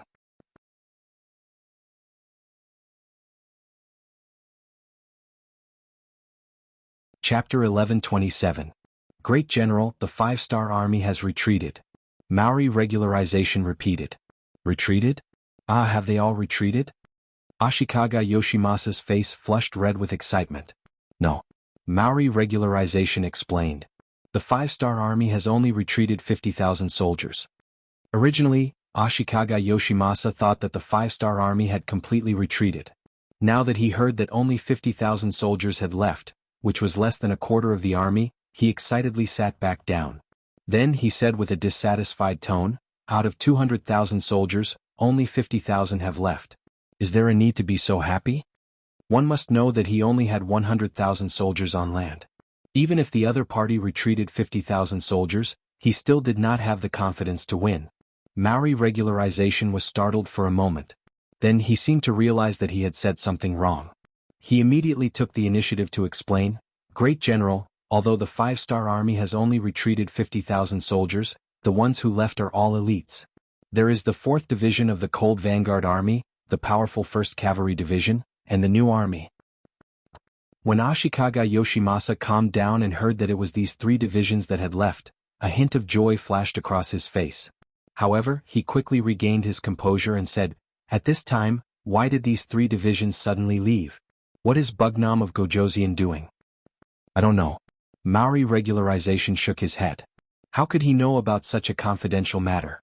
However, he knew that once these 3 divisions left, the pressure on the battlefield would be greatly reduced. When the opportunity was right, it was not impossible to turn defeat into victory. Although Ashikaga Yoshimasa was very curious about the whereabouts of these 3 divisions, He also knew that now was not the time to ask about it. Since the 5-star army's strength was greatly reduced, he had to consider another matter, which was to turn the situation around. Very good, the 5-star army has suddenly retreated. This is an opportunity for us. Do you really think that we are easy to bully? You actually dare to look down on this great general. At this crucial time, you actually retreated instead of increasing the number of soldiers. Good, then let's show you who's the boss. Mao Lijun, take out the map. At this moment, Ashikaga Yoshimasa's face once again showed his usual domineering expression. He wanted to seize this opportunity to turn the situation around and win the war. If possible, he was afraid that he would even take back everything that he had lost. It was not impossible. After the two of them discussed for a while, they finally decided to counterattack and set their target on the Japanese army of the same race. That was the 120,000 Japanese army led by Sensei Naganobu and Fukada Tani. The originally declining Mashikaga Yoshimasa family was just struggling at death's door. Once Ashikaga Yoshimasa took over the military power, the Mashikaga Yoshimasa would not be able to do anything. It would not be long before the Mashikaga Yoshimasa took over some of the families and local forces. It would not be impossible for them to be completely wiped out. However, at this time the 5-star army appeared, and the war between the Japanese Empire began. The smart and insightful Sensei Naganobu took this opportunity to rise up and finally became the general trend. Now, not only did the Mashikaga Yoshimasa family regain their glory, but the number of soldiers under his command had also reached 80,000. If it was during peacetime, having such an army would be enough to make one a famous general. Even the Supreme General Ashikaga Yoshimasa would not dare to underestimate him. All of this was thanks to Yang Qindong. Especially after seeing the strength of the 5-star army and the advanced weapons, Sensei Naganobu was even more impressed. At the same time, he was prepared to follow Yang Qindong to conquer the world and make contributions. Just like what he usually said when chatting with the other generals of the 5-star army, he only had his eyes on the Japanese Empire. In the end, he was still too short-sighted. He wholeheartedly followed Yang Qindong and waited for the Japanese Empire's war to end. He wanted to see if there was an opportunity to enter Yang Qindong's eyes and then go on a campaign. Suddenly the situation changed.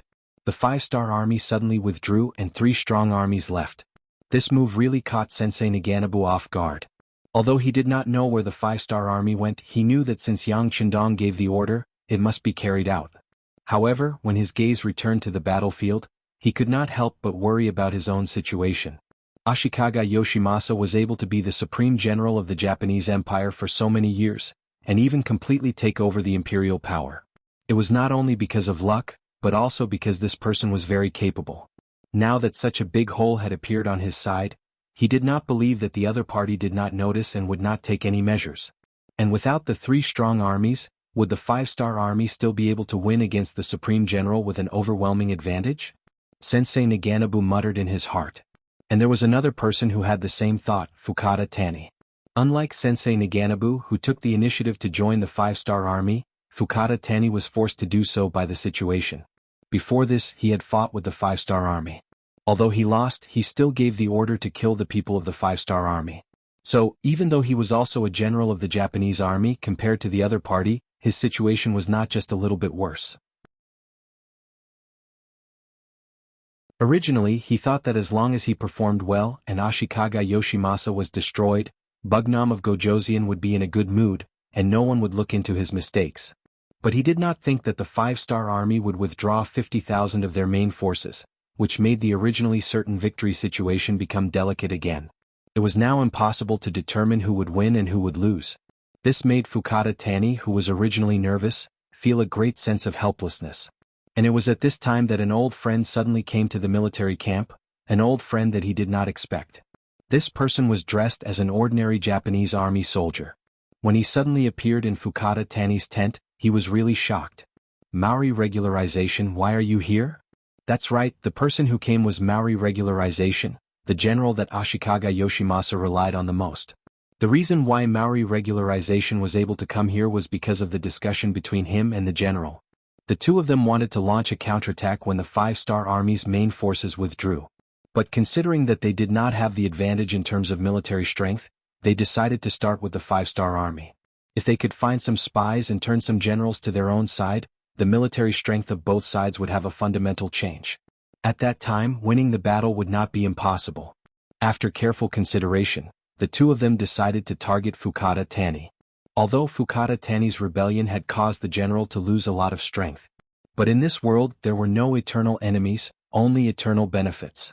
In order to achieve his goal, Ashikaga Yoshimasa decided to forgive Fukada Tani and give him a chance.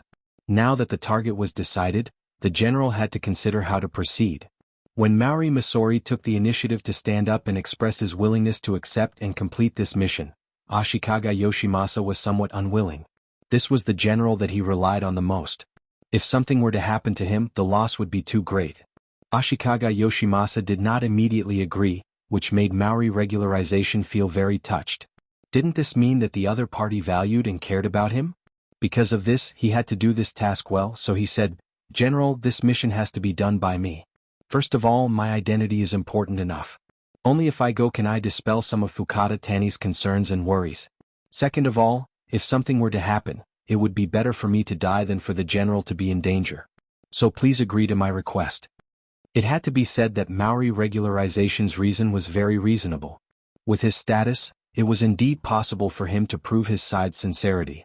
And if Fukada Tani really did not want to betray the five-star army, taking down Maori regularization would indeed be a great achievement. The only thing that was worrying was that the risk was too high. However, Ashikaga Yoshimasa was a ruthless person after all. In his eyes, power was always the most important thing. Even if Maori regularization was loyal to him, he was just a subordinate that he could use. Since the other party was willing to take the risk and could bring him great benefits, he really had no reason to refuse. Well, since that's the case, Mao Lijun, I'll leave everything to you. After saying this, Ashikaga Yoshimasa bowed solemnly to Maori regularization. Maori regularization hurriedly dodged, then said with a touched face, "General, with your words, even if I lose my life to Fukada Tani, so what?" Just like this, Maori regularization appeared in Fukada Tani's tent. Along the way he had brought enough money. After a while of bribing, he finally appeared in front of Fukada Tani without attracting anyone's attention. Fukada Tani was very surprised by Maori regularization's sudden appearance. But after all, he was someone who had made a name for himself before. He quickly suppressed this shock in his heart. First, he looked outside the tent and found that everything was normal. When he saw that his personal guards were patrolling not too far away, he felt more confident. He said to Mao Lijingza, "Mao Lijun, I have to say that your courage is not small. You actually dared to appear here alone. Don't you know that as long as I shout, someone will quickly rush in and take your life? At that time, if I hand you over to the five-star army, it will definitely be a great achievement." Facing Fukada Tani's threat, Maori regularization first smiled, then lifted his robe and looked at Fukada Tani, who was a little nervous because of his actions, and said, "Koen Fukada, as you can see, I didn't bring any weapons, so I can't pose any threat to you. So I still have a few words to say to you. If you still want to take me down after hearing them, then I have nothing to say." No threat at all. Fukada Tani let out a long sigh of relief, and his expression returned to normal.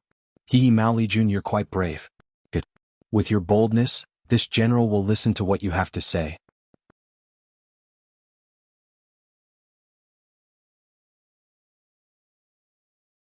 Chapter 11:28.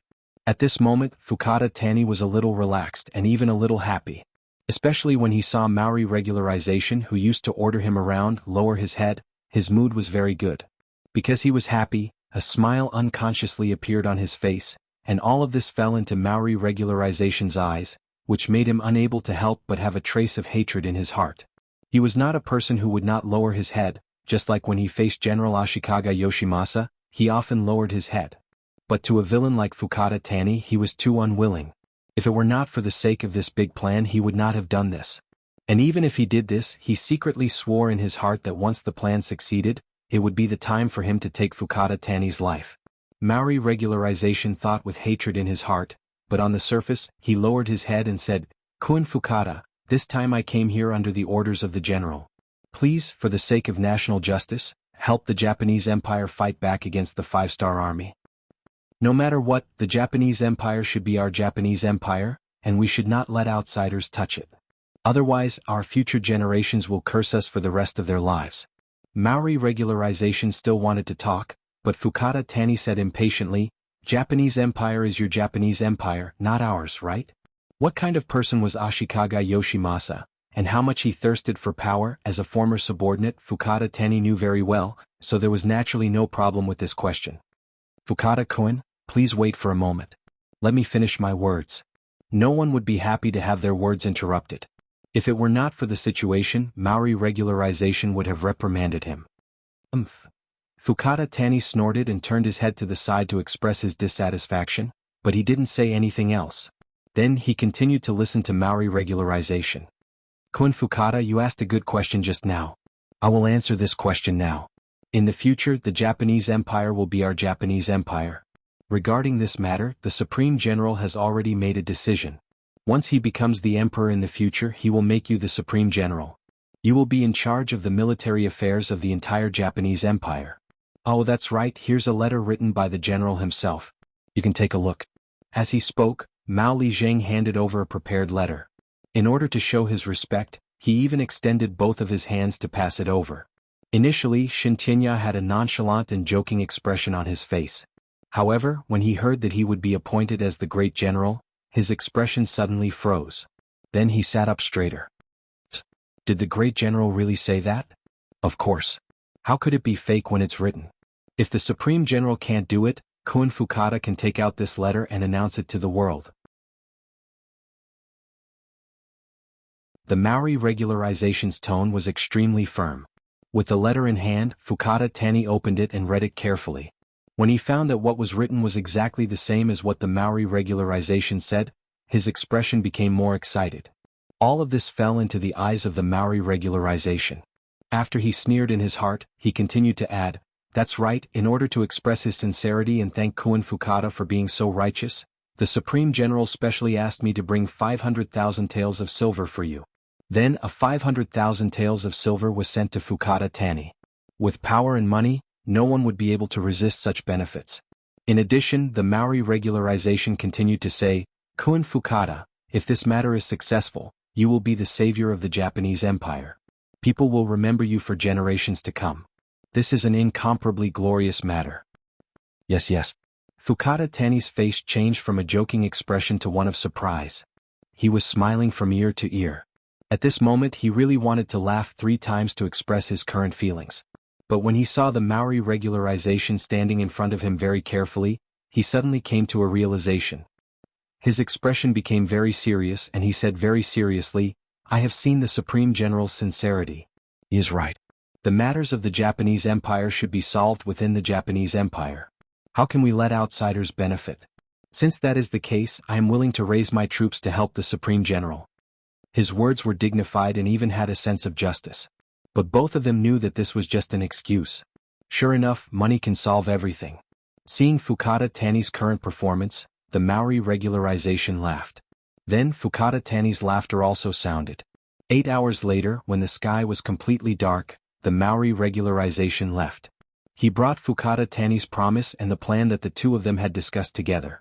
This was a good counterattack that Ashikaga Yoshimasa and the Maori regularization had thought of. They wanted to instigate Fukada Tani to rebel, and then make the center blossom. When the time came, they could suddenly send troops when the 5-star army was in chaos. This way, they would be able to win this war with the momentum of the autumn wind sweeping away the fallen leaves. It had to be said that this idea was somewhat risky, but fortunately they succeeded. Ashikaga Yoshimasa saw the Maori regularization again. After listening to his report, he couldn't help but slap his thigh in joy and say the word "good" 3 times. Good, that's great. Mao Lijun, did you discuss to launch a counterattack in 2 days? Yes, everything has been discussed. When the time comes, Fukada Tani will naturally make a move on Sensei Naganabu. Then he will burn the provisions of the 5-star army. We will take advantage of this and attack. The Maori regularization said excitedly. Very good. When the time comes, the position of Supreme General will naturally belong to Mao Lijun. As for that Fukada Tani, you should know what to do. Ashikaga Yoshimasa looked at the Maori regularization with satisfaction and said. A murderous look flashed in the eyes of the Maori regularization, and he immediately replied, "Please rest assured, Supreme General, your subordinate naturally knows what to do. First take the letter, then kill. We'll be very clean." That's great. Ashikaga Yoshimasa's laughter once again resounded in the tent. Because the five-star army's three strong armies had suddenly retreated from the battlefield, Ashikaga Yoshimasa, who was originally prepared to withdraw from the Japanese Empire, made a new decision. He wanted to shed blood, he wanted to win back everything that he had lost. Regarding this, the five-star army on the other side didn't know about this. They still continued to do as they pleased, slowly pushing forward the battle line, slowly moving towards Musashi Prefecture. In the next 2 days, under the careful supervision of the two commanders, Tense and Kushueda, they took down another outlying county of Musashi Prefecture. They were one step closer to success. After a day of hurrying, the soldiers were a little tired. In the evening they started to cook early. Other than the necessary sentries, the rest of the main forces went to sleep. They needed to accumulate enough strength for the next day. Compared to the silence of the five-star army's camp, 10 li in front of them, 100,000 Japanese army was slowly approaching. The one leading the Japanese Empire's Supreme General, Ashikaga Yoshimasa, and his deputy, Maori Regularization. This time all of the 100,000 soldiers were brought out. Clearly they were prepared to go all out. This might be their last chance. If they won, they would rise again. If they lost, they would retreat. The two of them walked in the middle of the group. Their expressions were incomparably solemn. Before they saw the final result, their hearts were hanging high. The agreed time was getting closer and closer. The two of them were like defendants waiting to be judged by the judge. Their breathing became a lot heavier. Time passed by minute by minute. Finally, the time that was supposed to come came. When it was midnight, the sound of battle cries could be heard from the distance. Then, flames soared into the sky, illuminating the horizon and turning it red. Ah, they finally made their move. Pass down my order, all troops attack. Supreme General, Ashikaga Yoshimasa, looked at the scene in front of him. Naturally, he was very excited. After a loud shout, the 100,000 Japanese Empire in front and behind him increased their speed and rushed straight ahead. At this time, the five-star army's camp was in a mess. Corpses covered the ground.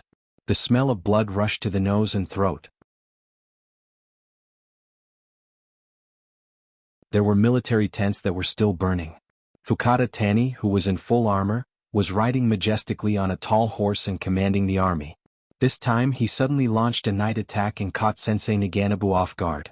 He killed thousands of people and captured countless people. He perfectly completed the mission given to him by the Supreme General. If there was a flaw, it would be that Sensei Naganabu used the chaos and the night to escape. But it didn't matter. He was just a stray dog. Fukada Tani didn't care about him at all. At this moment he seemed to see the position of Supreme General getting closer and closer. It was almost within his reach. When Ashikaga Yoshimasa arrived with the army, he saw this scene. Seeing that the Supreme General had arrived, Shintinya put away the smile on his face and stepped forward to report the results of the battle excitedly. His saliva was really scattered all over the sky. At this moment, even if Ashikaga Yoshimasa didn't like Fukada Tani, he had to admit that the other party still had some charm and ability.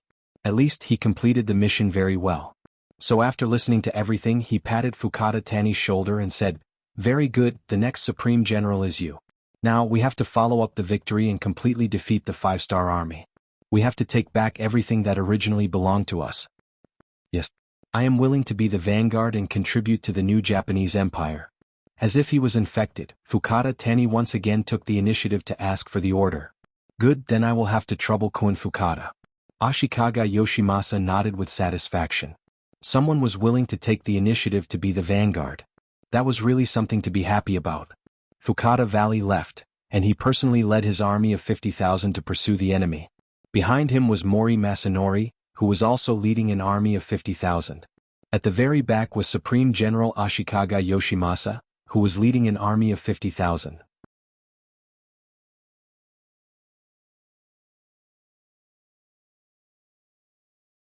Chapter 1129. A total of 150,000 soldiers charged forward like a long dragon, chasing after the five-star army. It could be said that they were invincible. They did not even need Maori regularization to do anything as they continued to advance. Along the way they could see the corpses of the five-star army soldiers lying on the ground. Unfortunately, most of them were from the Japanese Empire. Although Maori regularization could not bear to see them die, he knew that these people had betrayed them and deserved to die. After thinking about killing all of the Sensei Naganabu's men, it should be the Han people next. He could not help but become excited. The night passed by as they chased each other. By the time the next day dawned, they had already traveled 30 to 40 kilometers. When the sun rose and shone on their bodies, they felt a warm feeling. Fatigue also surged through their bodies. Reporting to General, the scouts at the front have sent news that General Fukada Tani's army has disappeared. Just as Mao Li was lazily stretching his back on his horse, a personal guard walked over and said something that made him turn pale with fright. Disappeared? Could it be that they ran too fast and lost track of them? Maori regularization felt that something was wrong, but he did not think of the worst possibility.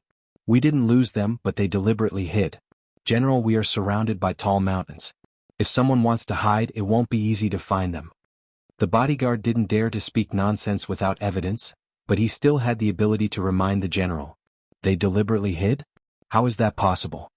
Mao Li Zheng still had a look of disbelief on his face, but soon his eyes widened. Clearly he had thought of a possibility. He suddenly shouted, pass down the order, stop advancing and retreat immediately. If Fukada Tani deliberately disappeared, then there was a big problem. The worst and most likely result was that he did not intend to help the general at all. On the contrary, he did all this to lure them into a trap. Maori regularization came to a realization, but it was too late. Because just as he ordered the army to stop, and before the order had even reached the ears of the 50,000 soldiers, deafening battle cries suddenly came from the surrounding mountains. Then, countless bright-colored 5-star army soldiers covered the sky and covered the earth. It was as if a large blanket was about to wrap them up completely. When the battle cries sounded, Maori regularization's expression became very bad. He did not think that the worst result would happen. Speaking of his previous impression of Fukada Tani, whether it was Maori regularization or Supreme General Ashikaga Yoshimasa, they did not completely trust him. According to the previous plan, they would only attack when the 5-star army was defeated. But the strange thing was that the beginning of the battle was too smooth. Fukada Tani actually burned down the granary, and there were so many Japanese army corpses on the ground. Maori regularization also carefully looked at the corpses and found that the people on the ground had indeed died not long ago. It was all of this that dispelled all of Maori regularization's worries. Now that he thought about it, he was still too anxious. Even if Fukada Tani really fought with them against the 5-star army, with his strength, how could he do all of this so easily? It was completely because he was forced too hard. Now that he finally saw the light of hope, he threw himself into it without caring about anything else. There's no need to retreat. Tell everyone to shrink the formation and resist as much as possible. As long as we can hold on for a while, the Supreme General will definitely send troops to save us. Maori regularization was worthy of being a commander for many years. When he saw the qualitative change in the situation, he immediately changed the battlefield strategy. However, facing the 5-star army that had been prepared for a long time, even if Maori regularization's orders were accurate, once they reached here, everything would be over. 5 foreign divisions, plus more than 100,000 Japanese army led by Fukada Tani and Sensei Naganabu, a total of more than 200,000 people. And this was after they were prepared to deal with only 50,000 Maori regularization. There was no suspense at all about the result. The fierce battle began. Countless soldiers of the 5-star army rushed towards the Japanese army that was surrounded. The sound of swords clashing could be heard endlessly. Under the great momentum, after resisting for less than an hour, the Japanese army's defensive formation began to show various loopholes. Gradually, the Japanese army began to surrender and kneel on the ground. The outcome of the battle was about to be decided. Not far from the center of the battlefield, Sensei Naganabu looked at Fukada Tani, who was also riding a tall horse, with a trace of envy and said, "Kun Fukada, this time you have made a great contribution. Bugnam of Gojoseon will definitely record it down." "Ah, Meiji-kun, I'll take your blessings. In fact, Bugnam of Gojoseon has already promised me the benefits I need. I'm very satisfied." When Fukada Tani said this, there was an unconcealable excitement on his face. Yes, the reason why the Maori regularization was surrounded was all because of Fukada Tani's betrayal. Ever since the Maori regularization appeared in front of him and spoke sincerely, Fukada Tani was not moved at all. However, he still pretended to accept everything in order to make a great contribution. Just like when the Maori regularization left, Fukada Tani went to find the 7th Army's commander, Tiansu, and the 1st Reserve Division's commander, Sukuda, and told them everything that had just happened. Fukada Tani's IQ was not low at all. He was chosen by Ashikaga Yoshimasa to stay in Ping and Beijing. He clearly understood the situation. The so-called Supreme General of the Japanese Empire was nothing more than a grasshopper after autumn. He would not be able to jump around for more than a few days. Not to mention with what he had done, it would be strange if Ashikaga Yoshimasa would forgive him. The position of Supreme General? Only a fool would believe it so easily. Cooperating with such a person was simply courting death. Take advantage of your weakness to take your life. At this juncture, the most important thing was to find a way to step on him and maximize the benefits. In order to ensure that his rights and interests were not lost, Fukada Tani took the initiative to find Tiansu and Sukuda to report his work. From this point alone, it could be seen that he was very cautious. It was as if he was afraid that if he only went to find one of the commanders, the matter would be leaked and he would lose the credit. Fukada Tani underestimated Tiansu and Sukuda. The former was the commander of Lung Feng Lu and had a limitless future. The latter was the commander of the 1st Reserve Division and was in charge of 30,000 veterans. His future was also unpredictable. How could these two people steal Fukada Tani's credit? Therefore, this news was quickly sent to Yang Qindong in Ping and Beijing in the form of a telegram. Not long after, a telegram came back. First, he praised Fukada Tani's loyalty. Then, he stated that the 500,000 taels of benefits given by Ashikaga Yoshimasa were all for Fukada Tani's personal use. Not only that, once the Japanese Empire became a province of Yangxia, if he wanted, he could stay in the Japanese Empire and become a true Supreme General. This was Yang Qindong's breadth of mind. His vision had never been limited to a city or a place. His goal was the entire world. A small Japanese empire was nothing to him. Not to mention, when the Japanese Empire became a province in the future, it was necessary to have a local Supreme General. Only then could they avoid more internal friction. Fukada Tani's ability to lead troops into battle was average, but he was smart enough to see the situation clearly. Yang Qindong was very relieved to have someone like him manage the military of the Japanese Empire in the future. After Tiansu and Sukuda read the telegram, it was sent to Fukada Tani. He was extremely excited and repeatedly said that he would fully cooperate with the 5-Star Army's military operation and fight a beautiful battle for the world to see. Tiansu and Sukuda, who originally wanted to show off and prove themselves, would not let go of such an opportunity. After the three of them discussed, they came up with a military plan to lure the enemy in and surround them to destroy them. Everything was going smoothly. The Maori regularization was surrounded by more than 4 times the number of soldiers, completely cutting off any thoughts of escape. At this moment, Fukada Tani's face was full of smiles and joy. The surrounded Maori regularization was still struggling to lead his troops. From time to time he would anxiously look behind him. He was waiting for the arrival of the Supreme General. With 50,000 reinforcements arriving, the gap in strength would be reduced. They would still have the strength to fight. At the very least, their chances of breaking out of the encirclement would be much higher. Unfortunately, the Maori regularization was destined not to be able to wait for reinforcements. At this moment, Ashikaga Yoshimasa was not feeling good either. He who was following behind had also fallen into the trap of the 5-Star Army. At this moment he was surrounded by 30,000 veterans of the 1st Reserve Division and the 7th Army, who were all armed with firearms. At daybreak, such a scene appeared in front of him. While Ashikaga Yoshimasa was shocked, he also felt a sense of powerlessness. He did not expect the situation in front of him to be like this. There were still too many questions that he did not understand. Taking advantage of the fact that the two sides were only surrounding each other and had not yet engaged in battle, Ashikaga Yoshimasa took the initiative to ride to the front of the army. He asked the 2 division commanders Tiansu and Sukuda, who were opposite him, "The 2 of you I admit defeat this time. Before I fight to the death, there is one thing that I would like to clarify. Seeing that I may die, please tell me the answer. Don't let me be a confused ghost, okay?" Ashikaga Yoshimasa lowered his noble head just to ask a question. As the soon-to-be victors, Tiansu and Sukuda, of course, would fulfill his request.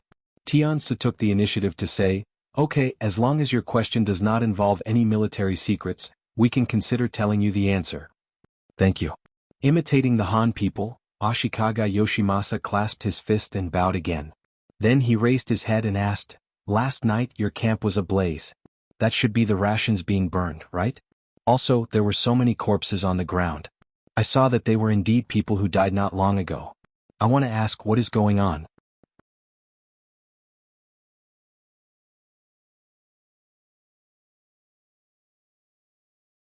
Chapter 1130. If it weren't for the existence of these two facts, with Ashikaga Yoshimasa's suspicious personality, why would he take the initiative to chase after them? If that was the case, they wouldn't be trapped now. These two questions were really puzzling, but they didn't involve any military secrets. After Tiansu and Suku exchanged glances, Tiansu laughed and said, "Okay, then we'll fulfill your wish and let you be a ghost who understands everything. To tell you the truth, the provisions were indeed burned, but it's just moldy food. It can only emit the smell, but it can't be eaten. As for the corpses of the dead Japanese army soldiers, it's even easier to explain. During this period of time, there were many people in your country who opposed our 5-star army. They took the opportunity to burn, kill, and loot and did all kinds of evil. Because of this, many of them were captured. I just didn't expect them to play such a role before they died, but thinking about it, it's worth it." As soon as Tiansu's voice fell, Ashikaga Yoshimasa's face became very ugly. He didn't expect that those who died were actually his own people who opposed the 5-star army. Those who were supposed to support him were now mercilessly killed on the battlefield, and became bait for his own destruction. This scene was really unacceptable. Ashikaga Yoshimasa sat on the horse as if he was scared silly. Using this opportunity, the 5-star army launched a general attack. Ashikaga Yoshimasa, whose will was affected, no longer had the energy to command the army. Coupled with the all-out assault of the 7th Army, the battle became one-sided from the beginning. Just before the sky turned dark, the main force of the Japanese army who lost the will to resist was destroyed, and most of them were captured. Among them, Ashikaga Yoshimasa and Maori regularization died in the battle. Even before they died, their final plan to escape from the Japanese Empire was not realized. The news of General Ashikaga Yoshimasa's death on the battlefield was spread by some deserters. The Japanese Naval Division General Kuroda Naganori, who was preparing to meet him in Jianghu Prefecture, quickly left on a ship, taking 100,000 Japanese Army-Navy Division and disappeared into the vast sea. Even if the 5-star Army-Navy Division and Navy Division went all out to chase after him, they still couldn't find him. When the news was passed back to Yang Qindong, although there was a trace of regret, he still gave the order to stop the chase. For the sake of a stray dog who escaped, sending 2 elite Navy divisions to chase after him was meaningless. With the escape of Kuroda, the general situation of the Japanese Empire was already set. The next step was to encircle and annihilate some of the opposition forces in the remote areas and re-establish the political system. It was not the first time that Yang Shi had occupied other forces, so he was already familiar with the way. In less than 5 days, Du Jin, who had come from Korea, arrived here. He was the governor of Wu province appointed by Yang Qindong. Judging from the time, he should have received the news a long time ago.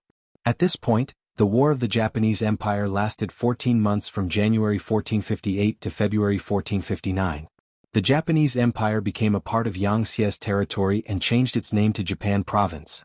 The governor was Du Jin, and the general was Fukada Tani.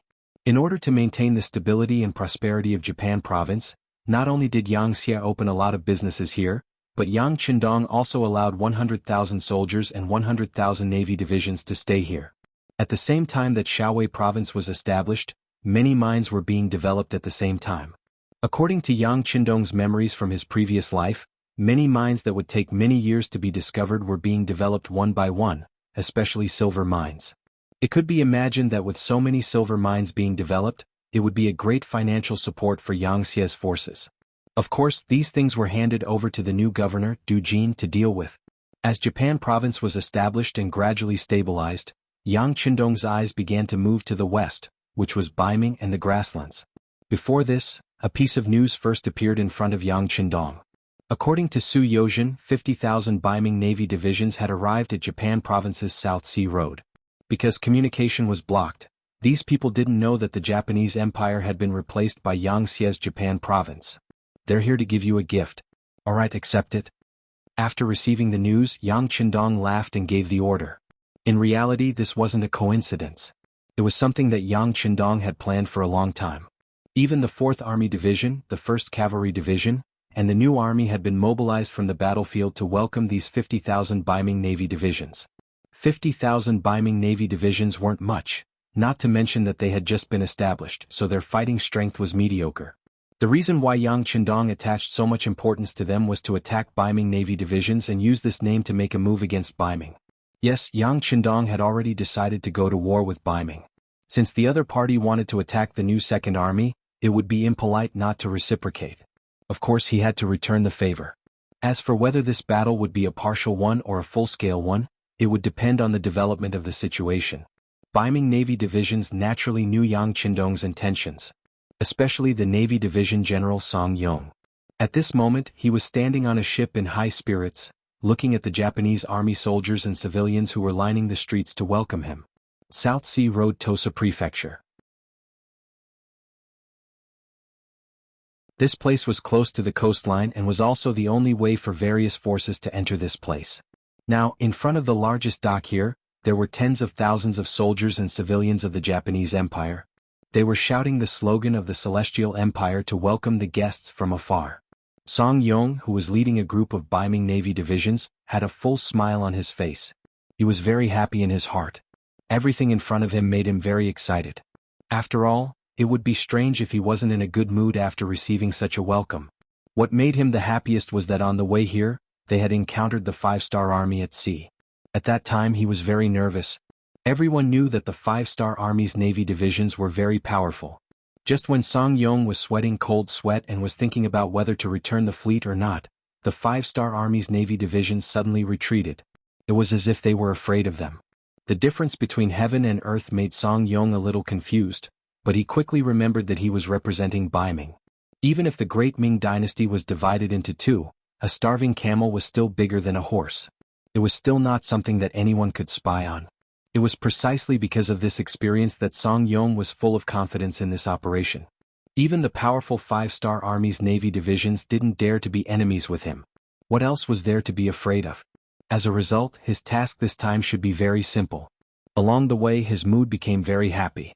When he arrived at the island of the Japanese Empire, he saw the huge crowd here to welcome him. The trace of worry he had disappeared. Song Yong's mood was very good. With his hands behind his back, he walked forward steadily with a confident smile on his face. It gave people the feeling that as soon as they appeared here, they would be able to quickly solve the crisis here. After Song Yong got off the ship and received a warm welcome, more and more Ming soldiers also got off the ship one after another.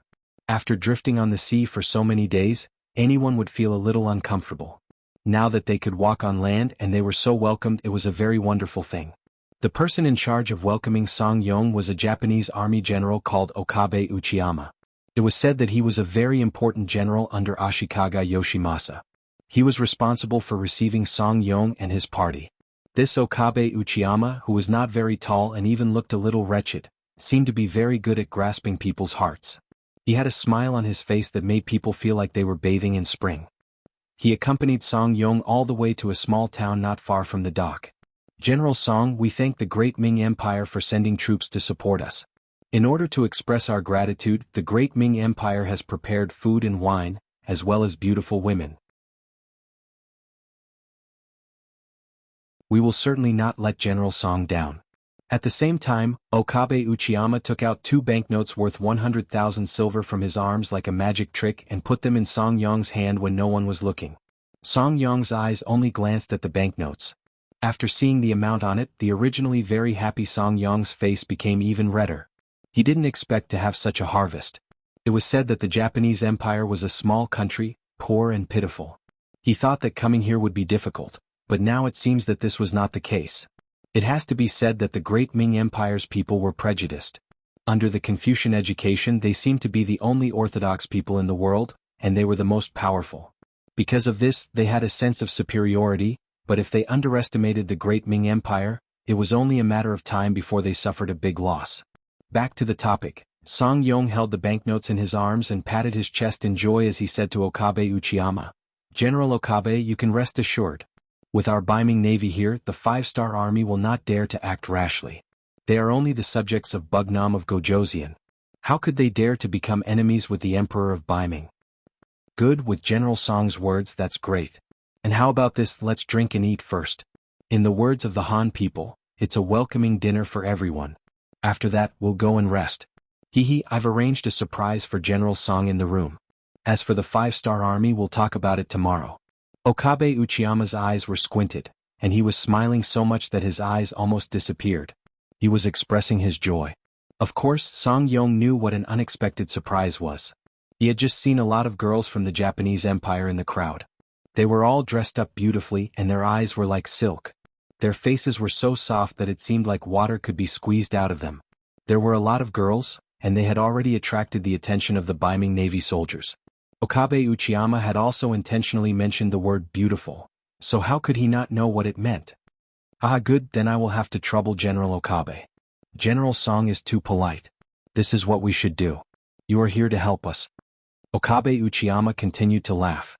Those girls were indeed from the Japanese Empire, but they were different from normal girls from the Japanese Empire. They were the family members of the great generals and the soldiers. Now that the great general was dead, as the family members and relatives, they naturally needed an explanation.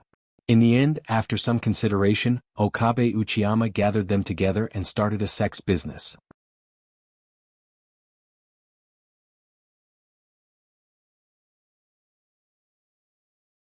Chapter 1131. Unlike the women in the brothel, they were only responsible for solving the personal problems of the soldiers. When the matter was reported to Yang Qindong, he hesitated for a while, but in the end he did not refuse. On the contrary, he gave a name to these women, calling them comfort women. Speaking of which, this was naturally not tolerated by the great Ming dynasty and even the thousands of years of Huaxia's Confucianism.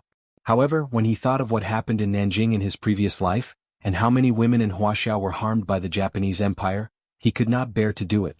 He took it as an interest. What Yang Qindong did not expect was that when the children of the sinners found out that they did not need to die, and only needed to serve the men, and if they performed well, they could even get money to help the sinners get out of trouble. Most of them did not object, and instead they were excited that they could do something for their families. This was the nature of servility and lowliness. After hearing about this, Yang Qindong finally did not say anything. Even when the 8th madam found out about this, she did not say anything. First of all, these were the children of the sinners, and it would be unreasonable if they were not punished. Second of all, in the Japanese Empire, men were superior to women. Now that they had a chance to wash away all the shame, this kind of opportunity was hard to come by. Of course, Junko also asked Yang Qindong about this matter. She meant that the daughters of the sinners could do this, but the ordinary people did not need to do this. Otherwise, what would the men of the Japanese Empire do? Yang Qindong, who did not agree to this, quickly satisfied Junko's request. He stipulated that only the daughters of the sinners could enter the comfort women. If there was any coercion, no matter who was involved, no matter what level of authority was involved, they would all be severely punished. In this way, an independent group of women appeared, and the first task they received was to entertain the 50,000 Ming soldiers who came from afar. They wanted to make them happy and satisfied so that they would put down all their vigilance and work hard for the next plan. Under special arrangements, more and more women from the Japanese Empire were brought to the temporary barracks of the Ming Navy outside the town. Because there were too many wolves and too little meat, it was said that there were some disputes when it was almost nighttime. Some soldiers even had internal strife and fights because of the lack of women. Of course, this was only a small matter because in the middle of the night, something even bigger happened. Countless soldiers of the 5-star army suddenly appeared like divine soldiers descending from the heavens. With lightning speed, they took control of the 50,000 Ming Navy soldiers. Many soldiers could not understand this sudden scene. Some of them put on their clothes and picked up their weapons to resist, but they were quickly suppressed. In the face of the 5-star army, who was many times stronger than them in terms of both numbers and combat power, and they were completely unprepared, they couldn't even withstand a single blow. The 50,000 Ming Navy soldiers were all captured, and even the soldiers who stayed on the ships did not have the chance to escape. They were all wiped out by the 5-star army. The last one was Song Yong, who was enjoying the pleasure of a man in the town. When he was sleeping soundly with a woman from the Japanese Empire in each of his arms, the 5-star army suddenly rushed into his room and made him fall from heaven to hell. The naked Song Yong was pulled out of his bed with his butt naked. Song Yong didn't wake up until his body touched the ground and he felt the coldness of the neon soil in February. Then he shouted, "What are you doing? I am the general of the Ming Navy, and I am here to help you. Are you trying to rebel?" Song Yong's shout was not soft, but no one cared. When he was dragged all the way to the main hall of the room under the bright lights, he saw Yang Qindong sitting on the main seat. He was wearing a green robe and his entire body was emitting an oppressive aura. Yang Qindong was not just a name but a famous person. Although there was no photography at that time, there were many excellent artists. Yang Qindong's appearance had long been spread among the people. Song Yong was a general who commanded 50,000 soldiers, and this time he was going to make things difficult for the five-star army. How could he not recognize him? So when he saw Yang Qindong sitting on the main seat, his brain instantly short-circuited. He did not expect Yang Qindong to appear here. For a moment he reflexively said, "Bugnam of Gojoseon, why are you here? Should be facing the siege of the Japanese army in Ping and Beijing." Ignorant guy. Let me tell you, the Japanese Empire is gone. Before you could even set foot on this land, it had already been conquered by this king. Yang Qindong's voice carried a trace of ridicule. The dignified Bai Ming actually sent such a good-for-nothing general to deal with him. He did not know if he should say that the other party was ignorant or arrogant. Like a bolt from the blue, when these words entered Song Yong's ears, he was so shocked that he could not speak. The powerful Japanese Empire was actually defeated and conquered by the five-star army. He wanted to say that this was impossible, but when he thought of Yang Qindong's previous actions, it seemed that it was not impossible. Especially now that he was surrounded by the five-star army's generals and soldiers, and there was no Japanese army around. There were also no sounds of killing. This was enough to prove everything. Song Yong was not a general with a backbone. The only reason he was able to be in his current position was because he was smooth and slick. Now that he knew that the situation was not good for him, the only thing he could think of was to save himself. In front of so many five-star army's generals, Song Yong knelt on the ground and crawled at Yang Qindong's feet. Under the light, his white bow was very dazzling. "Bugnam of Gojoseon, this general was wrong. I should not have come to be your enemy. But all of this was the emperor's will. This general did not dare to disobey. Don't worry, as long as you let me go back, I will definitely not be an enemy of the five-star army.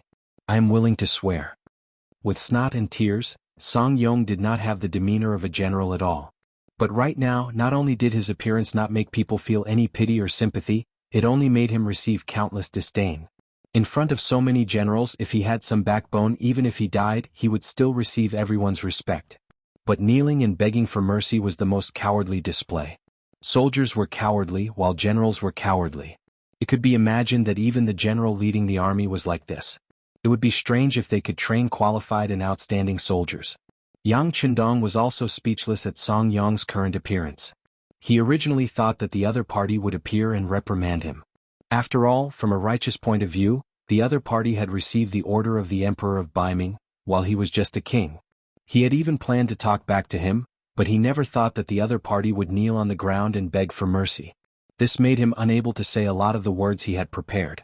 Of course, Song Yong's fear of death made it much easier for Yang Qindong to carry out the next military plan. First, he rolled his eyes at Song Yong, who was kneeling on the ground.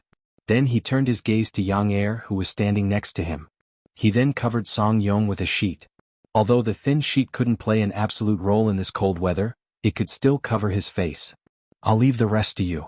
Yang Qindong suddenly lost interest. A person who was so afraid of death, as long as he didn't take his life, he would not refuse to do anything he wanted him to do. After saying this to Beta Persei, Yang Qindong said to the commander of the 4th Army Division, Ling Daqiang, the commander of the 1st Cavalry Division, Tianhu, and the commander of the new army, Su He, who were waiting at the side. "The three of you go back and prepare. The army will set off tomorrow morning." "Yes." The three generals who had always been arrogant, after hearing Yang Qindong's words, they all respectfully lowered their heads and answered. At the same time, the three of them were also very excited. After such a long time, could they finally compete with the Bai Ming army? After Yang Qindong left, Beta Persei did not leave with him. Instead, he appeared in front of Song Yong, who was kneeling on the ground with a smile on his face. "General Song, it's time for us to have a good talk, but I don't know if you're willing to cooperate. Don't worry, even if you don't cooperate, I won't kill you. Instead, I'll make you feel worse than death." Although Beta Persei had a smile on his face, Song Yong felt a chill and a sense of danger. He immediately said desperately, "General, please rest assured that I will cooperate. As long as you don't kill me, I'll do anything."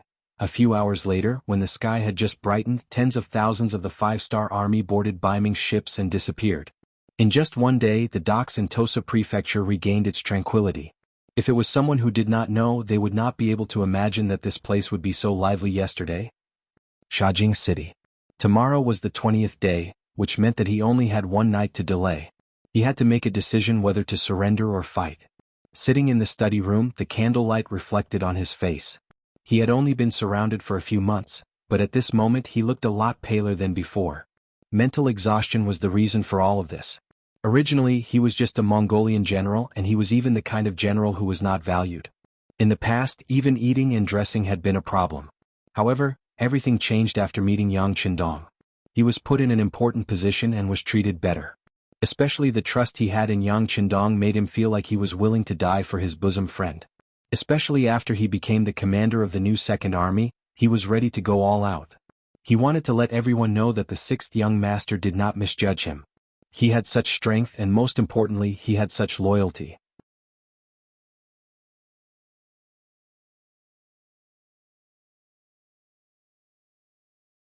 Chapter 1132. Everything was destroyed as the two cities of Shajing and Jingzhou were besieged. At this moment, the fate of hundreds of thousands of people and tens of thousands of soldiers was in his own hands. Perhaps a wrong decision would cause everyone to lose their lives, or perhaps a wrong decision would allow everyone to continue living. The choice had made Shibi very anxious. He had sent telegrams to Yang Qindong more than once to express his worries. He had also asked him to lead the new Second Army to break out of the encirclement. In this way, the hundreds of thousands of people in the two cities might suffer. Under the heavy encirclement, he could not guarantee how many people in the new Second Army could escape. But at least he did not lower his head. He lived up to the trust Yang Qindong had in him. However, everything came to an abrupt end with a new telegram from Yang Qindong. It clearly said, "The changes in the situation often catch people off guard. But thinking back to the humiliation of Han Xian and the suffering of the King of Yu, it all proves that temporarily lowering your head and lying low is also a wise move.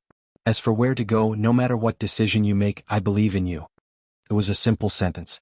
There was no deliberate guidance or command. It was a sentence that placed all the initiative in his hands.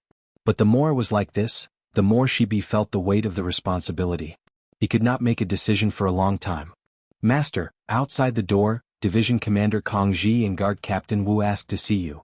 Just when Shibi was still struggling in his heart and could not make any decision, the voice of the butler sounded outside the door. Kong Ji, the division commander of the 1st Cavalry Division of the new Second Army, could be said to be second only to Shibi in the army.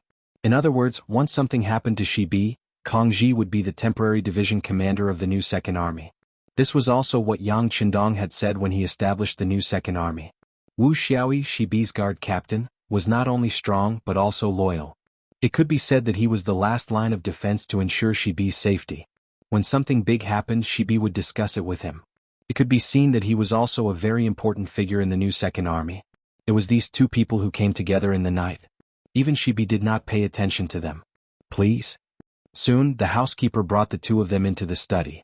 Knowing that there was something important to discuss, the housekeeper took the initiative to leave and closed the door. When there were only 3 people left in the room, the atmosphere could not help but become a little tense. Perhaps everyone knew that time was limited, so after a few moments of silence, the commander of the 1st Cavalry Division took the initiative to ask, "Commander, tomorrow is the deadline given by Ming.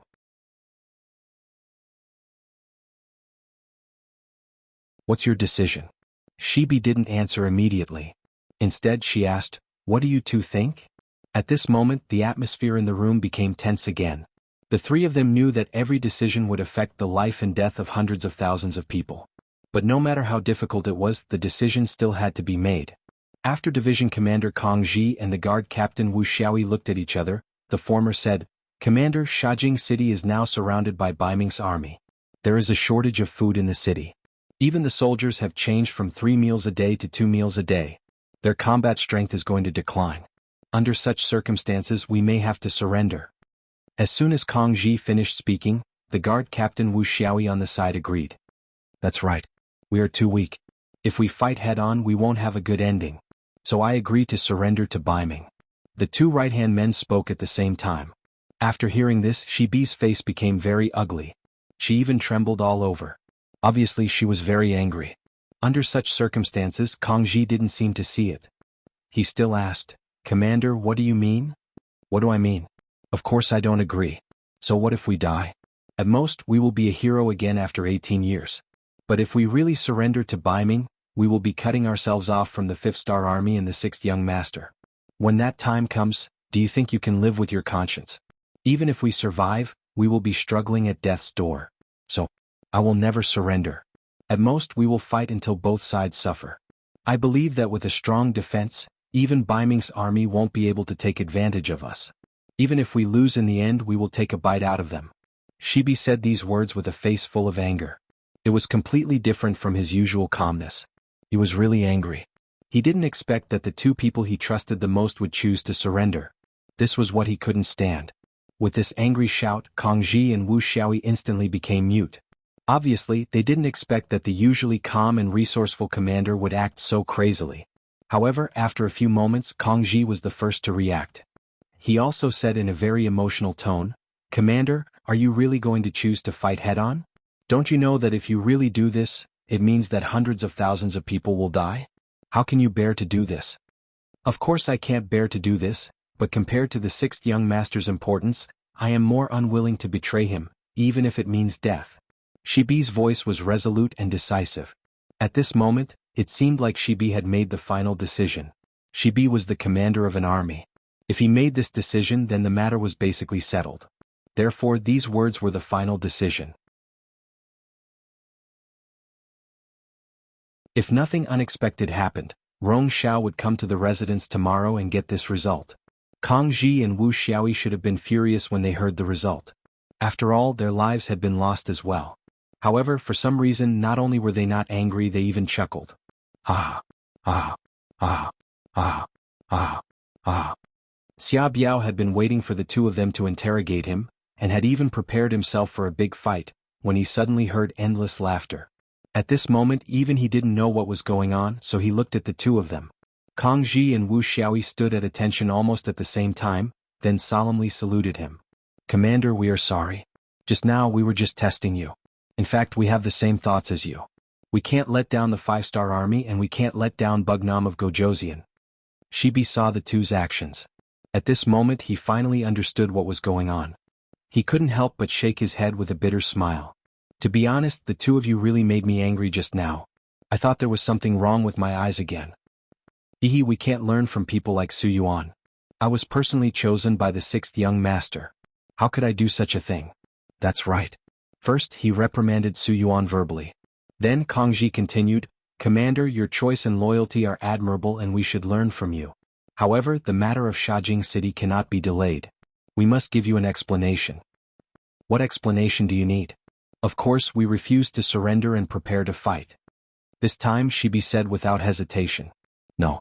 Unexpectedly, Kang Ji, who just said that they couldn't let down the 5-star army and Bugnam of Gojoseon, changed his mind. "Commander, we can't fight. If we fight, our new second army will definitely be defeated. Even the hundreds of thousands of civilians in the two cities won't be any better." "We can't fight? Then we have to surrender?" This time, Shibi was confused by Kang Ji's words. "That's right, we can only surrender." Kang Ji's voice was firm as he spoke. As soon as he finished speaking, Wu Xiaoyi, who had been silent for a long time, said, "We can only surrender. Commander, this is what we think." For the entire night, the candlelight in the study room never went out. As for what the three of them talked about, even the housekeeper who was in charge of guarding the door didn't know. The sky was finally bright and those who were supposed to come would come. Just after breakfast, the merchant Rong Xiao, accompanied by the infantry division commander Su Yuan, appeared at the headquarters of the new Second Army. Not only them, but there were also hundreds of infantry soldiers who came with them. They were all armed. The appearance of these people was a signal. If Shibi didn't agree to surrender, they would be responsible for protecting Su Yuan and Rong Xiao until they safely left the headquarters of the new Second Army. They were even willing to fight among themselves. In the main hall of the headquarters of the new Second Army, Shibi sat there quietly. Although it was not late for the entire night, his eyes were still bright and full of spirit. At this moment he was sitting there and watching everything that happened in the courtyard with an expressionless face. Especially when he saw Su Yuan appear with hundreds of soldiers, he couldn't help but snort coldly. "Su Yuan, are you planning to rebel?" Under Shibi's leadership for many years, Su Yuan was more or less a little afraid. However, when he saw Rong Xiao beside him and the soldiers behind him, he couldn't help but feel a little more confident. "Commander, you know that I won't be your enemy. I'm only doing this to protect myself." I knew you wouldn't have the guts to do so." Seeing Su Yuan take the initiative to show weakness, Shibi snorted coldly. Then he looked at Rong Xiao and said, "You're here for an answer, right?" "General, she is wise. You said 20 days will pass, but I wonder what you'll choose?" Rong Xiao chuckled and spoke with the attitude of a victor. So, after letting out a long sigh, Shibi did not immediately answer. Instead, he first raised his head to look at the sky before standing up with a sad expression. He walked into his courtyard and knelt on the ground under everyone's gazes. He was kneeling in the direction of the beginning city. "Sixth young master, I've let you down. If you want to be angry, you can just kill or torture me. I'm doing this for the sake of the hundreds of thousands of soldiers and citizens. That you're tuning in to the Han Li's Wuxia Adventures YouTube channel. We're so grateful for your support, and don't forget to subscribe to join us on this incredible journey through captivating stories. Your generosity through donations truly makes a world of difference, as it's the primary source of revenue that allows me to expand and enhance this channel for you. Thank you from the bottom of my heart for being a part of this adventure.